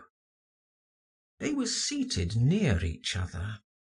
She took the matter as a jest. "Is it a declaration, seriously?" "Yes. For a long time I have wished to make it, but I dared not. They say you are so austere, so rigid." She had recovered her self-possession and replied: "Why did you choose today?" "I do not know." Then he lowered his voice. "Or rather, because I have thought only of you since yesterday." Suddenly turning pale, she gasped: "Come, enough of this childishness. Let us talk of something else." But he fell upon his knees before her. She tried to rise. He prevented her by twining his arms about her waist, and repeated in a passionate voice: "Yes, it is true that I have loved you madly for some time. Do not answer me. I am mad. I love you. Oh, if you only knew how I love you!" She could utter no sound. In her agitation, she repulsed him with both hands, for she could feel his breath upon her cheek. He rose suddenly and attempted to embrace her, but gaining her liberty for a moment, she escaped him and ran from chair to chair. He, considering such pursuit beneath his dignity, sank into a chair, buried his face in his hands, and feigned to sob convulsively. Then he rose, cried, "Adieu, adieu," and fled. In the hall he took his cane calmly, and left the house, saying, "Christi, I believe she loves me." He went at once to the telegraph office to send a message to Clotilde, appointing a rendezvous for the next day. on entering the house at his usual time, he said to his wife, "Well, is everyone coming to dinner?" She replied, "Yes, all but Madame Walter, who is uncertain as to whether she can come. She acted very strangely. Never mind, perhaps she can manage it anyway." He replied, "She will come." He was not, however, certain, and was rendered uneasy until the day of the dinner. That morning Madeleine received a message from Madame Walter to this effect: "I have succeeded in arranging matters, and I shall be with you, but my husband cannot accompany me." Duroy thought, "I did right not to return there. She has calmed down." Still he awaited her arrival anxiously. She appeared very composed, somewhat reserved and haughty. He was very humble, very careful and submissive. Mesdames Laroche Mathieu and Rissolin were accompanied by their husbands. Madame de Marelle looked bewitching in an odd combination of yellow and black. At Duroy's right sat Madame Walter, and he spoke to her only of serious matters, with exaggerated respect. From time to time he glanced at Clotilde. "She is really very pretty and fresh looking," thought he, but Madame Walter attracted him by the difficulty of the conquest. She took her leave early. "I will escort you," said he. She declined his offer. He insisted. "Why do you not want me? You wound me deeply. Do not let me feel that I am not forgiven. You see that I am calm." She replied, "You cannot leave your guests thus." He smiled. "Ah, I shall be absent 20 minutes. No one will even notice it. If you refuse me, you will break my heart." "Very well," she whispered, "I will accept." When they were seated in the carriage, he seized her hand, and kissing it passionately, said, "I love you. I love you. Let me tell it to you. I will not touch you. I only wish to repeat that I love you." She stammered, "After what you promised me, it is too bad, too bad." He seemed to make a great effort. Then he continued in a subdued voice: "See how I can control myself, and yet let me only tell you this: I love you. Yes, let me go home with you and kneel before you 5 minutes to utter those 3 words and gaze upon your beloved face." She suffered him to take her hand and replied in broken accents: "No, I cannot. I do not wish to. Think of what my servants, my daughters would say. No, no, it is impossible." He continued: "I cannot live without seeing you, whether it be at your house or elsewhere. I must see you for only a moment each day, that I may touch your hand, breathe the air stirred by your gown, contemplate the outlines of your form, and see your beautiful eyes."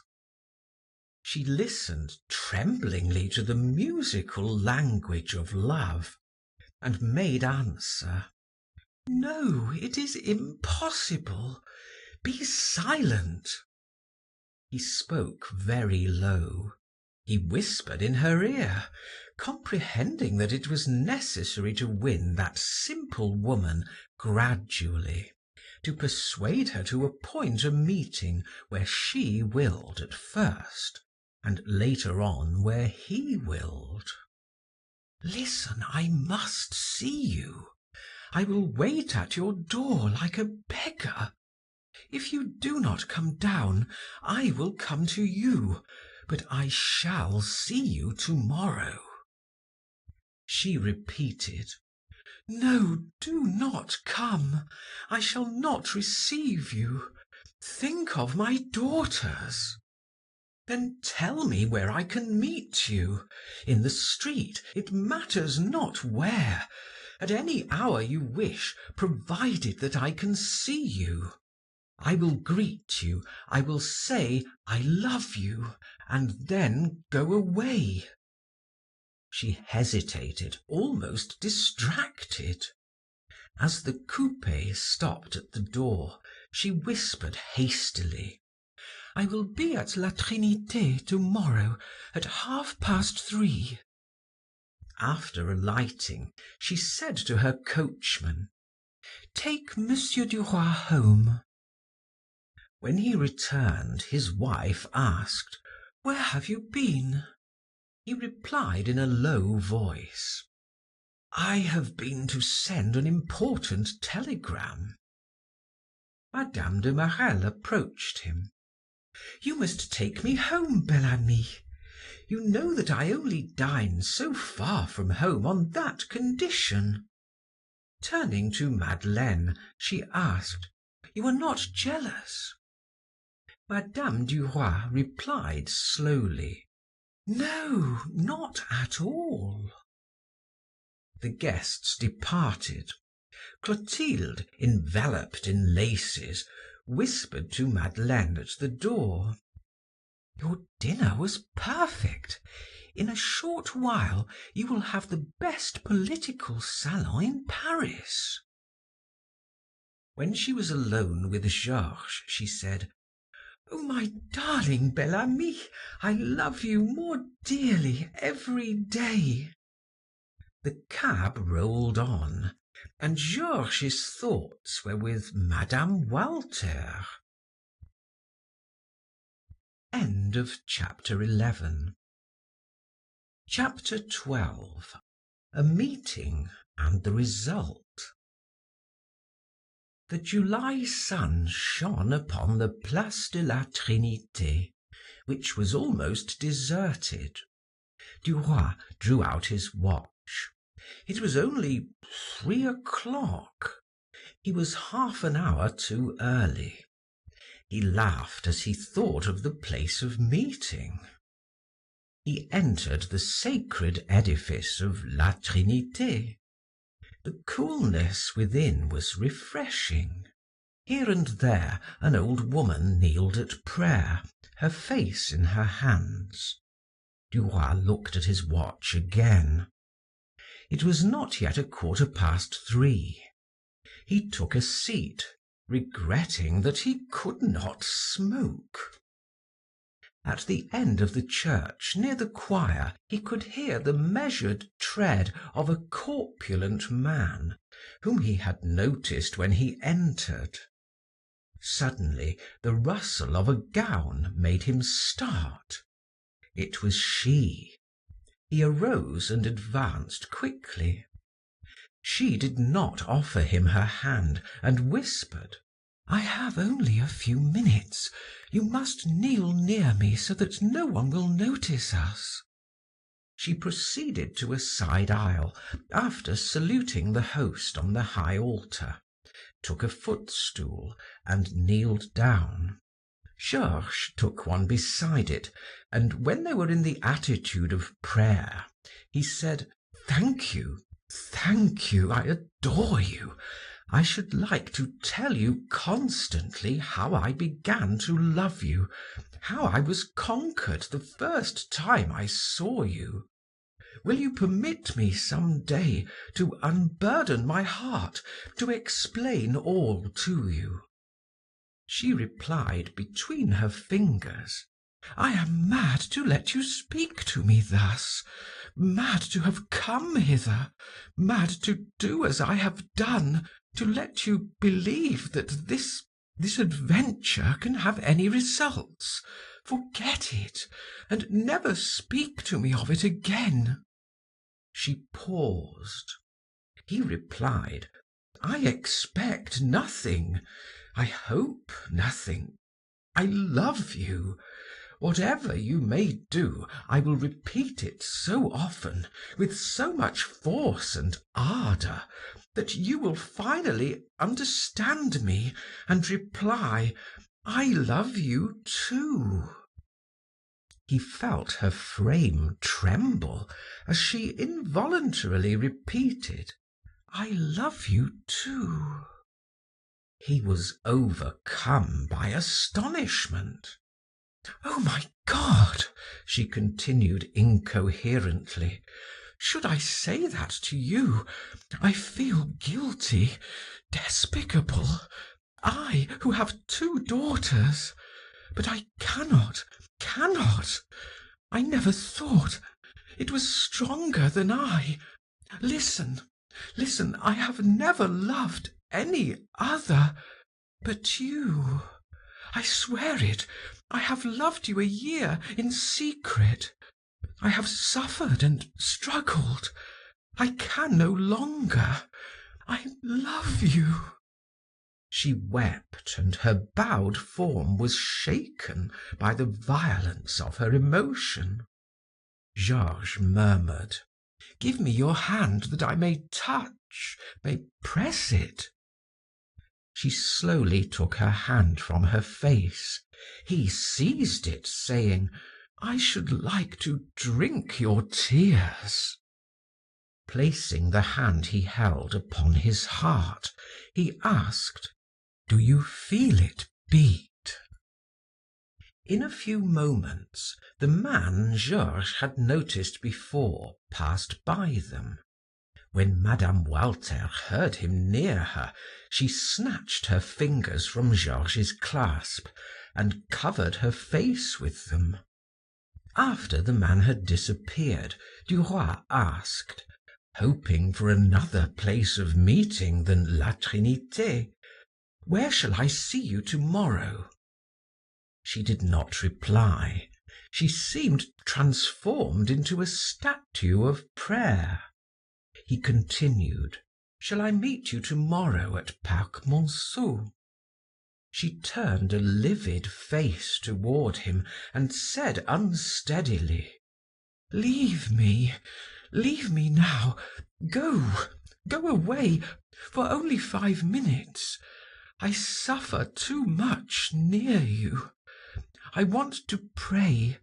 Go, let me pray alone. 5 minutes. Let me ask God to pardon me, to save me. Leave me 5 minutes. She looked so pitiful that he rose without a word and asked with some hesitation, "Shall I return presently?" She nodded her head in the affirmative, and he left her. She tried to pray. She closed her eyes in order not to see Georges. She could not pray. She could only think of him. She would rather have died than have fallen thus. She had never been weak. She murmured several words of supplication. She knew that all was over, that the struggle was in vain. She did not, however, wish to yield, but she felt her weakness. Someone approached with a rapid step. She turned her head. It was a priest. She rose, ran toward him, and clasping her hands, she cried, "Save me! Save me!" He stopped in surprise. "What do you want, madame?" "I want you to save me. Have pity on me. If you do not help me, I am lost." He gazed at her, wondering if she were mad. What can I do for you?" The priest was a young man somewhat inclined to corpulence. "Receive my confession," said she, "and counsel me, sustain me, tell me what to do." He replied, "I confess every Saturday from 3 to 6. Seizing his arm, she repeated, "No, now, at once, it is necessary. He is here, in this church. He is waiting for me." The priest asked, "Who is waiting for you?" "A man who will be my ruin if you do not save me. I can no longer escape him. I am too weak, too weak." She fell upon her knees, sobbing. "Oh, Father, have pity upon me. Save me, for God's sake, save me." She seized his gown that he might not escape her, while he uneasily glanced around on all sides to see if anyone noticed the woman at his feet. Finally, seeing that he could not free himself from her, he said, "Rise, I have the key to the confessional with me."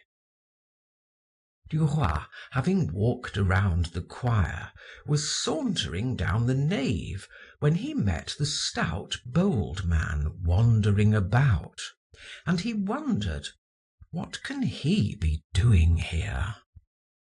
The man slackened his pace and looked at Georges with the evident desire to speak to him.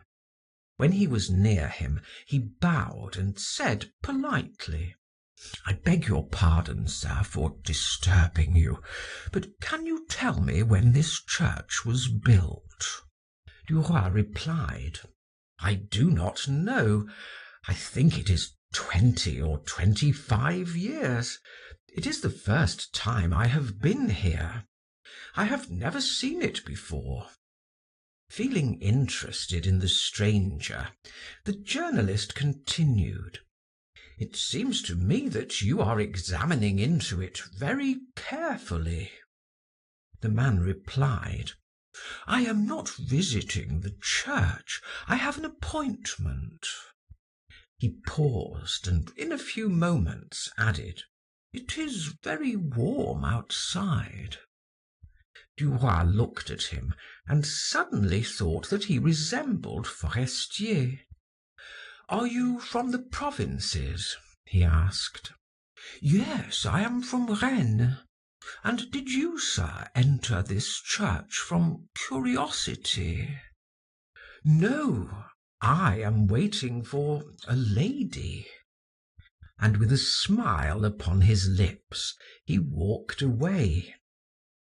He did not find Mme. Walter in the place in which he had left her, and was surprised. She had gone. He was furious. Then he thought she might be looking for him, and he walked around the church. Not finding her, he returned and seated himself on the chair she had occupied, hoping that she would rejoin him there. Soon he heard the sound of a voice. He saw no one. Whence came it? He rose to examine into it, and saw in a chapel near by the doors of the confessionals. He drew nearer in order to see the woman whose voice he heard. He recognized Mme. Walter. She was confessing. At first he felt a desire to seize her by the arm and drag her away. Then he seated himself near by and bided his time. He waited quite a while. At length Mme. Walter rose, turned, saw him, and came toward him. Her face was cold and severe. "Sir," said she, "I beseech you not to accompany me, not to follow me, and not to come to my house alone. You will not be admitted. Adieu." and she walked away in a dignified manner. He permitted her to go because it was against his principles to force matters. As the priest in his turn issued from the confessional, he advanced toward him and said, "If you did not wear a gown, I would give you a sound thrashing." Then he turned upon his heel and left the church, whistling. In the doorway he met the stout gentleman. When Duroy passed him, they bowed. The journalist then repaired to the office of La Vie Française. As he entered, he saw by the clerk's busy air that something of importance was going on, and he hastened to the manager's room. The latter exclaimed joyfully as Duroy entered, "What luck! Here is Bel Ami." He stopped in confusion and apologized. "I beg your pardon. I am very much bothered by circumstances. And then I hear my wife and daughter call you Bel Ami from morning until night, and I have acquired the habit myself. Are you displeased?" Georges laughed. "Not at all." Monsieur Walter continued, "Very well, then I will call you Bel Ami as everyone else does. Great changes have taken place. The ministry has been overthrown. Marot is to form a new cabinet. He has chosen General Boutin d'Acre as Minister of War, and our friend La Roche-Mathieu as Minister of Foreign Affairs. We shall all be very busy. I must write a leading article, a simple declaration of principles. Then I must have something interesting on the Morocco question. You must attend to that." Duroy reflected a moment and then replied, "I have it. I will give you an article on the political situation of our African colony." And he proceeded to prepare Monsieur Walter an outline of his work, which was nothing but a modification of his first article on Souvenirs of a Soldier in Africa. The manager, having read the article, said, "It is perfect. You are a treasure. Many thanks." Duroy returned home to dinner, delighted with his day, notwithstanding his failure at La Trinité. His wife was awaiting him anxiously. She exclaimed on seeing him, "You know that Laroche is Minister of Foreign Affairs." "Yes, I have just written an article on that subject." "How?" "Do you remember the first article we wrote on Souvenirs of a Soldier in Africa? Well, I revised and corrected it for the occasion." She smiled. "Ah, yes, that will do very well." At that moment the servant entered with a dispatch containing these words without any signature: "I was beside myself. Pardon me, and come tomorrow at 4 o'clock to Parc Monceau." He understood the message, and with a joyful heart slipped the telegram into his pocket. During dinner he repeated the words to himself. As he interpreted them, they meant, "I yield. I am yours where and when you will." He laughed. Madeleine asked, "What is it?" "Nothing much. I was thinking of a comical old priest I met a short while since." Duroy arrived at the appointed hour the following day. The benches were all occupied by people trying to escape from the heat, and by nurses with their charges. He found Mme. Walter in a little antique ruin. She seemed unhappy and anxious. When he had greeted her, she said, "How many people there are in the garden!" He took advantage of the occasion. "Yes, that is true. Shall we go somewhere else?" "Where?" "It matters not where. For a drive, for instance. You can lower the shade on your side, and you will be well concealed." "Yes, I should like that better. I shall die of fear here." "Very well. Meet me in 5 minutes at the gate which opens on the boulevard. I will fetch a cab." When they were seated in the cab, she asked, "Where did you tell the coachman to drive to?" Georges replied, "Do not worry, he knows." He had given the man his address on the Rue de Constantinople. Mme. Walter said to Duroy, "You cannot imagine how I suffer on your account, how I am tormented, tortured. Yesterday I was harsh, but I wanted to escape you at any price. I was afraid to remain alone with you. Have you forgiven me?" He pressed her hand.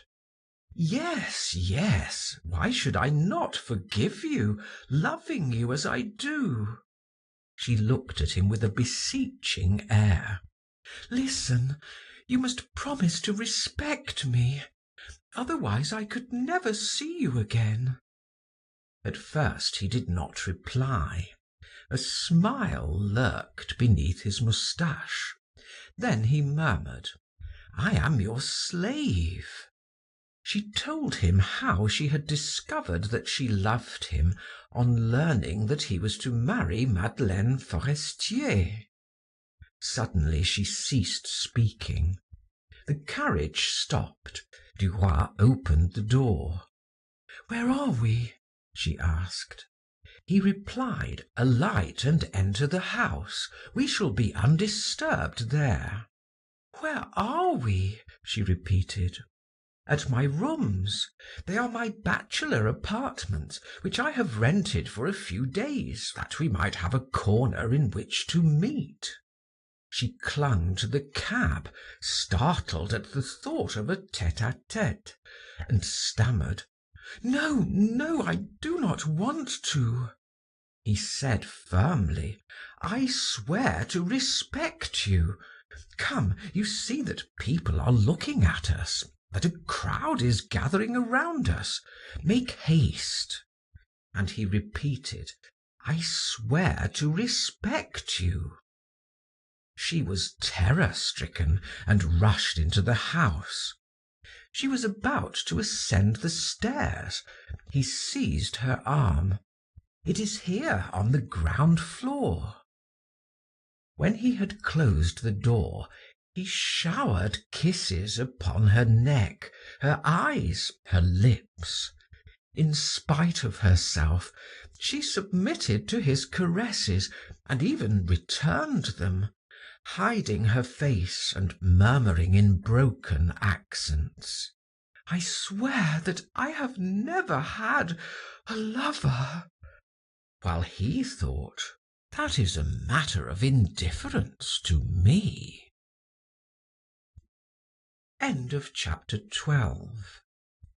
Chapter 13. Madame de Marelle, Part 1. Autumn had come. The Duroys had spent the entire summer in Paris, leading a vigorous campaign in La Vie Française in favor of the new cabinet. Although it was only the early part of October, the Chamber was about to resume its sessions, for affairs in Morocco were becoming menacing. The celebrated speech made by Count de Lambert Sarrazin had furnished Duroy with material for 10 articles on the Algerian colony. La Vie Française had gained considerable prestige by its connection with the power. It was the first to give political news, and every newspaper in Paris and the provinces sought information from it. It was quoted, feared, and began to be respected. It was no longer the organ of a group of political intriguers, but the avowed mouthpiece of the cabinet. Laroche-Mathieu was the soul of the journal, and Duroy his speaking trumpet. Monsieur Walter retired discreetly into the background. Madeleine's salon became an influential centre in which several members of the cabinet met every week. The president of the council had even dined there twice. The minister of foreign affairs was quite at home at the Duroys. He came at any hour, bringing dispatches or information, which he dictated either to the husband or wife as if they were his secretaries. After the minister had departed, when Duroy was alone with Madeleine, he uttered threats and insinuations against the parvenu, as he called him. His wife simply shrugged her shoulders scornfully, repeating, "Become a minister, and you can do the same. Until then, be silent." His reply was, "No one knows of what I am capable. Perhaps they will find out some day." She answered philosophically, "He who lives will see." The morning of the reopening of the Chamber, Duroy lunched with Laroche-Mathieu in order to receive instructions from him, before the session, for a political article the following day in La Vie Française, which was to be a sort of official declaration of the plans of the cabinet. After listening to Laroche-Mathieu's eloquence for some time, with jealousy in his heart, Duroy sauntered slowly toward the office to commence his work, for he had nothing to do until 4 o'clock, at which hour he was to meet Madame de Marelle at Rue de Constantinople. They met there regularly twice a week, Mondays and Wednesdays. On entering the office, he was handed a sealed dispatch. It was from Madame Walter, and read thus: "It is absolutely necessary that I should see you today. It is important. Expect me at 2 o'clock at Rue de Constantinople. I can render you a great service. Your friend until death, Virginie." He exclaimed, "Heavens, what a bore!" and left the office at once, too much annoyed to work. For 6 weeks he had ineffectually tried to break with Madame Walter. At 3 successive meetings she had been a prey to remorse, and had overwhelmed her lover with reproaches. Angered by those scenes, and already weary of the dramatic woman, he had simply avoided her, hoping that the affair would end in that way. But she persecuted him with her affection, summoned him at all times by telegrams to meet her at street corners, in shops, or public gardens. She was very different from what he had fancied she would be, trying to attract him by actions ridiculous in one of her age. It disgusted him to hear her call him "my rat, my dog, my treasure, my jewel, my blue bird," and to see her assume a kind of childish modesty when he approached. It seemed to him that, being the mother of a family, a woman of the world, she should have been more sedate, and have yielded, with tears if she chose, but with the tears of a Dido and not of a Juliette. He never heard her call him little one or baby without wishing to reply old woman, or to take his hat with an oath and leave the room.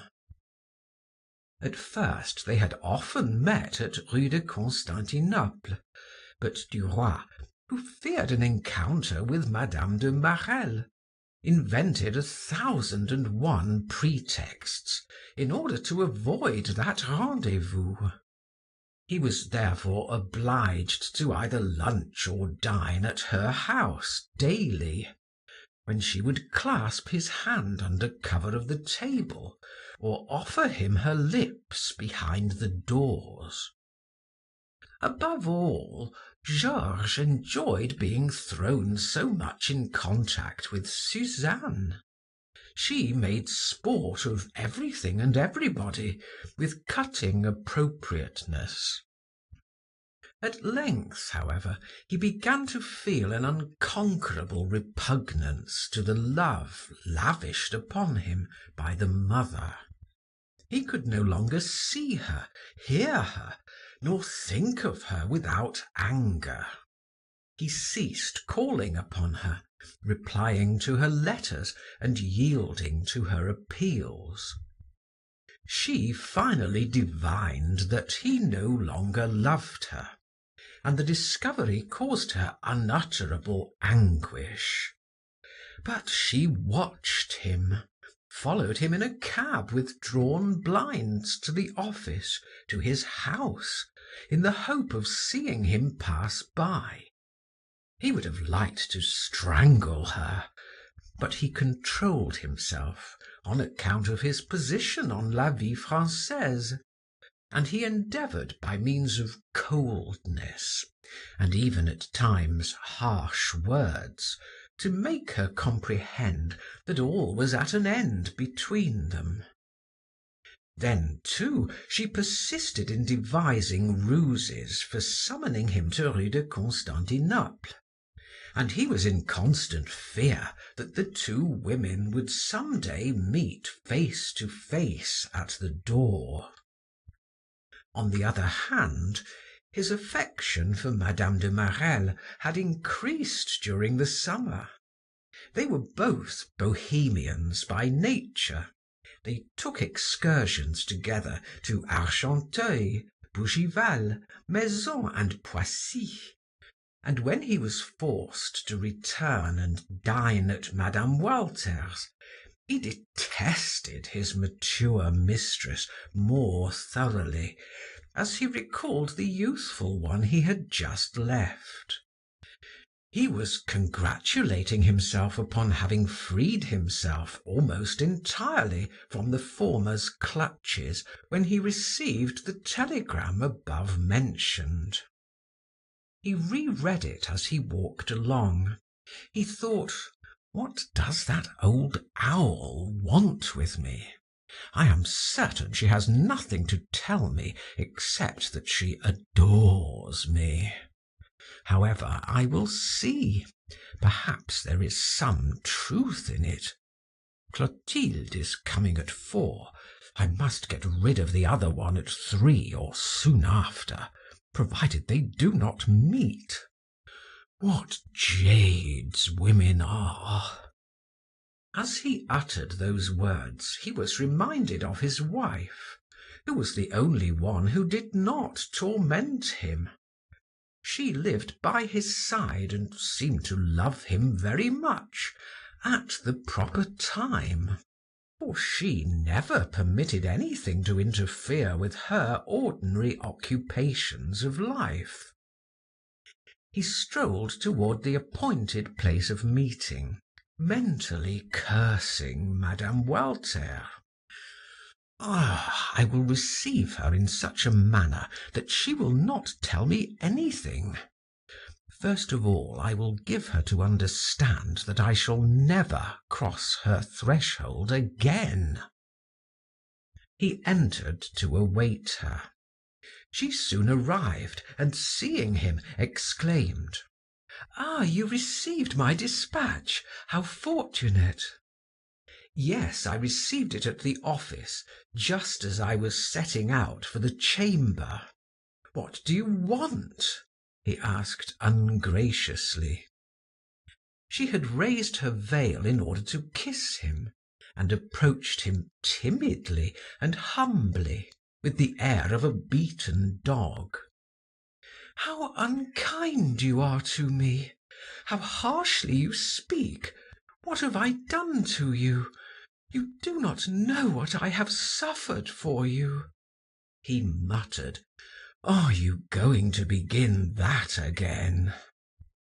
She stood near him awaiting a smile, a word of encouragement, to cast herself into his arms, and whispered, "You need not have won me to treat me thus. You might have left me virtuous and happy. Do you remember what you said to me in the church, and how you forced me to enter this house? And now this is the way you speak to me, receive me. My God, how you maltreat me!" He stamped his foot and said violently, "Enough, be silent. I can never see you a moment without hearing that refrain. You were mature when you gave yourself to me. I am much obliged to you. I am infinitely grateful, but I need not be tied to your apron strings until I die. You have a husband and I a wife. Neither of us is free. It was all a caprice, and now it is at an end." She said, "How brutal you are! How coarse and villainous! No, I was no longer a young girl, but I had never loved, never wavered in my dignity." He interrupted her. "I know it. You have told me that 20 times. But you have had 2 children." She drew back as if she had been struck. "Oh, Georges!" And pressing her hands to her heart, she burst into tears. When she began to weep, he took his hat. "Ah, you are crying again. Good evening. Is it for this that you sent for me?" She took a step forward in order to bar the way, and drawing a handkerchief from her pocket, she wiped her eyes. Her voice grew steadier. "No, I came to give you political news, to give you the means of earning 50,000 francs, or even more if you wish to." Suddenly softened, he asked, "How?" "By chance, last evening, I heard a conversation between my husband and Laroche. Walter advised the minister not to let you into the secret, for you would expose it."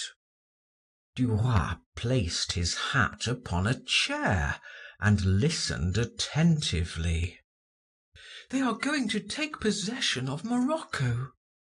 "Why, I lunched with Laroche this morning, and he told me the cabinet's plans." "No, my dear, they have deceived you, because they feared their secret would be made known." "Sit down," said Georges. He sank into an armchair, and she drew up a stool and took her seat at his feet. She continued: "As I think of you continually, I pay attention to what is talked of around me." And she proceeded to tell him what she had heard relative to the expedition to Tangiers, which had been decided upon the day that Laroche assumed his office. She told him how they had little by little bought up, through agents who aroused no suspicions, the Moroccan loan, which had fallen to 64 or 65 francs. How, when the expedition was entered upon, the French government would guarantee the debt. and their friends would make 50 or 60 millions. He cried, "Are you sure of that?" She replied, "Yes, I am sure." He continued, "That is indeed fine. As for that rascal of a Laroche, let him beware. I will get his ministerial carcass between my fingers yet." Then, after a moment's reflection, he muttered, "One might profit by that." "You too can buy some stock," said she. "It is only 72 francs." He replied, "But I have no ready money." She raised her eyes to his, eyes full of supplication. "I have thought of that, my darling, and if you love me a little, you will let me lend it to you." He replied abruptly, almost harshly, "No, indeed." She whispered imploringly, "Listen, there is something you can do without borrowing money. I intended buying 10,000 francs worth of the stock. Instead, I will take 20,000, and you can have half. There will be nothing to pay at once. If it succeeds, we will make 70,000 francs. If not, you will owe me 10,000, which you can repay at your pleasure." He said again, "No, I do not like those combinations." She tried to persuade him by telling him that she advanced nothing, that the payments were made by Walter's bank. She pointed out to him that he had led the political campaign in La Vie Française, and that he would be very simple not to profit by the results he had helped to bring about. As he still hesitated, she added, "It is in reality Walter who will advance the money, and you have done enough for him to offset that sum."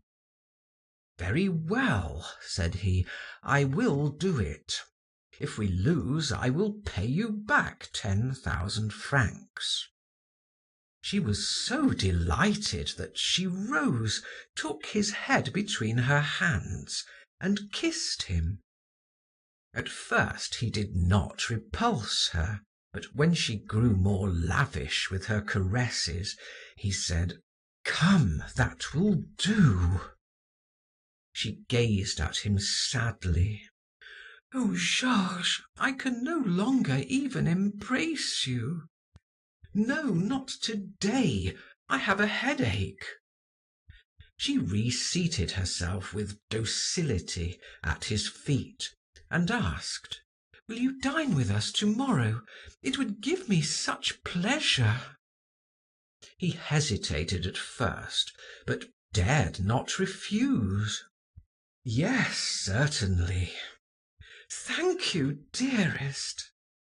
She rubbed her cheek against the young man's vest. As she did so, one of her long black hairs caught on a button.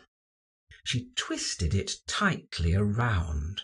Then she twisted another around another button, and so on. When he rose, he would tear them out of her head, and would carry away with him unwittingly a lock of her hair. It would be an invisible bond between them. Involuntarily, he would think, would dream of her. He would love her a little more the next day. Suddenly he said, "I must leave you, for I am expected at the Chamber for the close of the session. I cannot be absent today." She sighed, "Already?" Then adding resignedly, "Go, my darling, but you will come to dinner tomorrow." She rose abruptly. For a moment she felt a sharp, stinging pain, as if needles had been stuck into her head.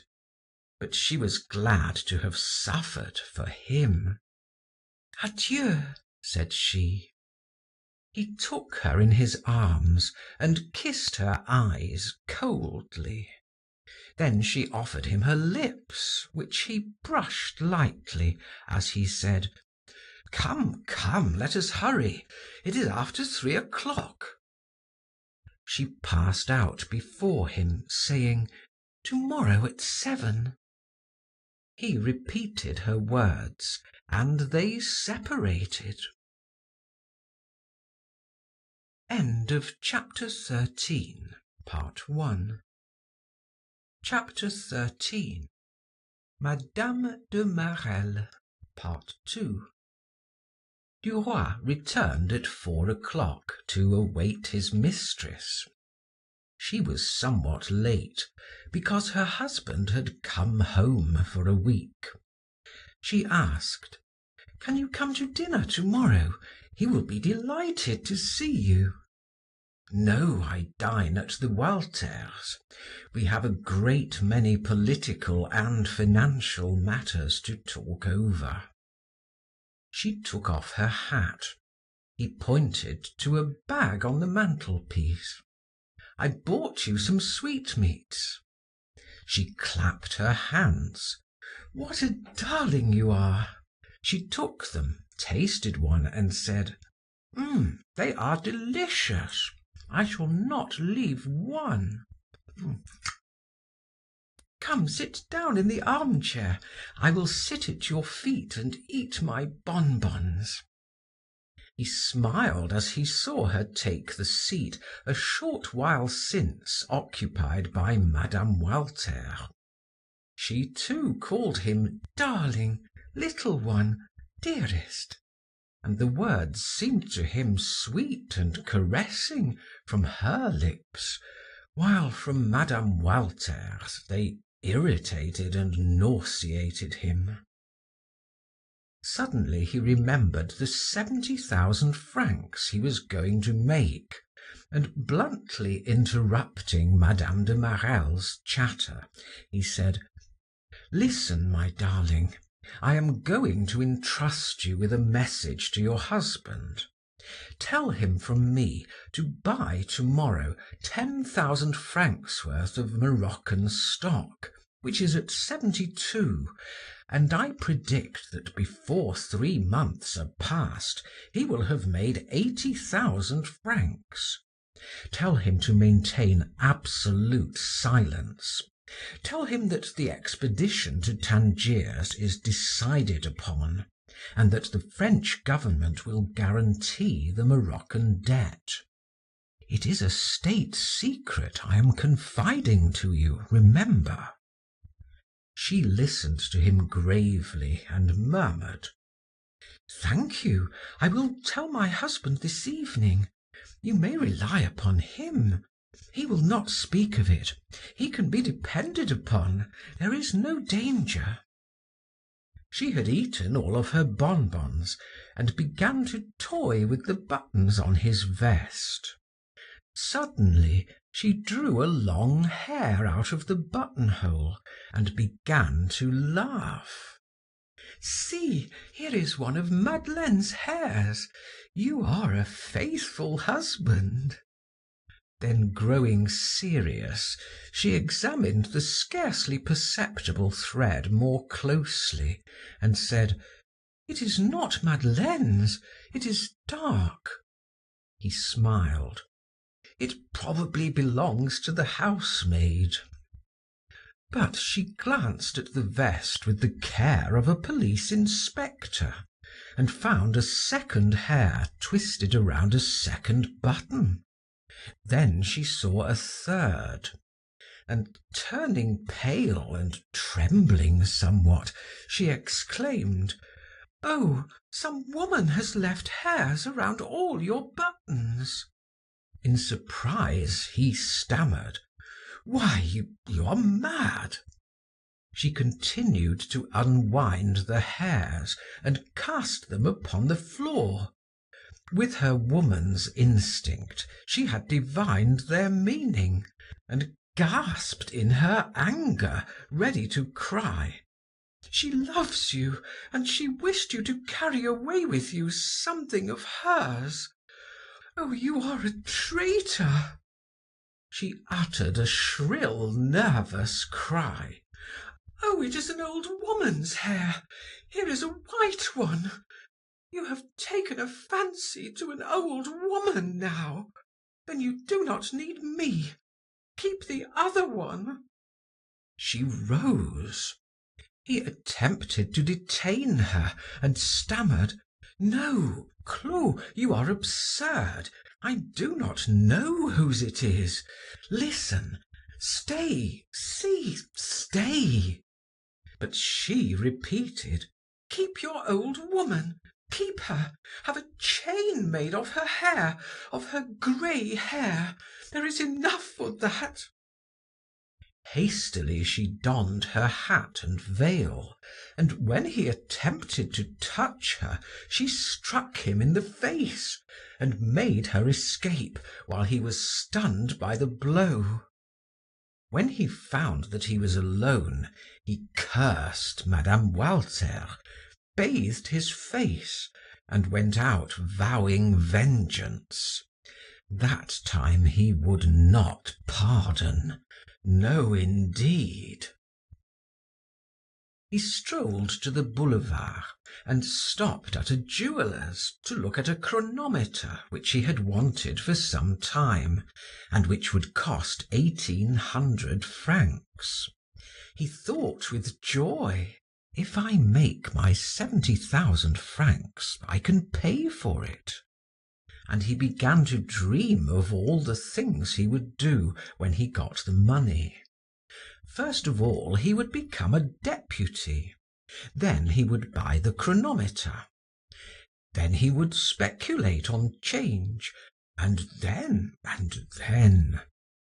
He did not enter the office, preferring to confer with Madeleine before seeing Walter again and writing his article.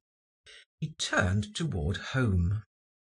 He reached Rue Duroy when he paused. He had forgotten to inquire for Count de Vaudrec, who lived on Chaussee d'Antin. He retraced his steps with a light heart, thinking of 1,000 things, of the fortune he would make, of that rascal of a Laroche, and of old Walter. He was not at all uneasy as to Clotilde's anger, knowing that she would soon forgive him. When he asked the janitor of the house in which Count de Vaudrec lived, "How is Monsieur de Vaudrec? I have heard that he has been ailing of late," the man replied: "The Count is very ill, sir. They think he will not live through the night. The gout has reached his heart." Duroy was so startled that he did not know what to do. Vaudrec dying! He stammered: "Thanks, I will call again," unconscious of what he was saying. He jumped into a cab and drove home. His wife had returned. He entered her room out of breath. "Did you know? Vaudrec is dying." She was reading a letter and turning to him asked: "What did you say?" "I said that Vaudrec is dying of an attack of gout." Then he added: "What shall you do?" She rose. Her face was livid. She burst into tears and buried her face in her hands. She remained standing, shaken by sobs, torn by anguish. Suddenly she conquered her grief, and wiping her eyes, said: "I am going to him. Do not worry about me. I do not know what time I shall return. Do not expect me." He replied: "Very well, go." They shook hands, and she left in such haste that she forgot her gloves. Georges, after dining alone, began to write his article. He wrote it according to the minister's instructions, hinting to the readers that the expedition to Morocco would not take place. He took it, when completed, to the office, conversed several moments with M. Walter, and set out again, smoking with a light heart, he knew not why. His wife had not returned. He retired and fell asleep. Toward midnight, Madeleine came home. Georges sat up in bed and asked, "Well?" He had never seen her so pale and agitated. She whispered, "He is dead." "Ah! And he told you nothing?" "Nothing. He was unconscious when I arrived." Questions which he dared not ask arose to Georges's lips. "Lie down and rest," said he. She disrobed hastily and slipped into bed. He continued. Had he any relatives at his deathbed? "Only a nephew." "Ah! Did he often see that nephew?" "They had not met for 10 years." "Had he other relatives?" "No, I believe not." "Will that nephew be his heir?" "I do not know." "Was Vaudrec very rich?" "Yes, very." "Do you know what he was worth?" "No, not exactly. 1 or 2 millions, perhaps." He said no more. She extinguished the light. He could not sleep. He looked upon Mme. Walter's promised 70,000 francs as very insignificant. Suddenly he thought he heard Madeleine crying. In order to insure himself, he asked, "Are you asleep?" "No." Her voice was tearful and unsteady. He continued, "I forgot to tell you that your minister has deceived us." "How?" He gave her a detailed account of the combination prepared by Laroche and Walter. When he concluded, she asked, "How did you know that?" He replied, "Pardon me if I do not tell you. You have your means of obtaining information into which I do not inquire. I have mine, which I desire to keep. I can vouch, at any rate, for the truth of my statements." She muttered, "It may be possible. I suspected that they were doing something without our knowledge." As she spoke, Georges drew near her. She paid no heed to his proximity, however, and turning toward the wall, he closed his eyes and fell asleep. End of chapter 13. Chapter 14. The Will. The church was draped in black, and over the door a large escutcheon, surmounted by a coronet, announced to the passers-by that a nobleman was being buried. The ceremony was just over. Those present went out slowly, passing by the coffin, and by Count de Vaudrec's nephew, who shook hands and returned salutations. When Georges Duroy and his wife left the church, they walked along side by side on their way home. They did not speak. They were both preoccupied. At length Georges said, as if talking to himself, "Truly it is very astonishing." Madeleine asked, "What, my friend?" "That Vaudrec left us nothing." She blushed and said, "Why should he leave us anything? Had he any reason for doing so?" Then, after several moments of silence, she continued: "Perhaps there is a will at a lawyer's. We should not know of it." He replied: "That is possible, for he was our best friend. He dined with us twice a week. He came at any time. He was at home with us. He loved you as a father. He had no family, no children, no brothers nor sisters, only a nephew. Yes, there should be a will. I would not care for much, a remembrance to prove that he thought of us, that he recognized the affection we felt for him. We should certainly have a mark of friendship." She said with a pensive and indifferent air, "It is possible that there is a will." When they entered the house, the footman handed Madeleine a letter. She opened it and offered it to her husband. "Office of Monsieur Lamaneur, notary, 17 Rue des Vosges. Madame, kindly call at my office at 2:15 Tuesday, Wednesday, or Thursday, on business which concerns you. Yours respectfully, Lamaneur." Georges, in his turn, colored. "That is as it should be.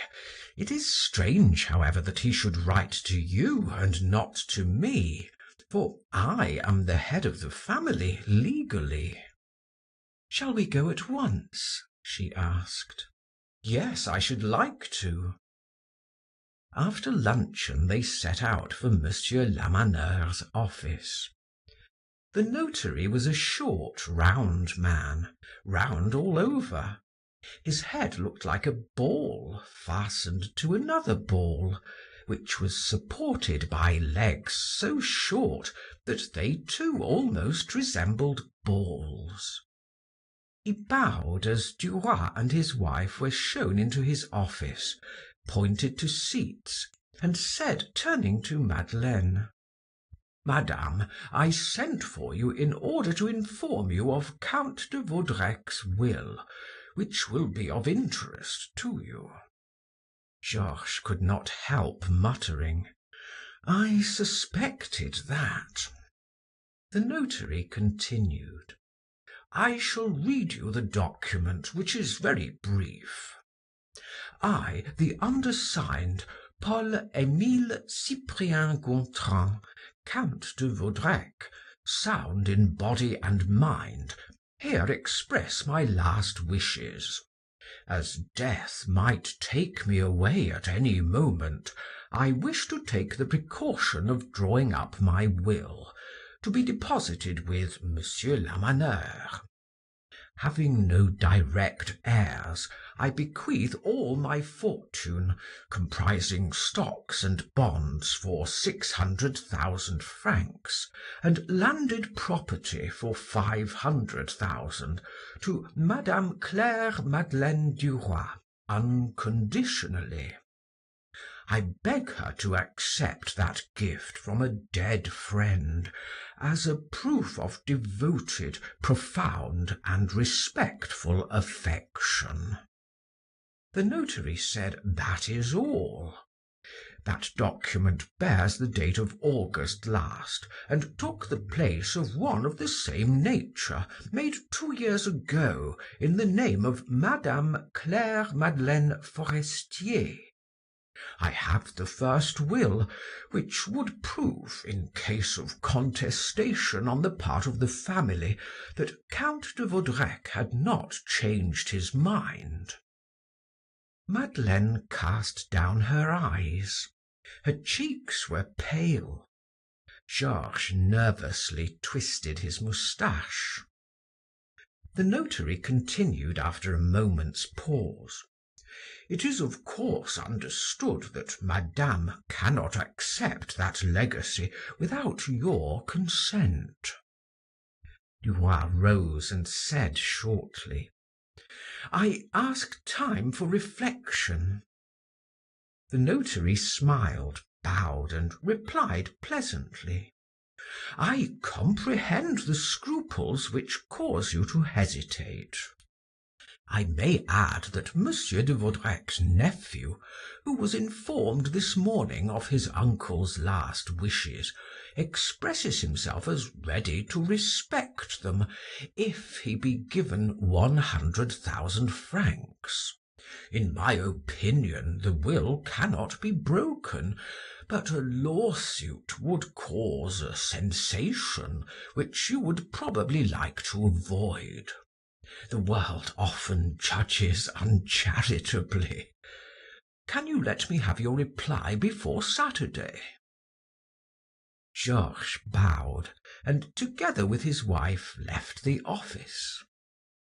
When they arrived home, Duroy closed the door, and throwing his hat on the bed, asked, "What were the relations between you and Vaudrec?" Madeleine, who was taking off her veil, turned around with a shudder. "Between us?" "Yes, between you and him. One does not leave one's entire fortune to a woman unless—" She trembled, and could scarcely take out the pins which fastened the transparent tissue. Then she stammered in an agitated manner, "You are mad! You did not think he would leave you anything." Georges replied, emphasizing each word, "Yes, he could have left me something.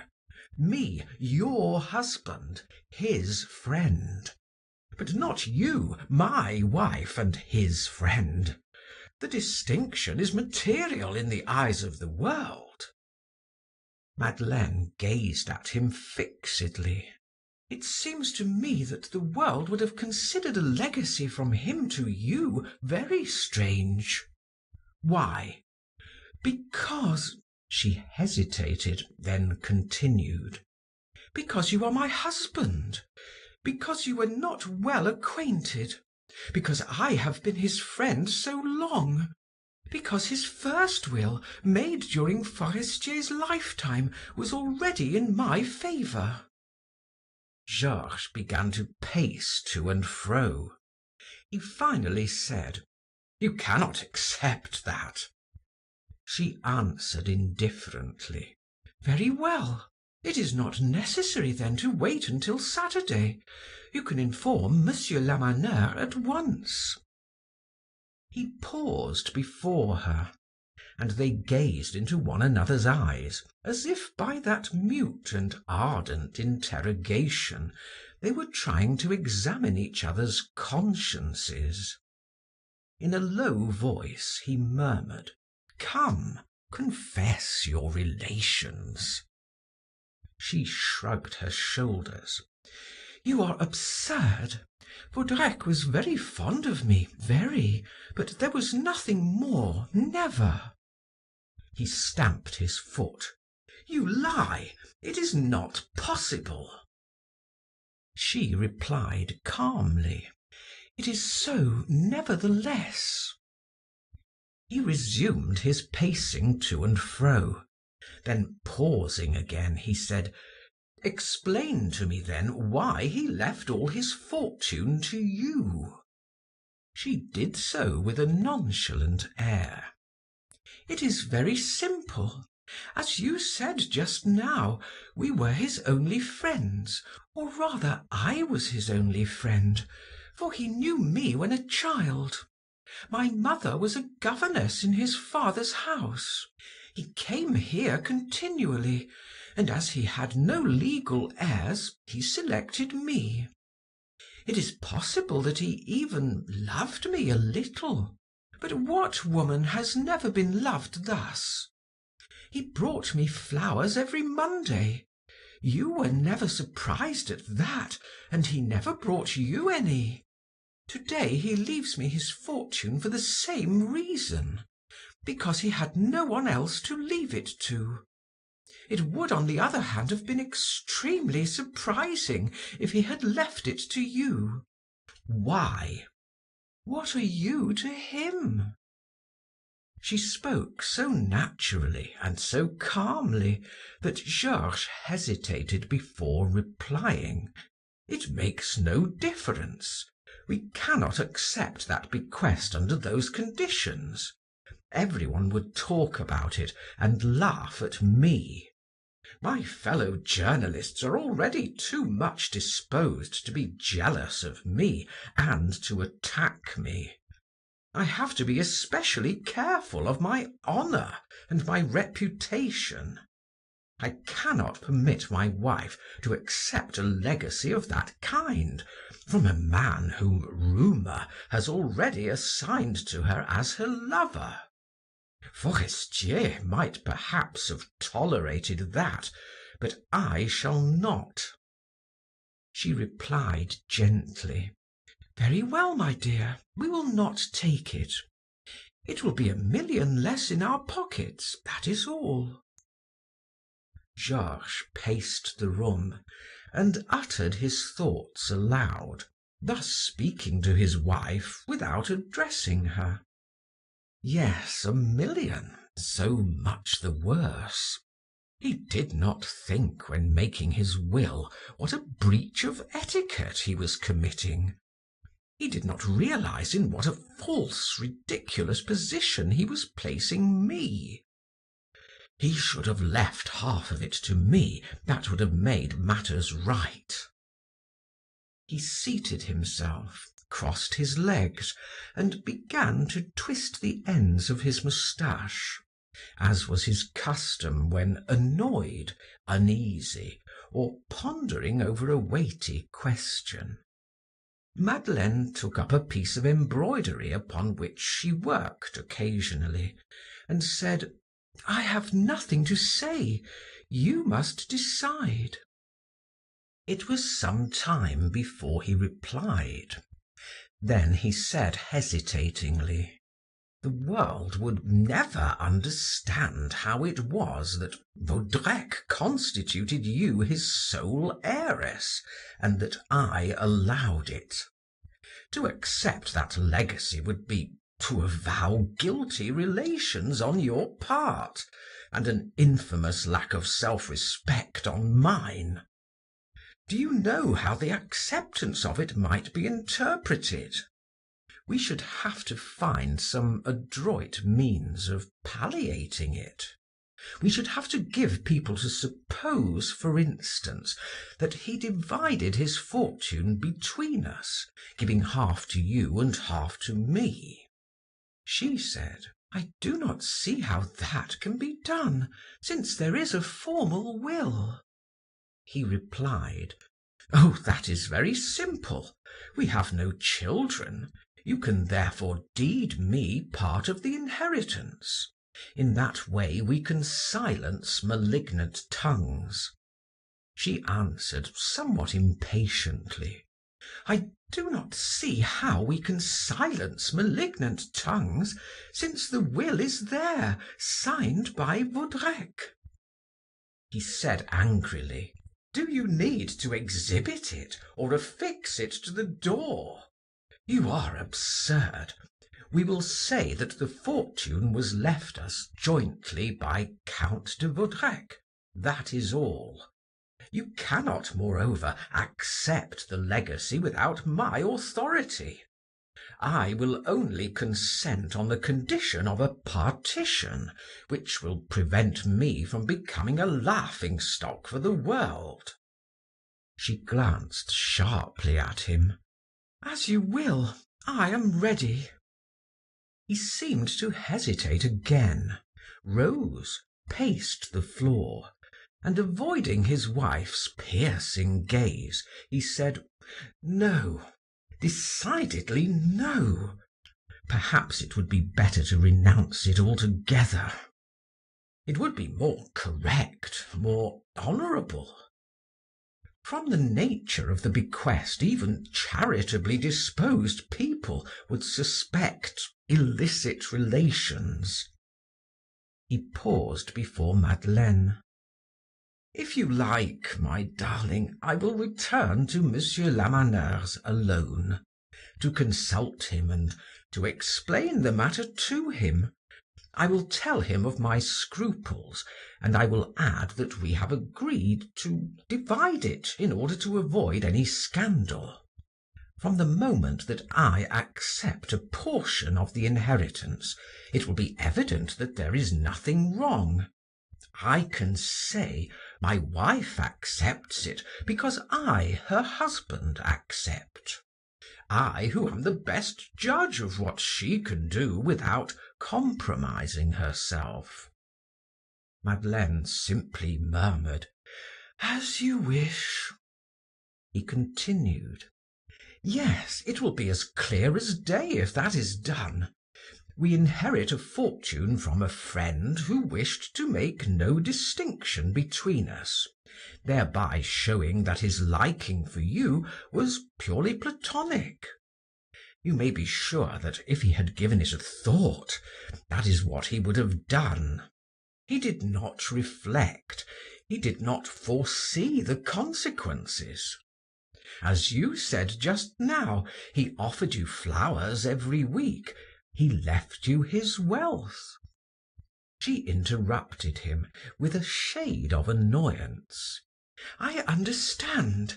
No more explanations are necessary.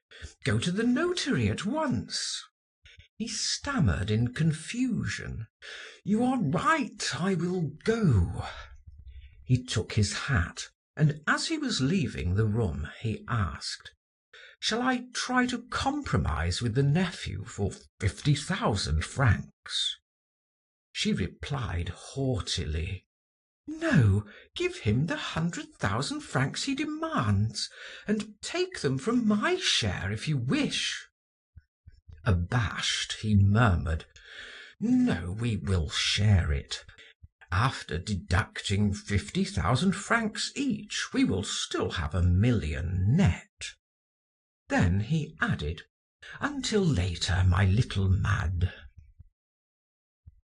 He proceeded to the notary's to explain the arrangement decided upon, which he claimed originated with his wife.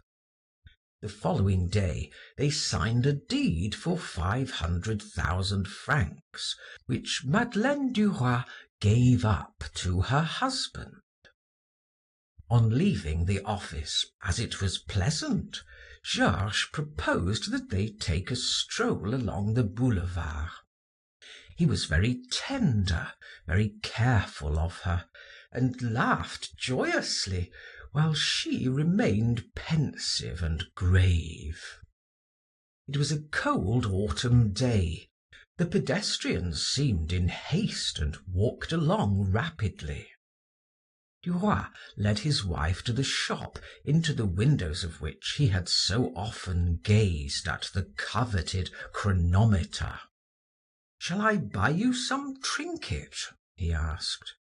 She replied indifferently, "As you like." They entered the shop. "What would you prefer, a necklace, a bracelet, or earrings?" The sight of the brilliant gems made her eyes sparkle in spite of herself as she glanced at the cases filled with costly baubles. Suddenly she exclaimed, "There is a lovely bracelet." It was a chain very unique in shape, every link of which was set with a different stone. Georges asked, "How much is that bracelet?" The jeweler replied, 3,000 francs, sir. If you will let me have it for 2,500, I will take it." The man hesitated, then replied, "No, sir, it is impossible." Duroy said, "See here, throw in this chronometer at 1,500 francs. That makes 4,000, and I will pay cash. If you do not agree, I will go somewhere else." The jeweler finally yielded. "Very well, sir." The journalist, after leaving his address, said, You can have my initials, G.R.C., interlaced below a baron's crown, engraved on the chronometer." Madeleine, in surprise, smiled, and when they left the shop, she took his arm quite affectionately. She thought him very shrewd and clever. He was right. Now that he had a fortune, he must have a title. They passed the Vaudeville on their way, and entering, secured a box.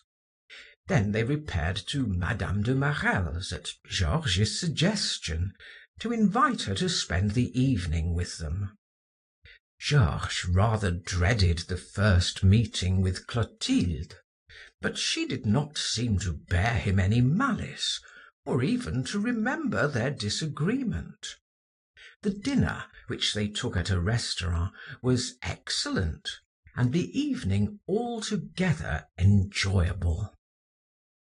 Georges and Madeleine returned home late. The gas was extinguished, and in order to light the way, the journalist from time to time struck a match. On reaching the landing on the first floor, they saw their reflections in the mirror. Duroy raised his hand with the lighted match in it, in order to distinguish their images more clearly, and said with a triumphant smile, "The millionaires are passing by." End of chapter 14. Chapter 15. Suzanne, Part 1. Morocco had been conquered. France, the mistress of Tangiers, had guaranteed the debt of the annexed country. It was rumored that 2 ministers, Laroche Mathieu being one of them, had made 20 millions. As for Walter, in a few days he had become one of the masters of the world, a financier more omnipotent than a king. He was no longer the Jew Walter, the director of a bank, the proprietor of a yellow newspaper. He was Monsieur Walter, the wealthy Israelite, and he wished to prove it. Knowing the straitened circumstances of the Prince de Carlsbourg, who owned one of the fairest mansions on Rue du Faubourg Saint-Honoré, he proposed to buy it. He offered 3 million francs for it. The prince, tempted by the sum, accepted his offer. The next day Walter took possession of his new dwelling. Then another idea occurred to him, an idea of conquering all Paris, an idea à la Bonaparte.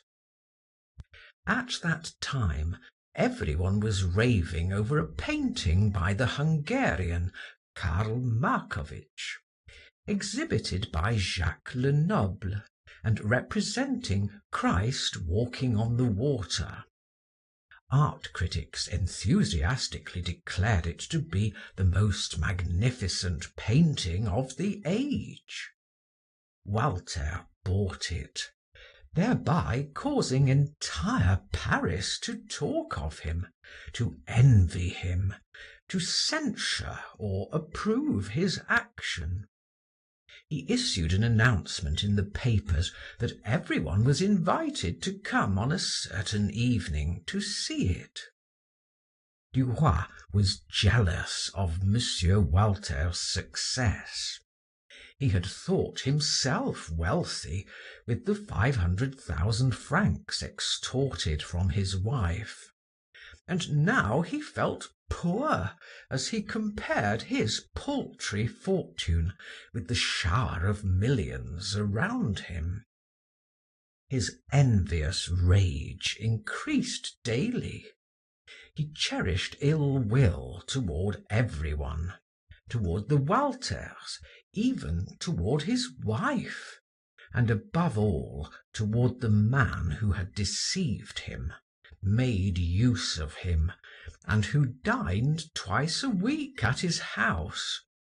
Georges acted as his secretary, agent, mouthpiece, and when he wrote at his dictation, he felt a mad desire to strangle him. Laroche reigned supreme in the Duroy household. Having taken the place of Count de Vaudrec, he spoke to the servants as if he were their master. Georges submitted to it all, like a dog which wishes to bite and dares not. But he was often harsh and brutal to Madeleine, who merely shrugged her shoulders and treated him as one would a fretful child. She was surprised, too, at his constant ill humour, and said, "I do not understand you. You are always complaining. Your position is excellent." His only reply was to turn his back upon her. He declared that he would not attend Monsieur Walter's fete, that he would not cross the miserable Jew's threshold. For 2 months, Madame Walter had written to him daily, beseeching him to come to see her, to appoint a meeting where he would, in order that she might give him the 70,000 francs she had made for him. He did not reply, and threw her letters into the fire. Not that he would have refused to accept his share of the profits, but he enjoyed treating her scornfully, trampling her under foot. She was too wealthy. He would be inflexible. The day of the exhibition of the picture, as Madeleine chided him for not going, he replied, "Leave me in peace. I shall remain at home." After they had dined, he said suddenly, "I suppose I shall have to go through with it. Get ready quickly." "I shall be ready in 15 minutes," she said. As they entered the courtyard of the Hotel de Carlsbourg, it was one blaze of light. A magnificent carpet was spread upon the steps leading to the entrance, and upon each one stood a man in livery, as rigid as marble. Duroy's heart was torn with jealousy. He and his wife ascended the steps and gave their wraps to the footman who approached them. At the entrance to the drawing room, 2 children, one in pink, the other in blue, handed bouquets to the ladies. The rooms were already well filled. The majority of the ladies were in street costumes, a proof that they came thither as they would go to any exhibition. The few who intended to remain to the ball, which was to follow, wore evening dress. Madame Walter, surrounded by friends, stood in the second salon and received the visitors.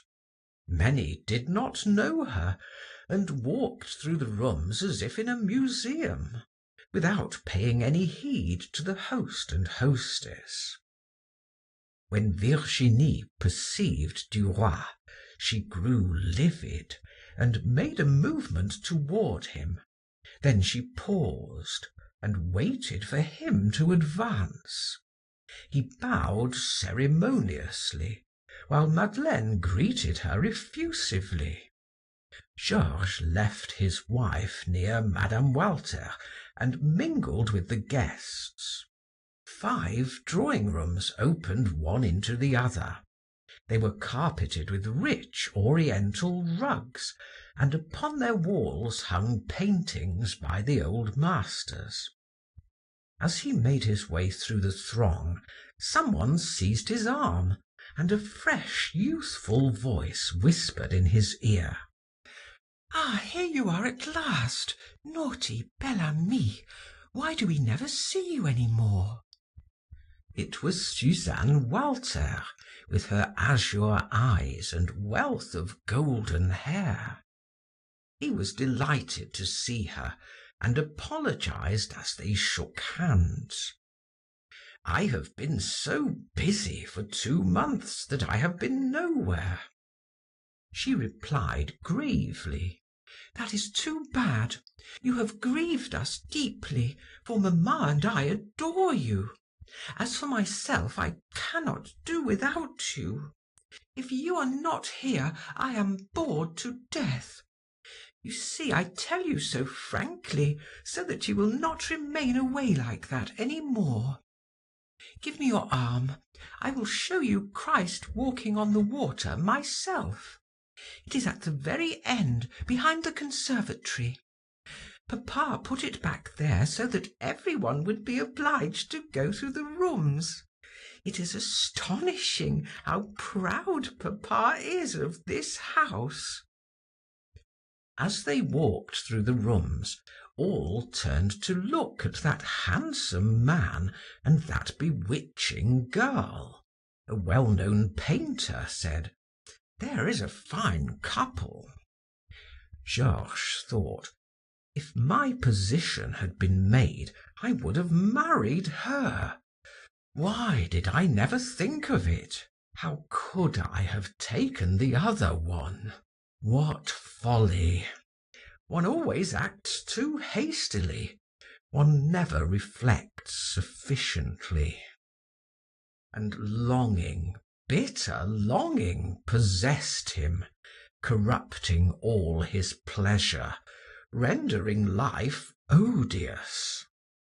Suzanne said, "You must come often, Bel Ami. We can do anything we like now papa is rich." He replied, "Oh, you will soon marry. Some prince, perhaps, and we shall never meet any more." She cried frankly, Oh, I shall not. I shall choose someone I love very dearly. I am rich enough for 2. He smiled ironically and said, "I give you 6 months. By that time you will be Madame la Marquise, Madame la Duchesse, or Madame la Princesse, and you will look down upon me, mademoiselle." She pretended to be angry, patted his arm with her fan, and vowed that she would marry according to the dictates of her heart. He replied, "We shall see. You are too wealthy." "You too have inherited some money." "Barely 20,000 livres a year. It is a mere pittance nowadays." "But your wife has the same." "Yes, we have 1,000,000 together, 40,000 a year. We cannot even keep a carriage on that."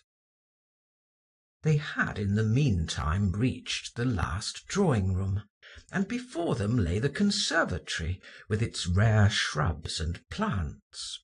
To their left, under a dome of palms, was a marble basin, on the edges of which 4 large swans of Delft ware emitted the water from their beaks.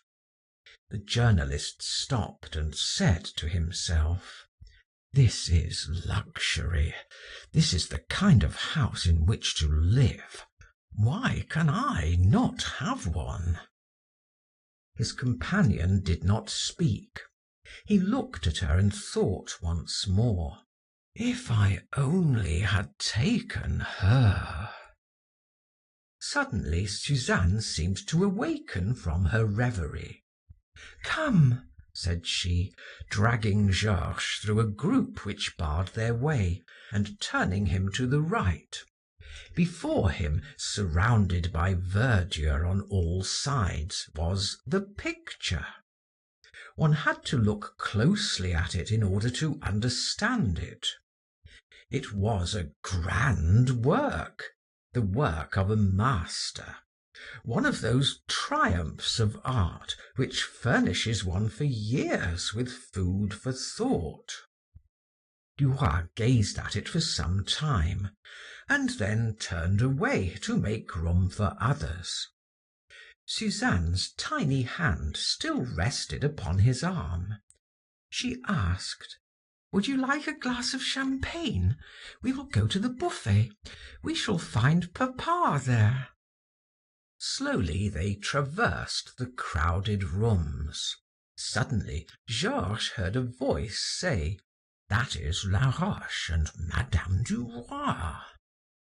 He turned and saw his wife passing upon the minister's arm.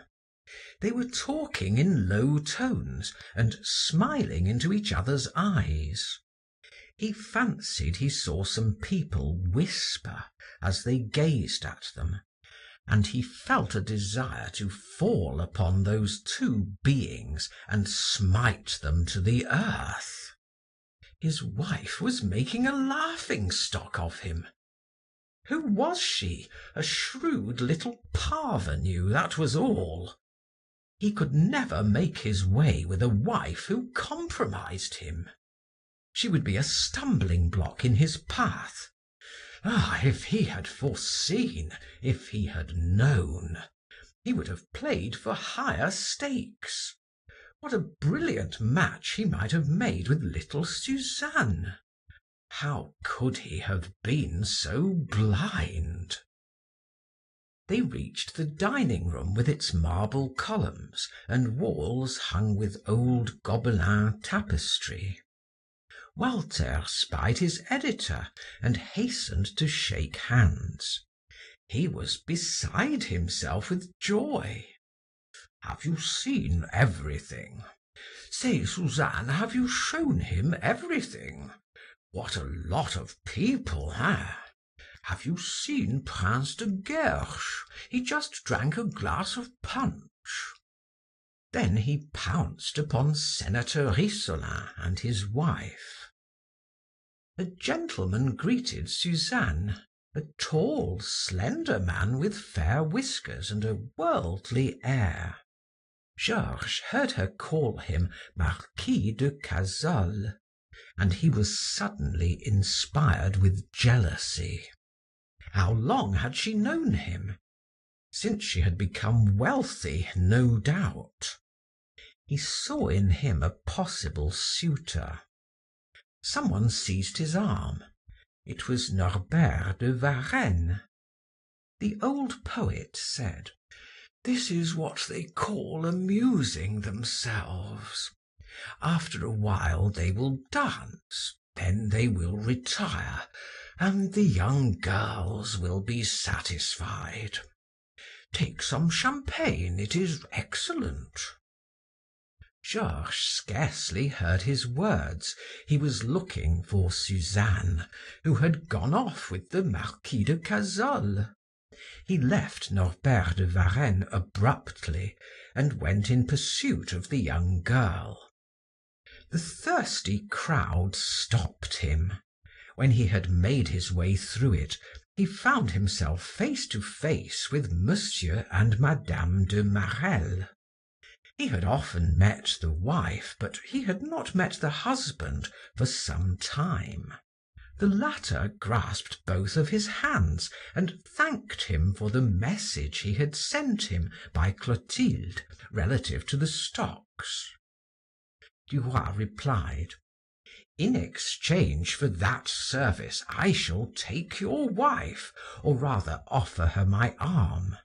Husband and wife should always be separated." End of chapter 15, part 1. Chapter 15. Suzanne, part 2. Monsieur de Marelle bowed. "Very well. If I lose you, we can meet here again in an hour." The two young people disappeared in the crowd, followed by the husband. Madame de Marelle said, "There are two girls who will have 20 or 30 millions each. and Suzanne is pretty in the bargain." He made no reply. His own thought, coming from the lips of another, irritated him. He took Clotilde to see the painting. As they crossed the conservatory, he saw his wife seated near Laroche Mathieu, both of them almost hidden behind a group of plants. They seemed to say, "We are having a meeting in public, for we do not care for the world's opinion." Madame de Marelle admired Karl Markovich's painting, and they turned to repair to the other rooms. They were separated from Monsieur de Marelle. He asked, "Is Laurine still vexed with me?" "Yes, she refuses to see you, and goes away when you are mentioned." He did not reply. The child's sudden enmity grieved and annoyed him. Suzanne met them at a door and cried, "Oh, here you are! Now, Bel Ami, you are going to be left alone, for I shall take Clotilde to see my room." And the two women glided through the throng. At that moment a voice at his side murmured, "Georges." It was Madame Walter. She continued in a low voice, "How cruel you are! How needlessly you inflict suffering upon me! I bade Suzanne take that woman away, that I might have a word with you. Listen, I must speak with you this evening, or you do not know what I shall do. Go into the conservatory. You will find a door to the left through which you can reach the garden. Follow the walk directly in front of you. At the end of it you will see an arbor. Expect me in 10 minutes. If you do not meet me, I swear I will cause a scandal here at once." He replied haughtily, "Very well, I shall be at the place you named in 10 minutes." But Jacques Rival detained him. When he reached the alley, he saw Madame Walter in front of him. She cried, "Ah, here you are! Do you wish to kill me?" He replied calmly, "I beseech you, none of that, or I shall leave you at once." Throwing her arms around his neck, she exclaimed, "What have I done to you that you should treat me so?" He tried to push her away. "You twisted your hair around my coat buttons the last time we met, and it caused trouble between my wife and myself." She shook her head. "Ah, your wife would not care. It was one of your mistresses who made a scene." "I have none." "Indeed! Why do you never come to see me? Why do you refuse to dine with me even once a week? I have no other thoughts than of you. I suffer terribly. You cannot understand that your image, always present, closes my throat, stifles me, and leaves me scarcely strength enough to move my limbs in order to walk.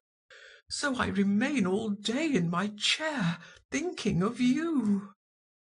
He looked at her in astonishment.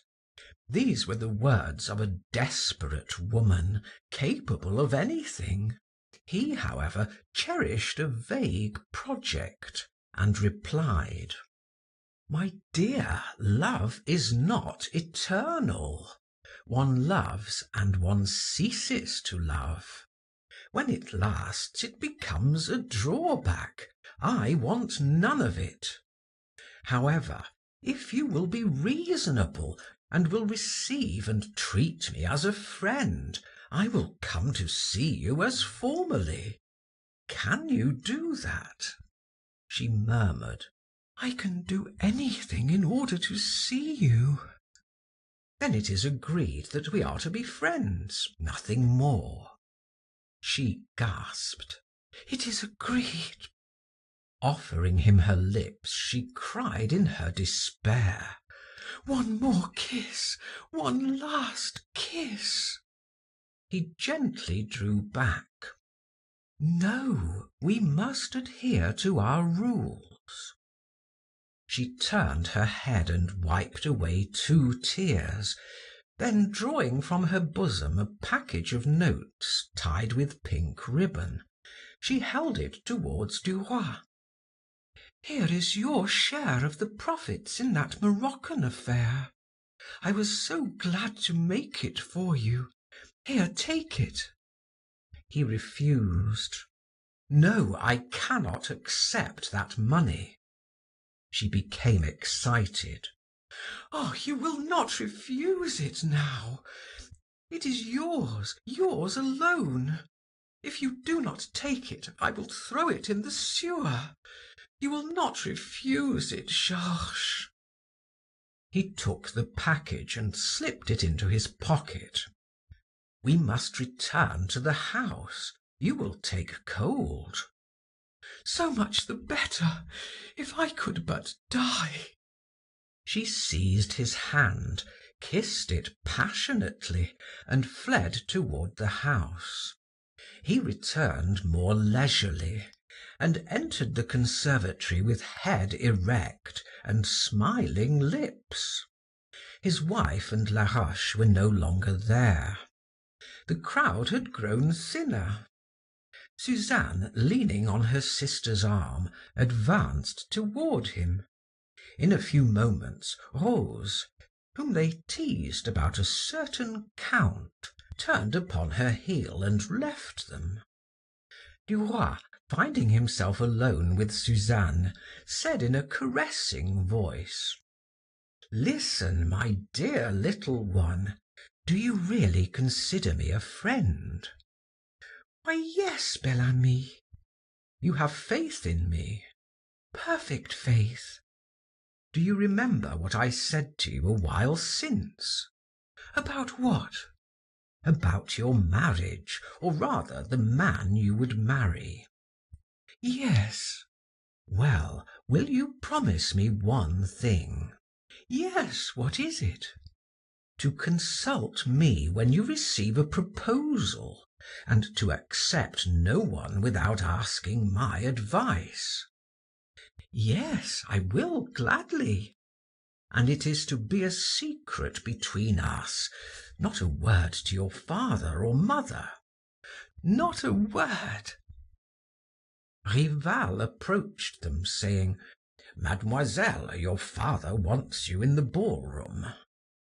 She said: "Come, Bel Ami." But he refused, for he had decided to leave at once, wishing to be alone with his thoughts. He went in search of his wife, and found her drinking chocolate at the buffet with 2 strange men. She introduced her husband without naming them. In a short while he asked: "Shall we go?" "Whenever you like." She took his arm, and they passed through the almost deserted rooms. Madeleine asked: "Where is Mme. Walter? I should like to bid her good bye." "It is unnecessary. She would try to keep us in the ballroom, and I have had enough." "You are right." On the way home they did not speak. But when they had entered their room, Madeleine, without even taking off her veil, said to him with a smile: "I have a surprise for you." He growled ill-naturedly. "What is it?" "Guess." "I cannot make the effort." "The day after tomorrow is the 1st of January." "Yes." "It is the season for New Year's gifts."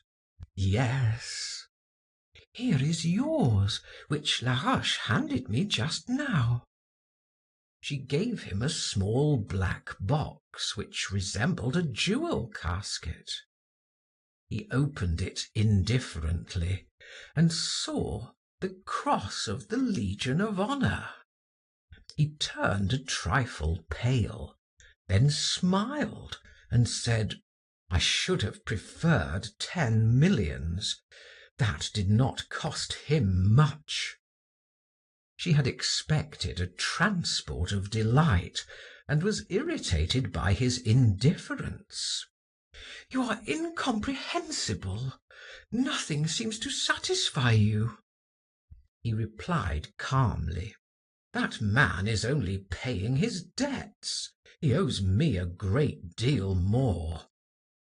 She was astonished at his tone and said, "It is very nice, however, at your age." He replied, "I should have much more." He took the casket, placed it on the mantelpiece, and looked for some minutes at the brilliant star within it. Then he closed it with a shrug of his shoulders and began to prepare to retire. L'Officiel of January 1st announced that Monsieur Prosper Georges Duroy had been decorated with the Legion of Honor for exceptional services. The name was written in 2 words, and that afforded Georges more pleasure than the decoration itself.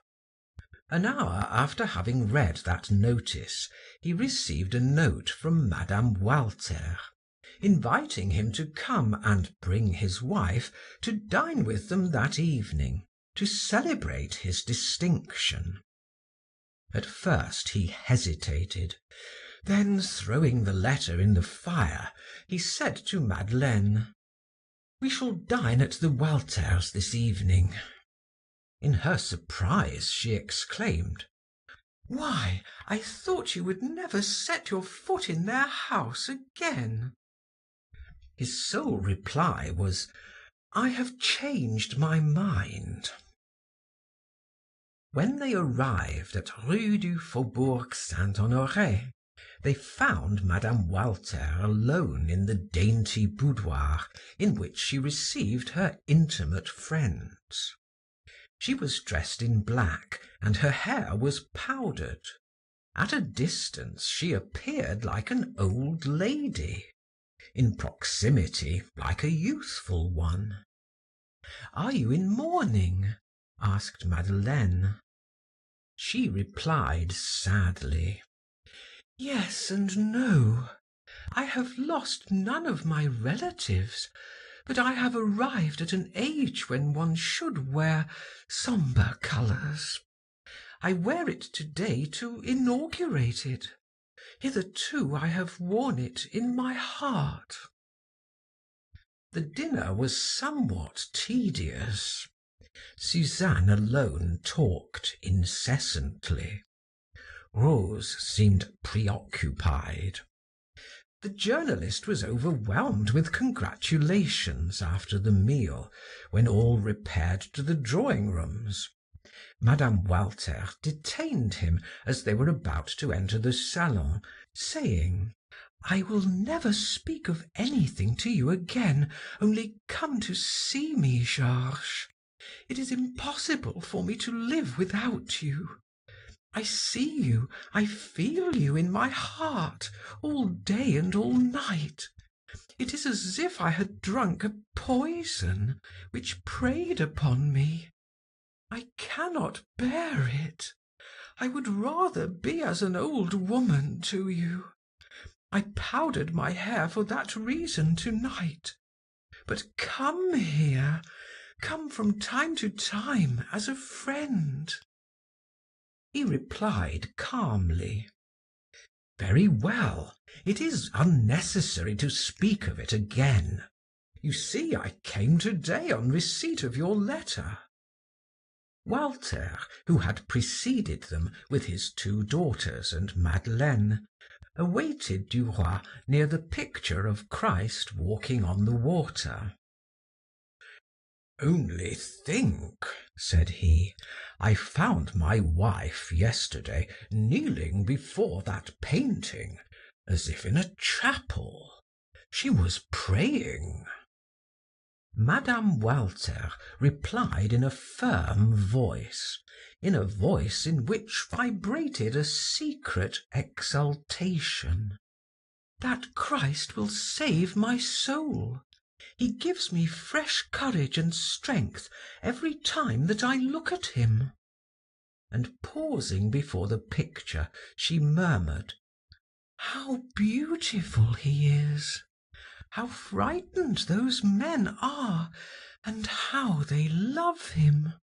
Look at his head, his eyes, how simple and supernatural he is at the same time. Suzanne cried, Why, he looks like you, Bel Ami. I am sure he looks like you. The resemblance is striking. She made him stand beside the painting, and everyone recognized the likeness. Duroy was embarrassed. Walter thought it very singular. Madeleine, with a smile, remarked that Jesus looked more manly. Madame Walter stood by motionless, staring fixedly at her lover's face, her cheeks as white as her hair. End of chapter 15. Chapter 16. Divorce. During the remainder of the winter, the Duroys often visited the Walters. Georges, too, frequently dined there alone, Madeleine pleading fatigue and preferring to remain at home.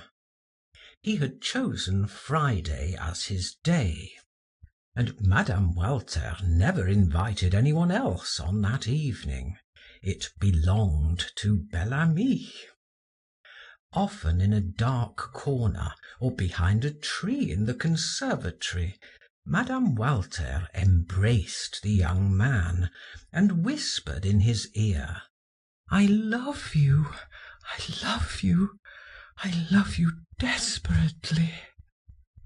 But he always repulsed her coldly, saying, If you persist in that, I will not come again. Toward the end of March, people talked of the marriage of the two sisters. Rose was to marry, Dame Rumour said, Count de la Tour Evelyn, and Suzanne the Marquis de Cazolles. The subject of Suzanne's possible marriage had not been broached again between her and Georges, until one morning, the latter having been brought home by Monsieur Walter to lunch, he whispered to Suzanne, Come, let us give the fish some bread. They proceeded to the conservatory, in which was the marble basin containing the fish. As Georges and Suzanne leaned over its edge, they saw their reflections in the water and smiled at them. Suddenly he said in a low voice, It is not right of you to keep secrets from me, Suzanne. She asked, What secrets, Bel Ami?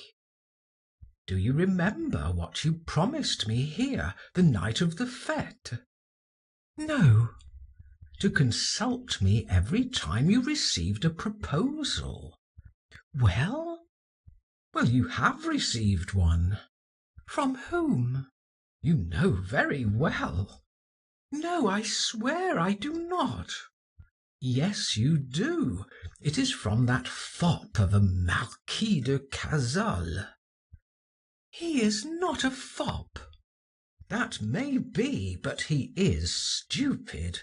He is no match for you who are so pretty, so fresh, so bright. She asked with a smile, What have you against him? I, nothing. Yes, you have. He is not all that you say he is." "He is a fool and an intriguer." She glanced at him. "What ails you?" He spoke as if tearing a secret from the depths of his heart. I am jealous of him." She was astonished. "You?" "Yes, I." "Why?" "Because I love you, and you know it." Then she said severely, "You are mad, Bel Ami." He replied, "I know that I am. Should I confess it, I, a married man, to you, a young girl? I am worse than mad. I am culpable, wretched. I have no possible hope, and that thought almost destroys my reason. When I hear that you are going to be married, I feel murder in my heart. You must forgive me, Suzanne." He paused.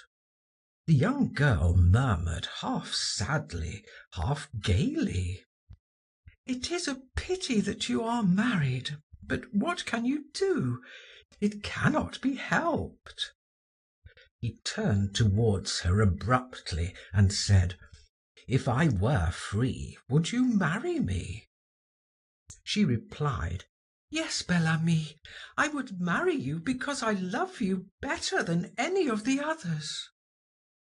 He rose and, stammering, said, "Thanks, thanks. Do not, I implore you, say yes to anyone. Wait a while, promise me." Somewhat confused, and without comprehending what he asked, she whispered, "I promise." Duroy threw a large piece of bread into the water and fled, without saying adieu, as if he were beside himself. Suzanne, in surprise, returned to the salon. When Duroy arrived home, he asked Madeleine, who was writing letters, "Shall you dine at the Walters Friday? I am going." She hesitated. "No, I am not well. I prefer to remain here." "As you like. No one will force you." Then he took up his hat and went out. For some time he had watched and followed her, knowing all her actions. The time he had awaited had come at length. On Friday he dressed early, in order, as he said, to make several calls before going to Monsieur Walter's. At about 6 o'clock, after having kissed his wife, he went in search of a cab. He said to the cabman, "You can stop at number 17 Rue Fontaine, and remain there until I order you to go on. Then you can take me to the restaurant du Coq Faisan, Rue Lafayette." The cab rolled slowly on. Duroy lowered the shades. When in front of his house, he kept watch of it. After waiting 10 minutes, he saw Madeleine come out and go toward the boulevards. When she was out of earshot, he put his head out of the window and cried, "Go on." The cab proceeded on its way and stopped at the Coq Faisan. Georges entered the dining room and ate slowly, looking at his watch from time to time. At 7:30 he left and drove to Rue La Rochefoucauld. He mounted to the 3rd story of a house in that street and asked the maid who opened the door, "Is Monsieur Guibert de Lorme at home?" "Yes, sir." He was shown into the drawing room, and after waiting some time, a tall man with a military bearing and grey hair entered. He was the police commissioner. Duroy bowed, then said, As I suspected, my wife is with her lover in furnished apartments they have rented on Rue des Martyrs." The magistrate bowed. "I am at your service, sir." "Very well, I have a cab below." And with 3 other officers they proceeded to the house in which Duroy expected to surprise his wife. One officer remained at the door to watch the exit. On the 2nd floor they halted. Duroy rang the bell and they waited. In 2 or 3 minutes, Georges rang again several times in succession. They heard a light step approach, and a woman's voice, evidently disguised, asked, "Who is there?" The police officer replied, "Open in the name of the law." The voice repeated, "Who are you?" "I am the police commissioner.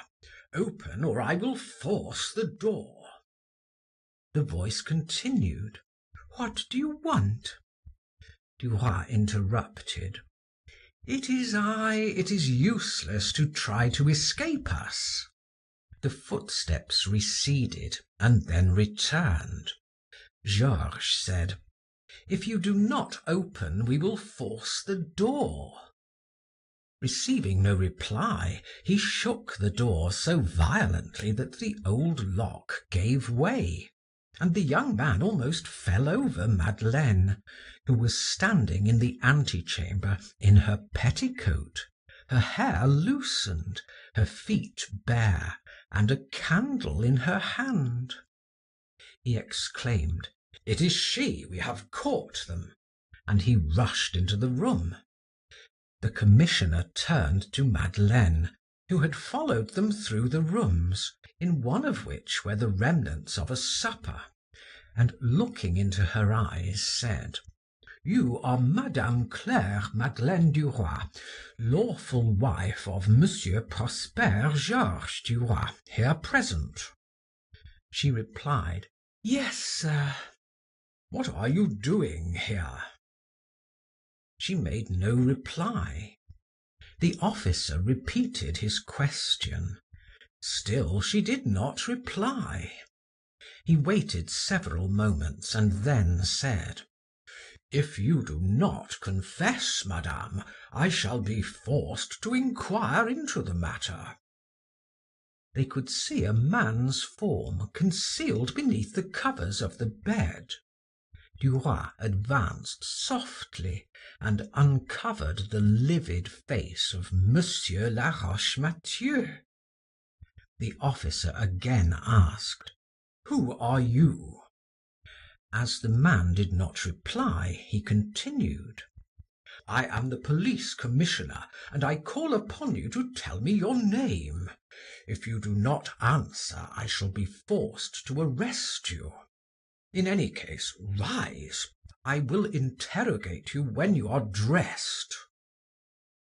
In the meantime, Madeleine had regained her composure, and seeing that all was lost, she was determined to put a brave face upon the matter. Her eyes sparkled with the audacity of bravado, and taking a piece of paper, she lighted the 10 candles in the candelabra as if for a reception.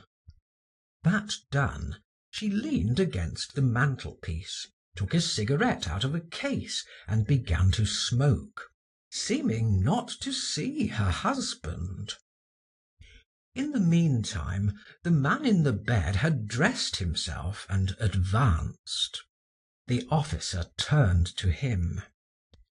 "Now, sir, will you tell me who you are?" He made no reply. "I see I shall have to arrest you." Then the man cried, "Do not touch me, I am inviolable." Duroy rushed towards him, exclaiming, "I can have you arrested if I want to." Then he added, "This man's name is Laroche Mathieu, Minister of Foreign Affairs." The officer retreated and stammered. "Sir, will you tell me who you are?" "For once that miserable fellow has not lied. I am indeed Laroche Mathieu, minister." And pointing to Georges's breast, he added, "And that scoundrel wears upon his coat the cross of honor which I gave him." Duroy turned pale.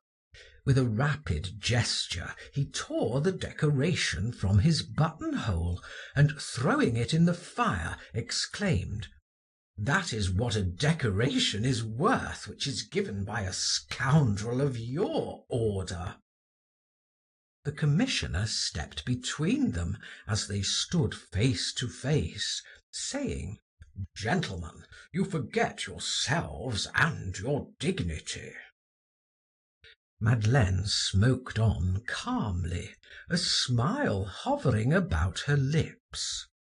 The officer continued, "Sir, I have surprised you alone with Madame Duroy under suspicious circumstances. What have you to say?" "Nothing. Do your duty." The commissioner turned to Madeleine. "Do you confess, madame, that this gentleman is your lover?" She replied boldly, "I do not deny it. That is sufficient." The magistrate made several notes. When he had finished writing, the minister, who stood ready, coat upon arm, hat in hand, asked, "Do you need me any longer, sir? Can I go?" Duroy addressed him with an insolent smile. "Why should you go? We have finished. We will leave you alone together." Then, taking the officer's arm, he said, "Let us go, sir. We have nothing more to do in this place." An hour later, Georges Duroy entered the office of La Vie Française. Monsieur Walter was there. He raised his head and asked, "What are you here? Why are you not dining at my house? Where have you come from?" Georges replied with emphasis, "I have just found out something about the Minister of Foreign Affairs." "What?" "I found him alone with my wife in hired apartments. The commissioner of police was my witness. The minister is ruined." "Are you not jesting?" "No, I am not. I shall even write an article on it." "What is your object?" "To overthrow that wretch, that public malefactor." Georges placed his hat upon a chair and added, "Woe to those whom I find in my path. I never pardon." The manager stammered, "But your wife?" "I shall apply for a divorce at once." "A divorce?" "Yes, I am master of the situation. I shall be free. I have a stated income. I shall offer myself as a candidate in October in my native district where I am known. I could not win any respect were I to be hampered with a wife whose honor was sullied. She took me for a simpleton, but since I have known her game, I have watched her, and now I shall get on, for I shall be free." Georges rose. "I will write the item. It must be handled prudently." The old man hesitated, then said, "Do so. It serves those right who are caught in such scrapes." End of chapter 16.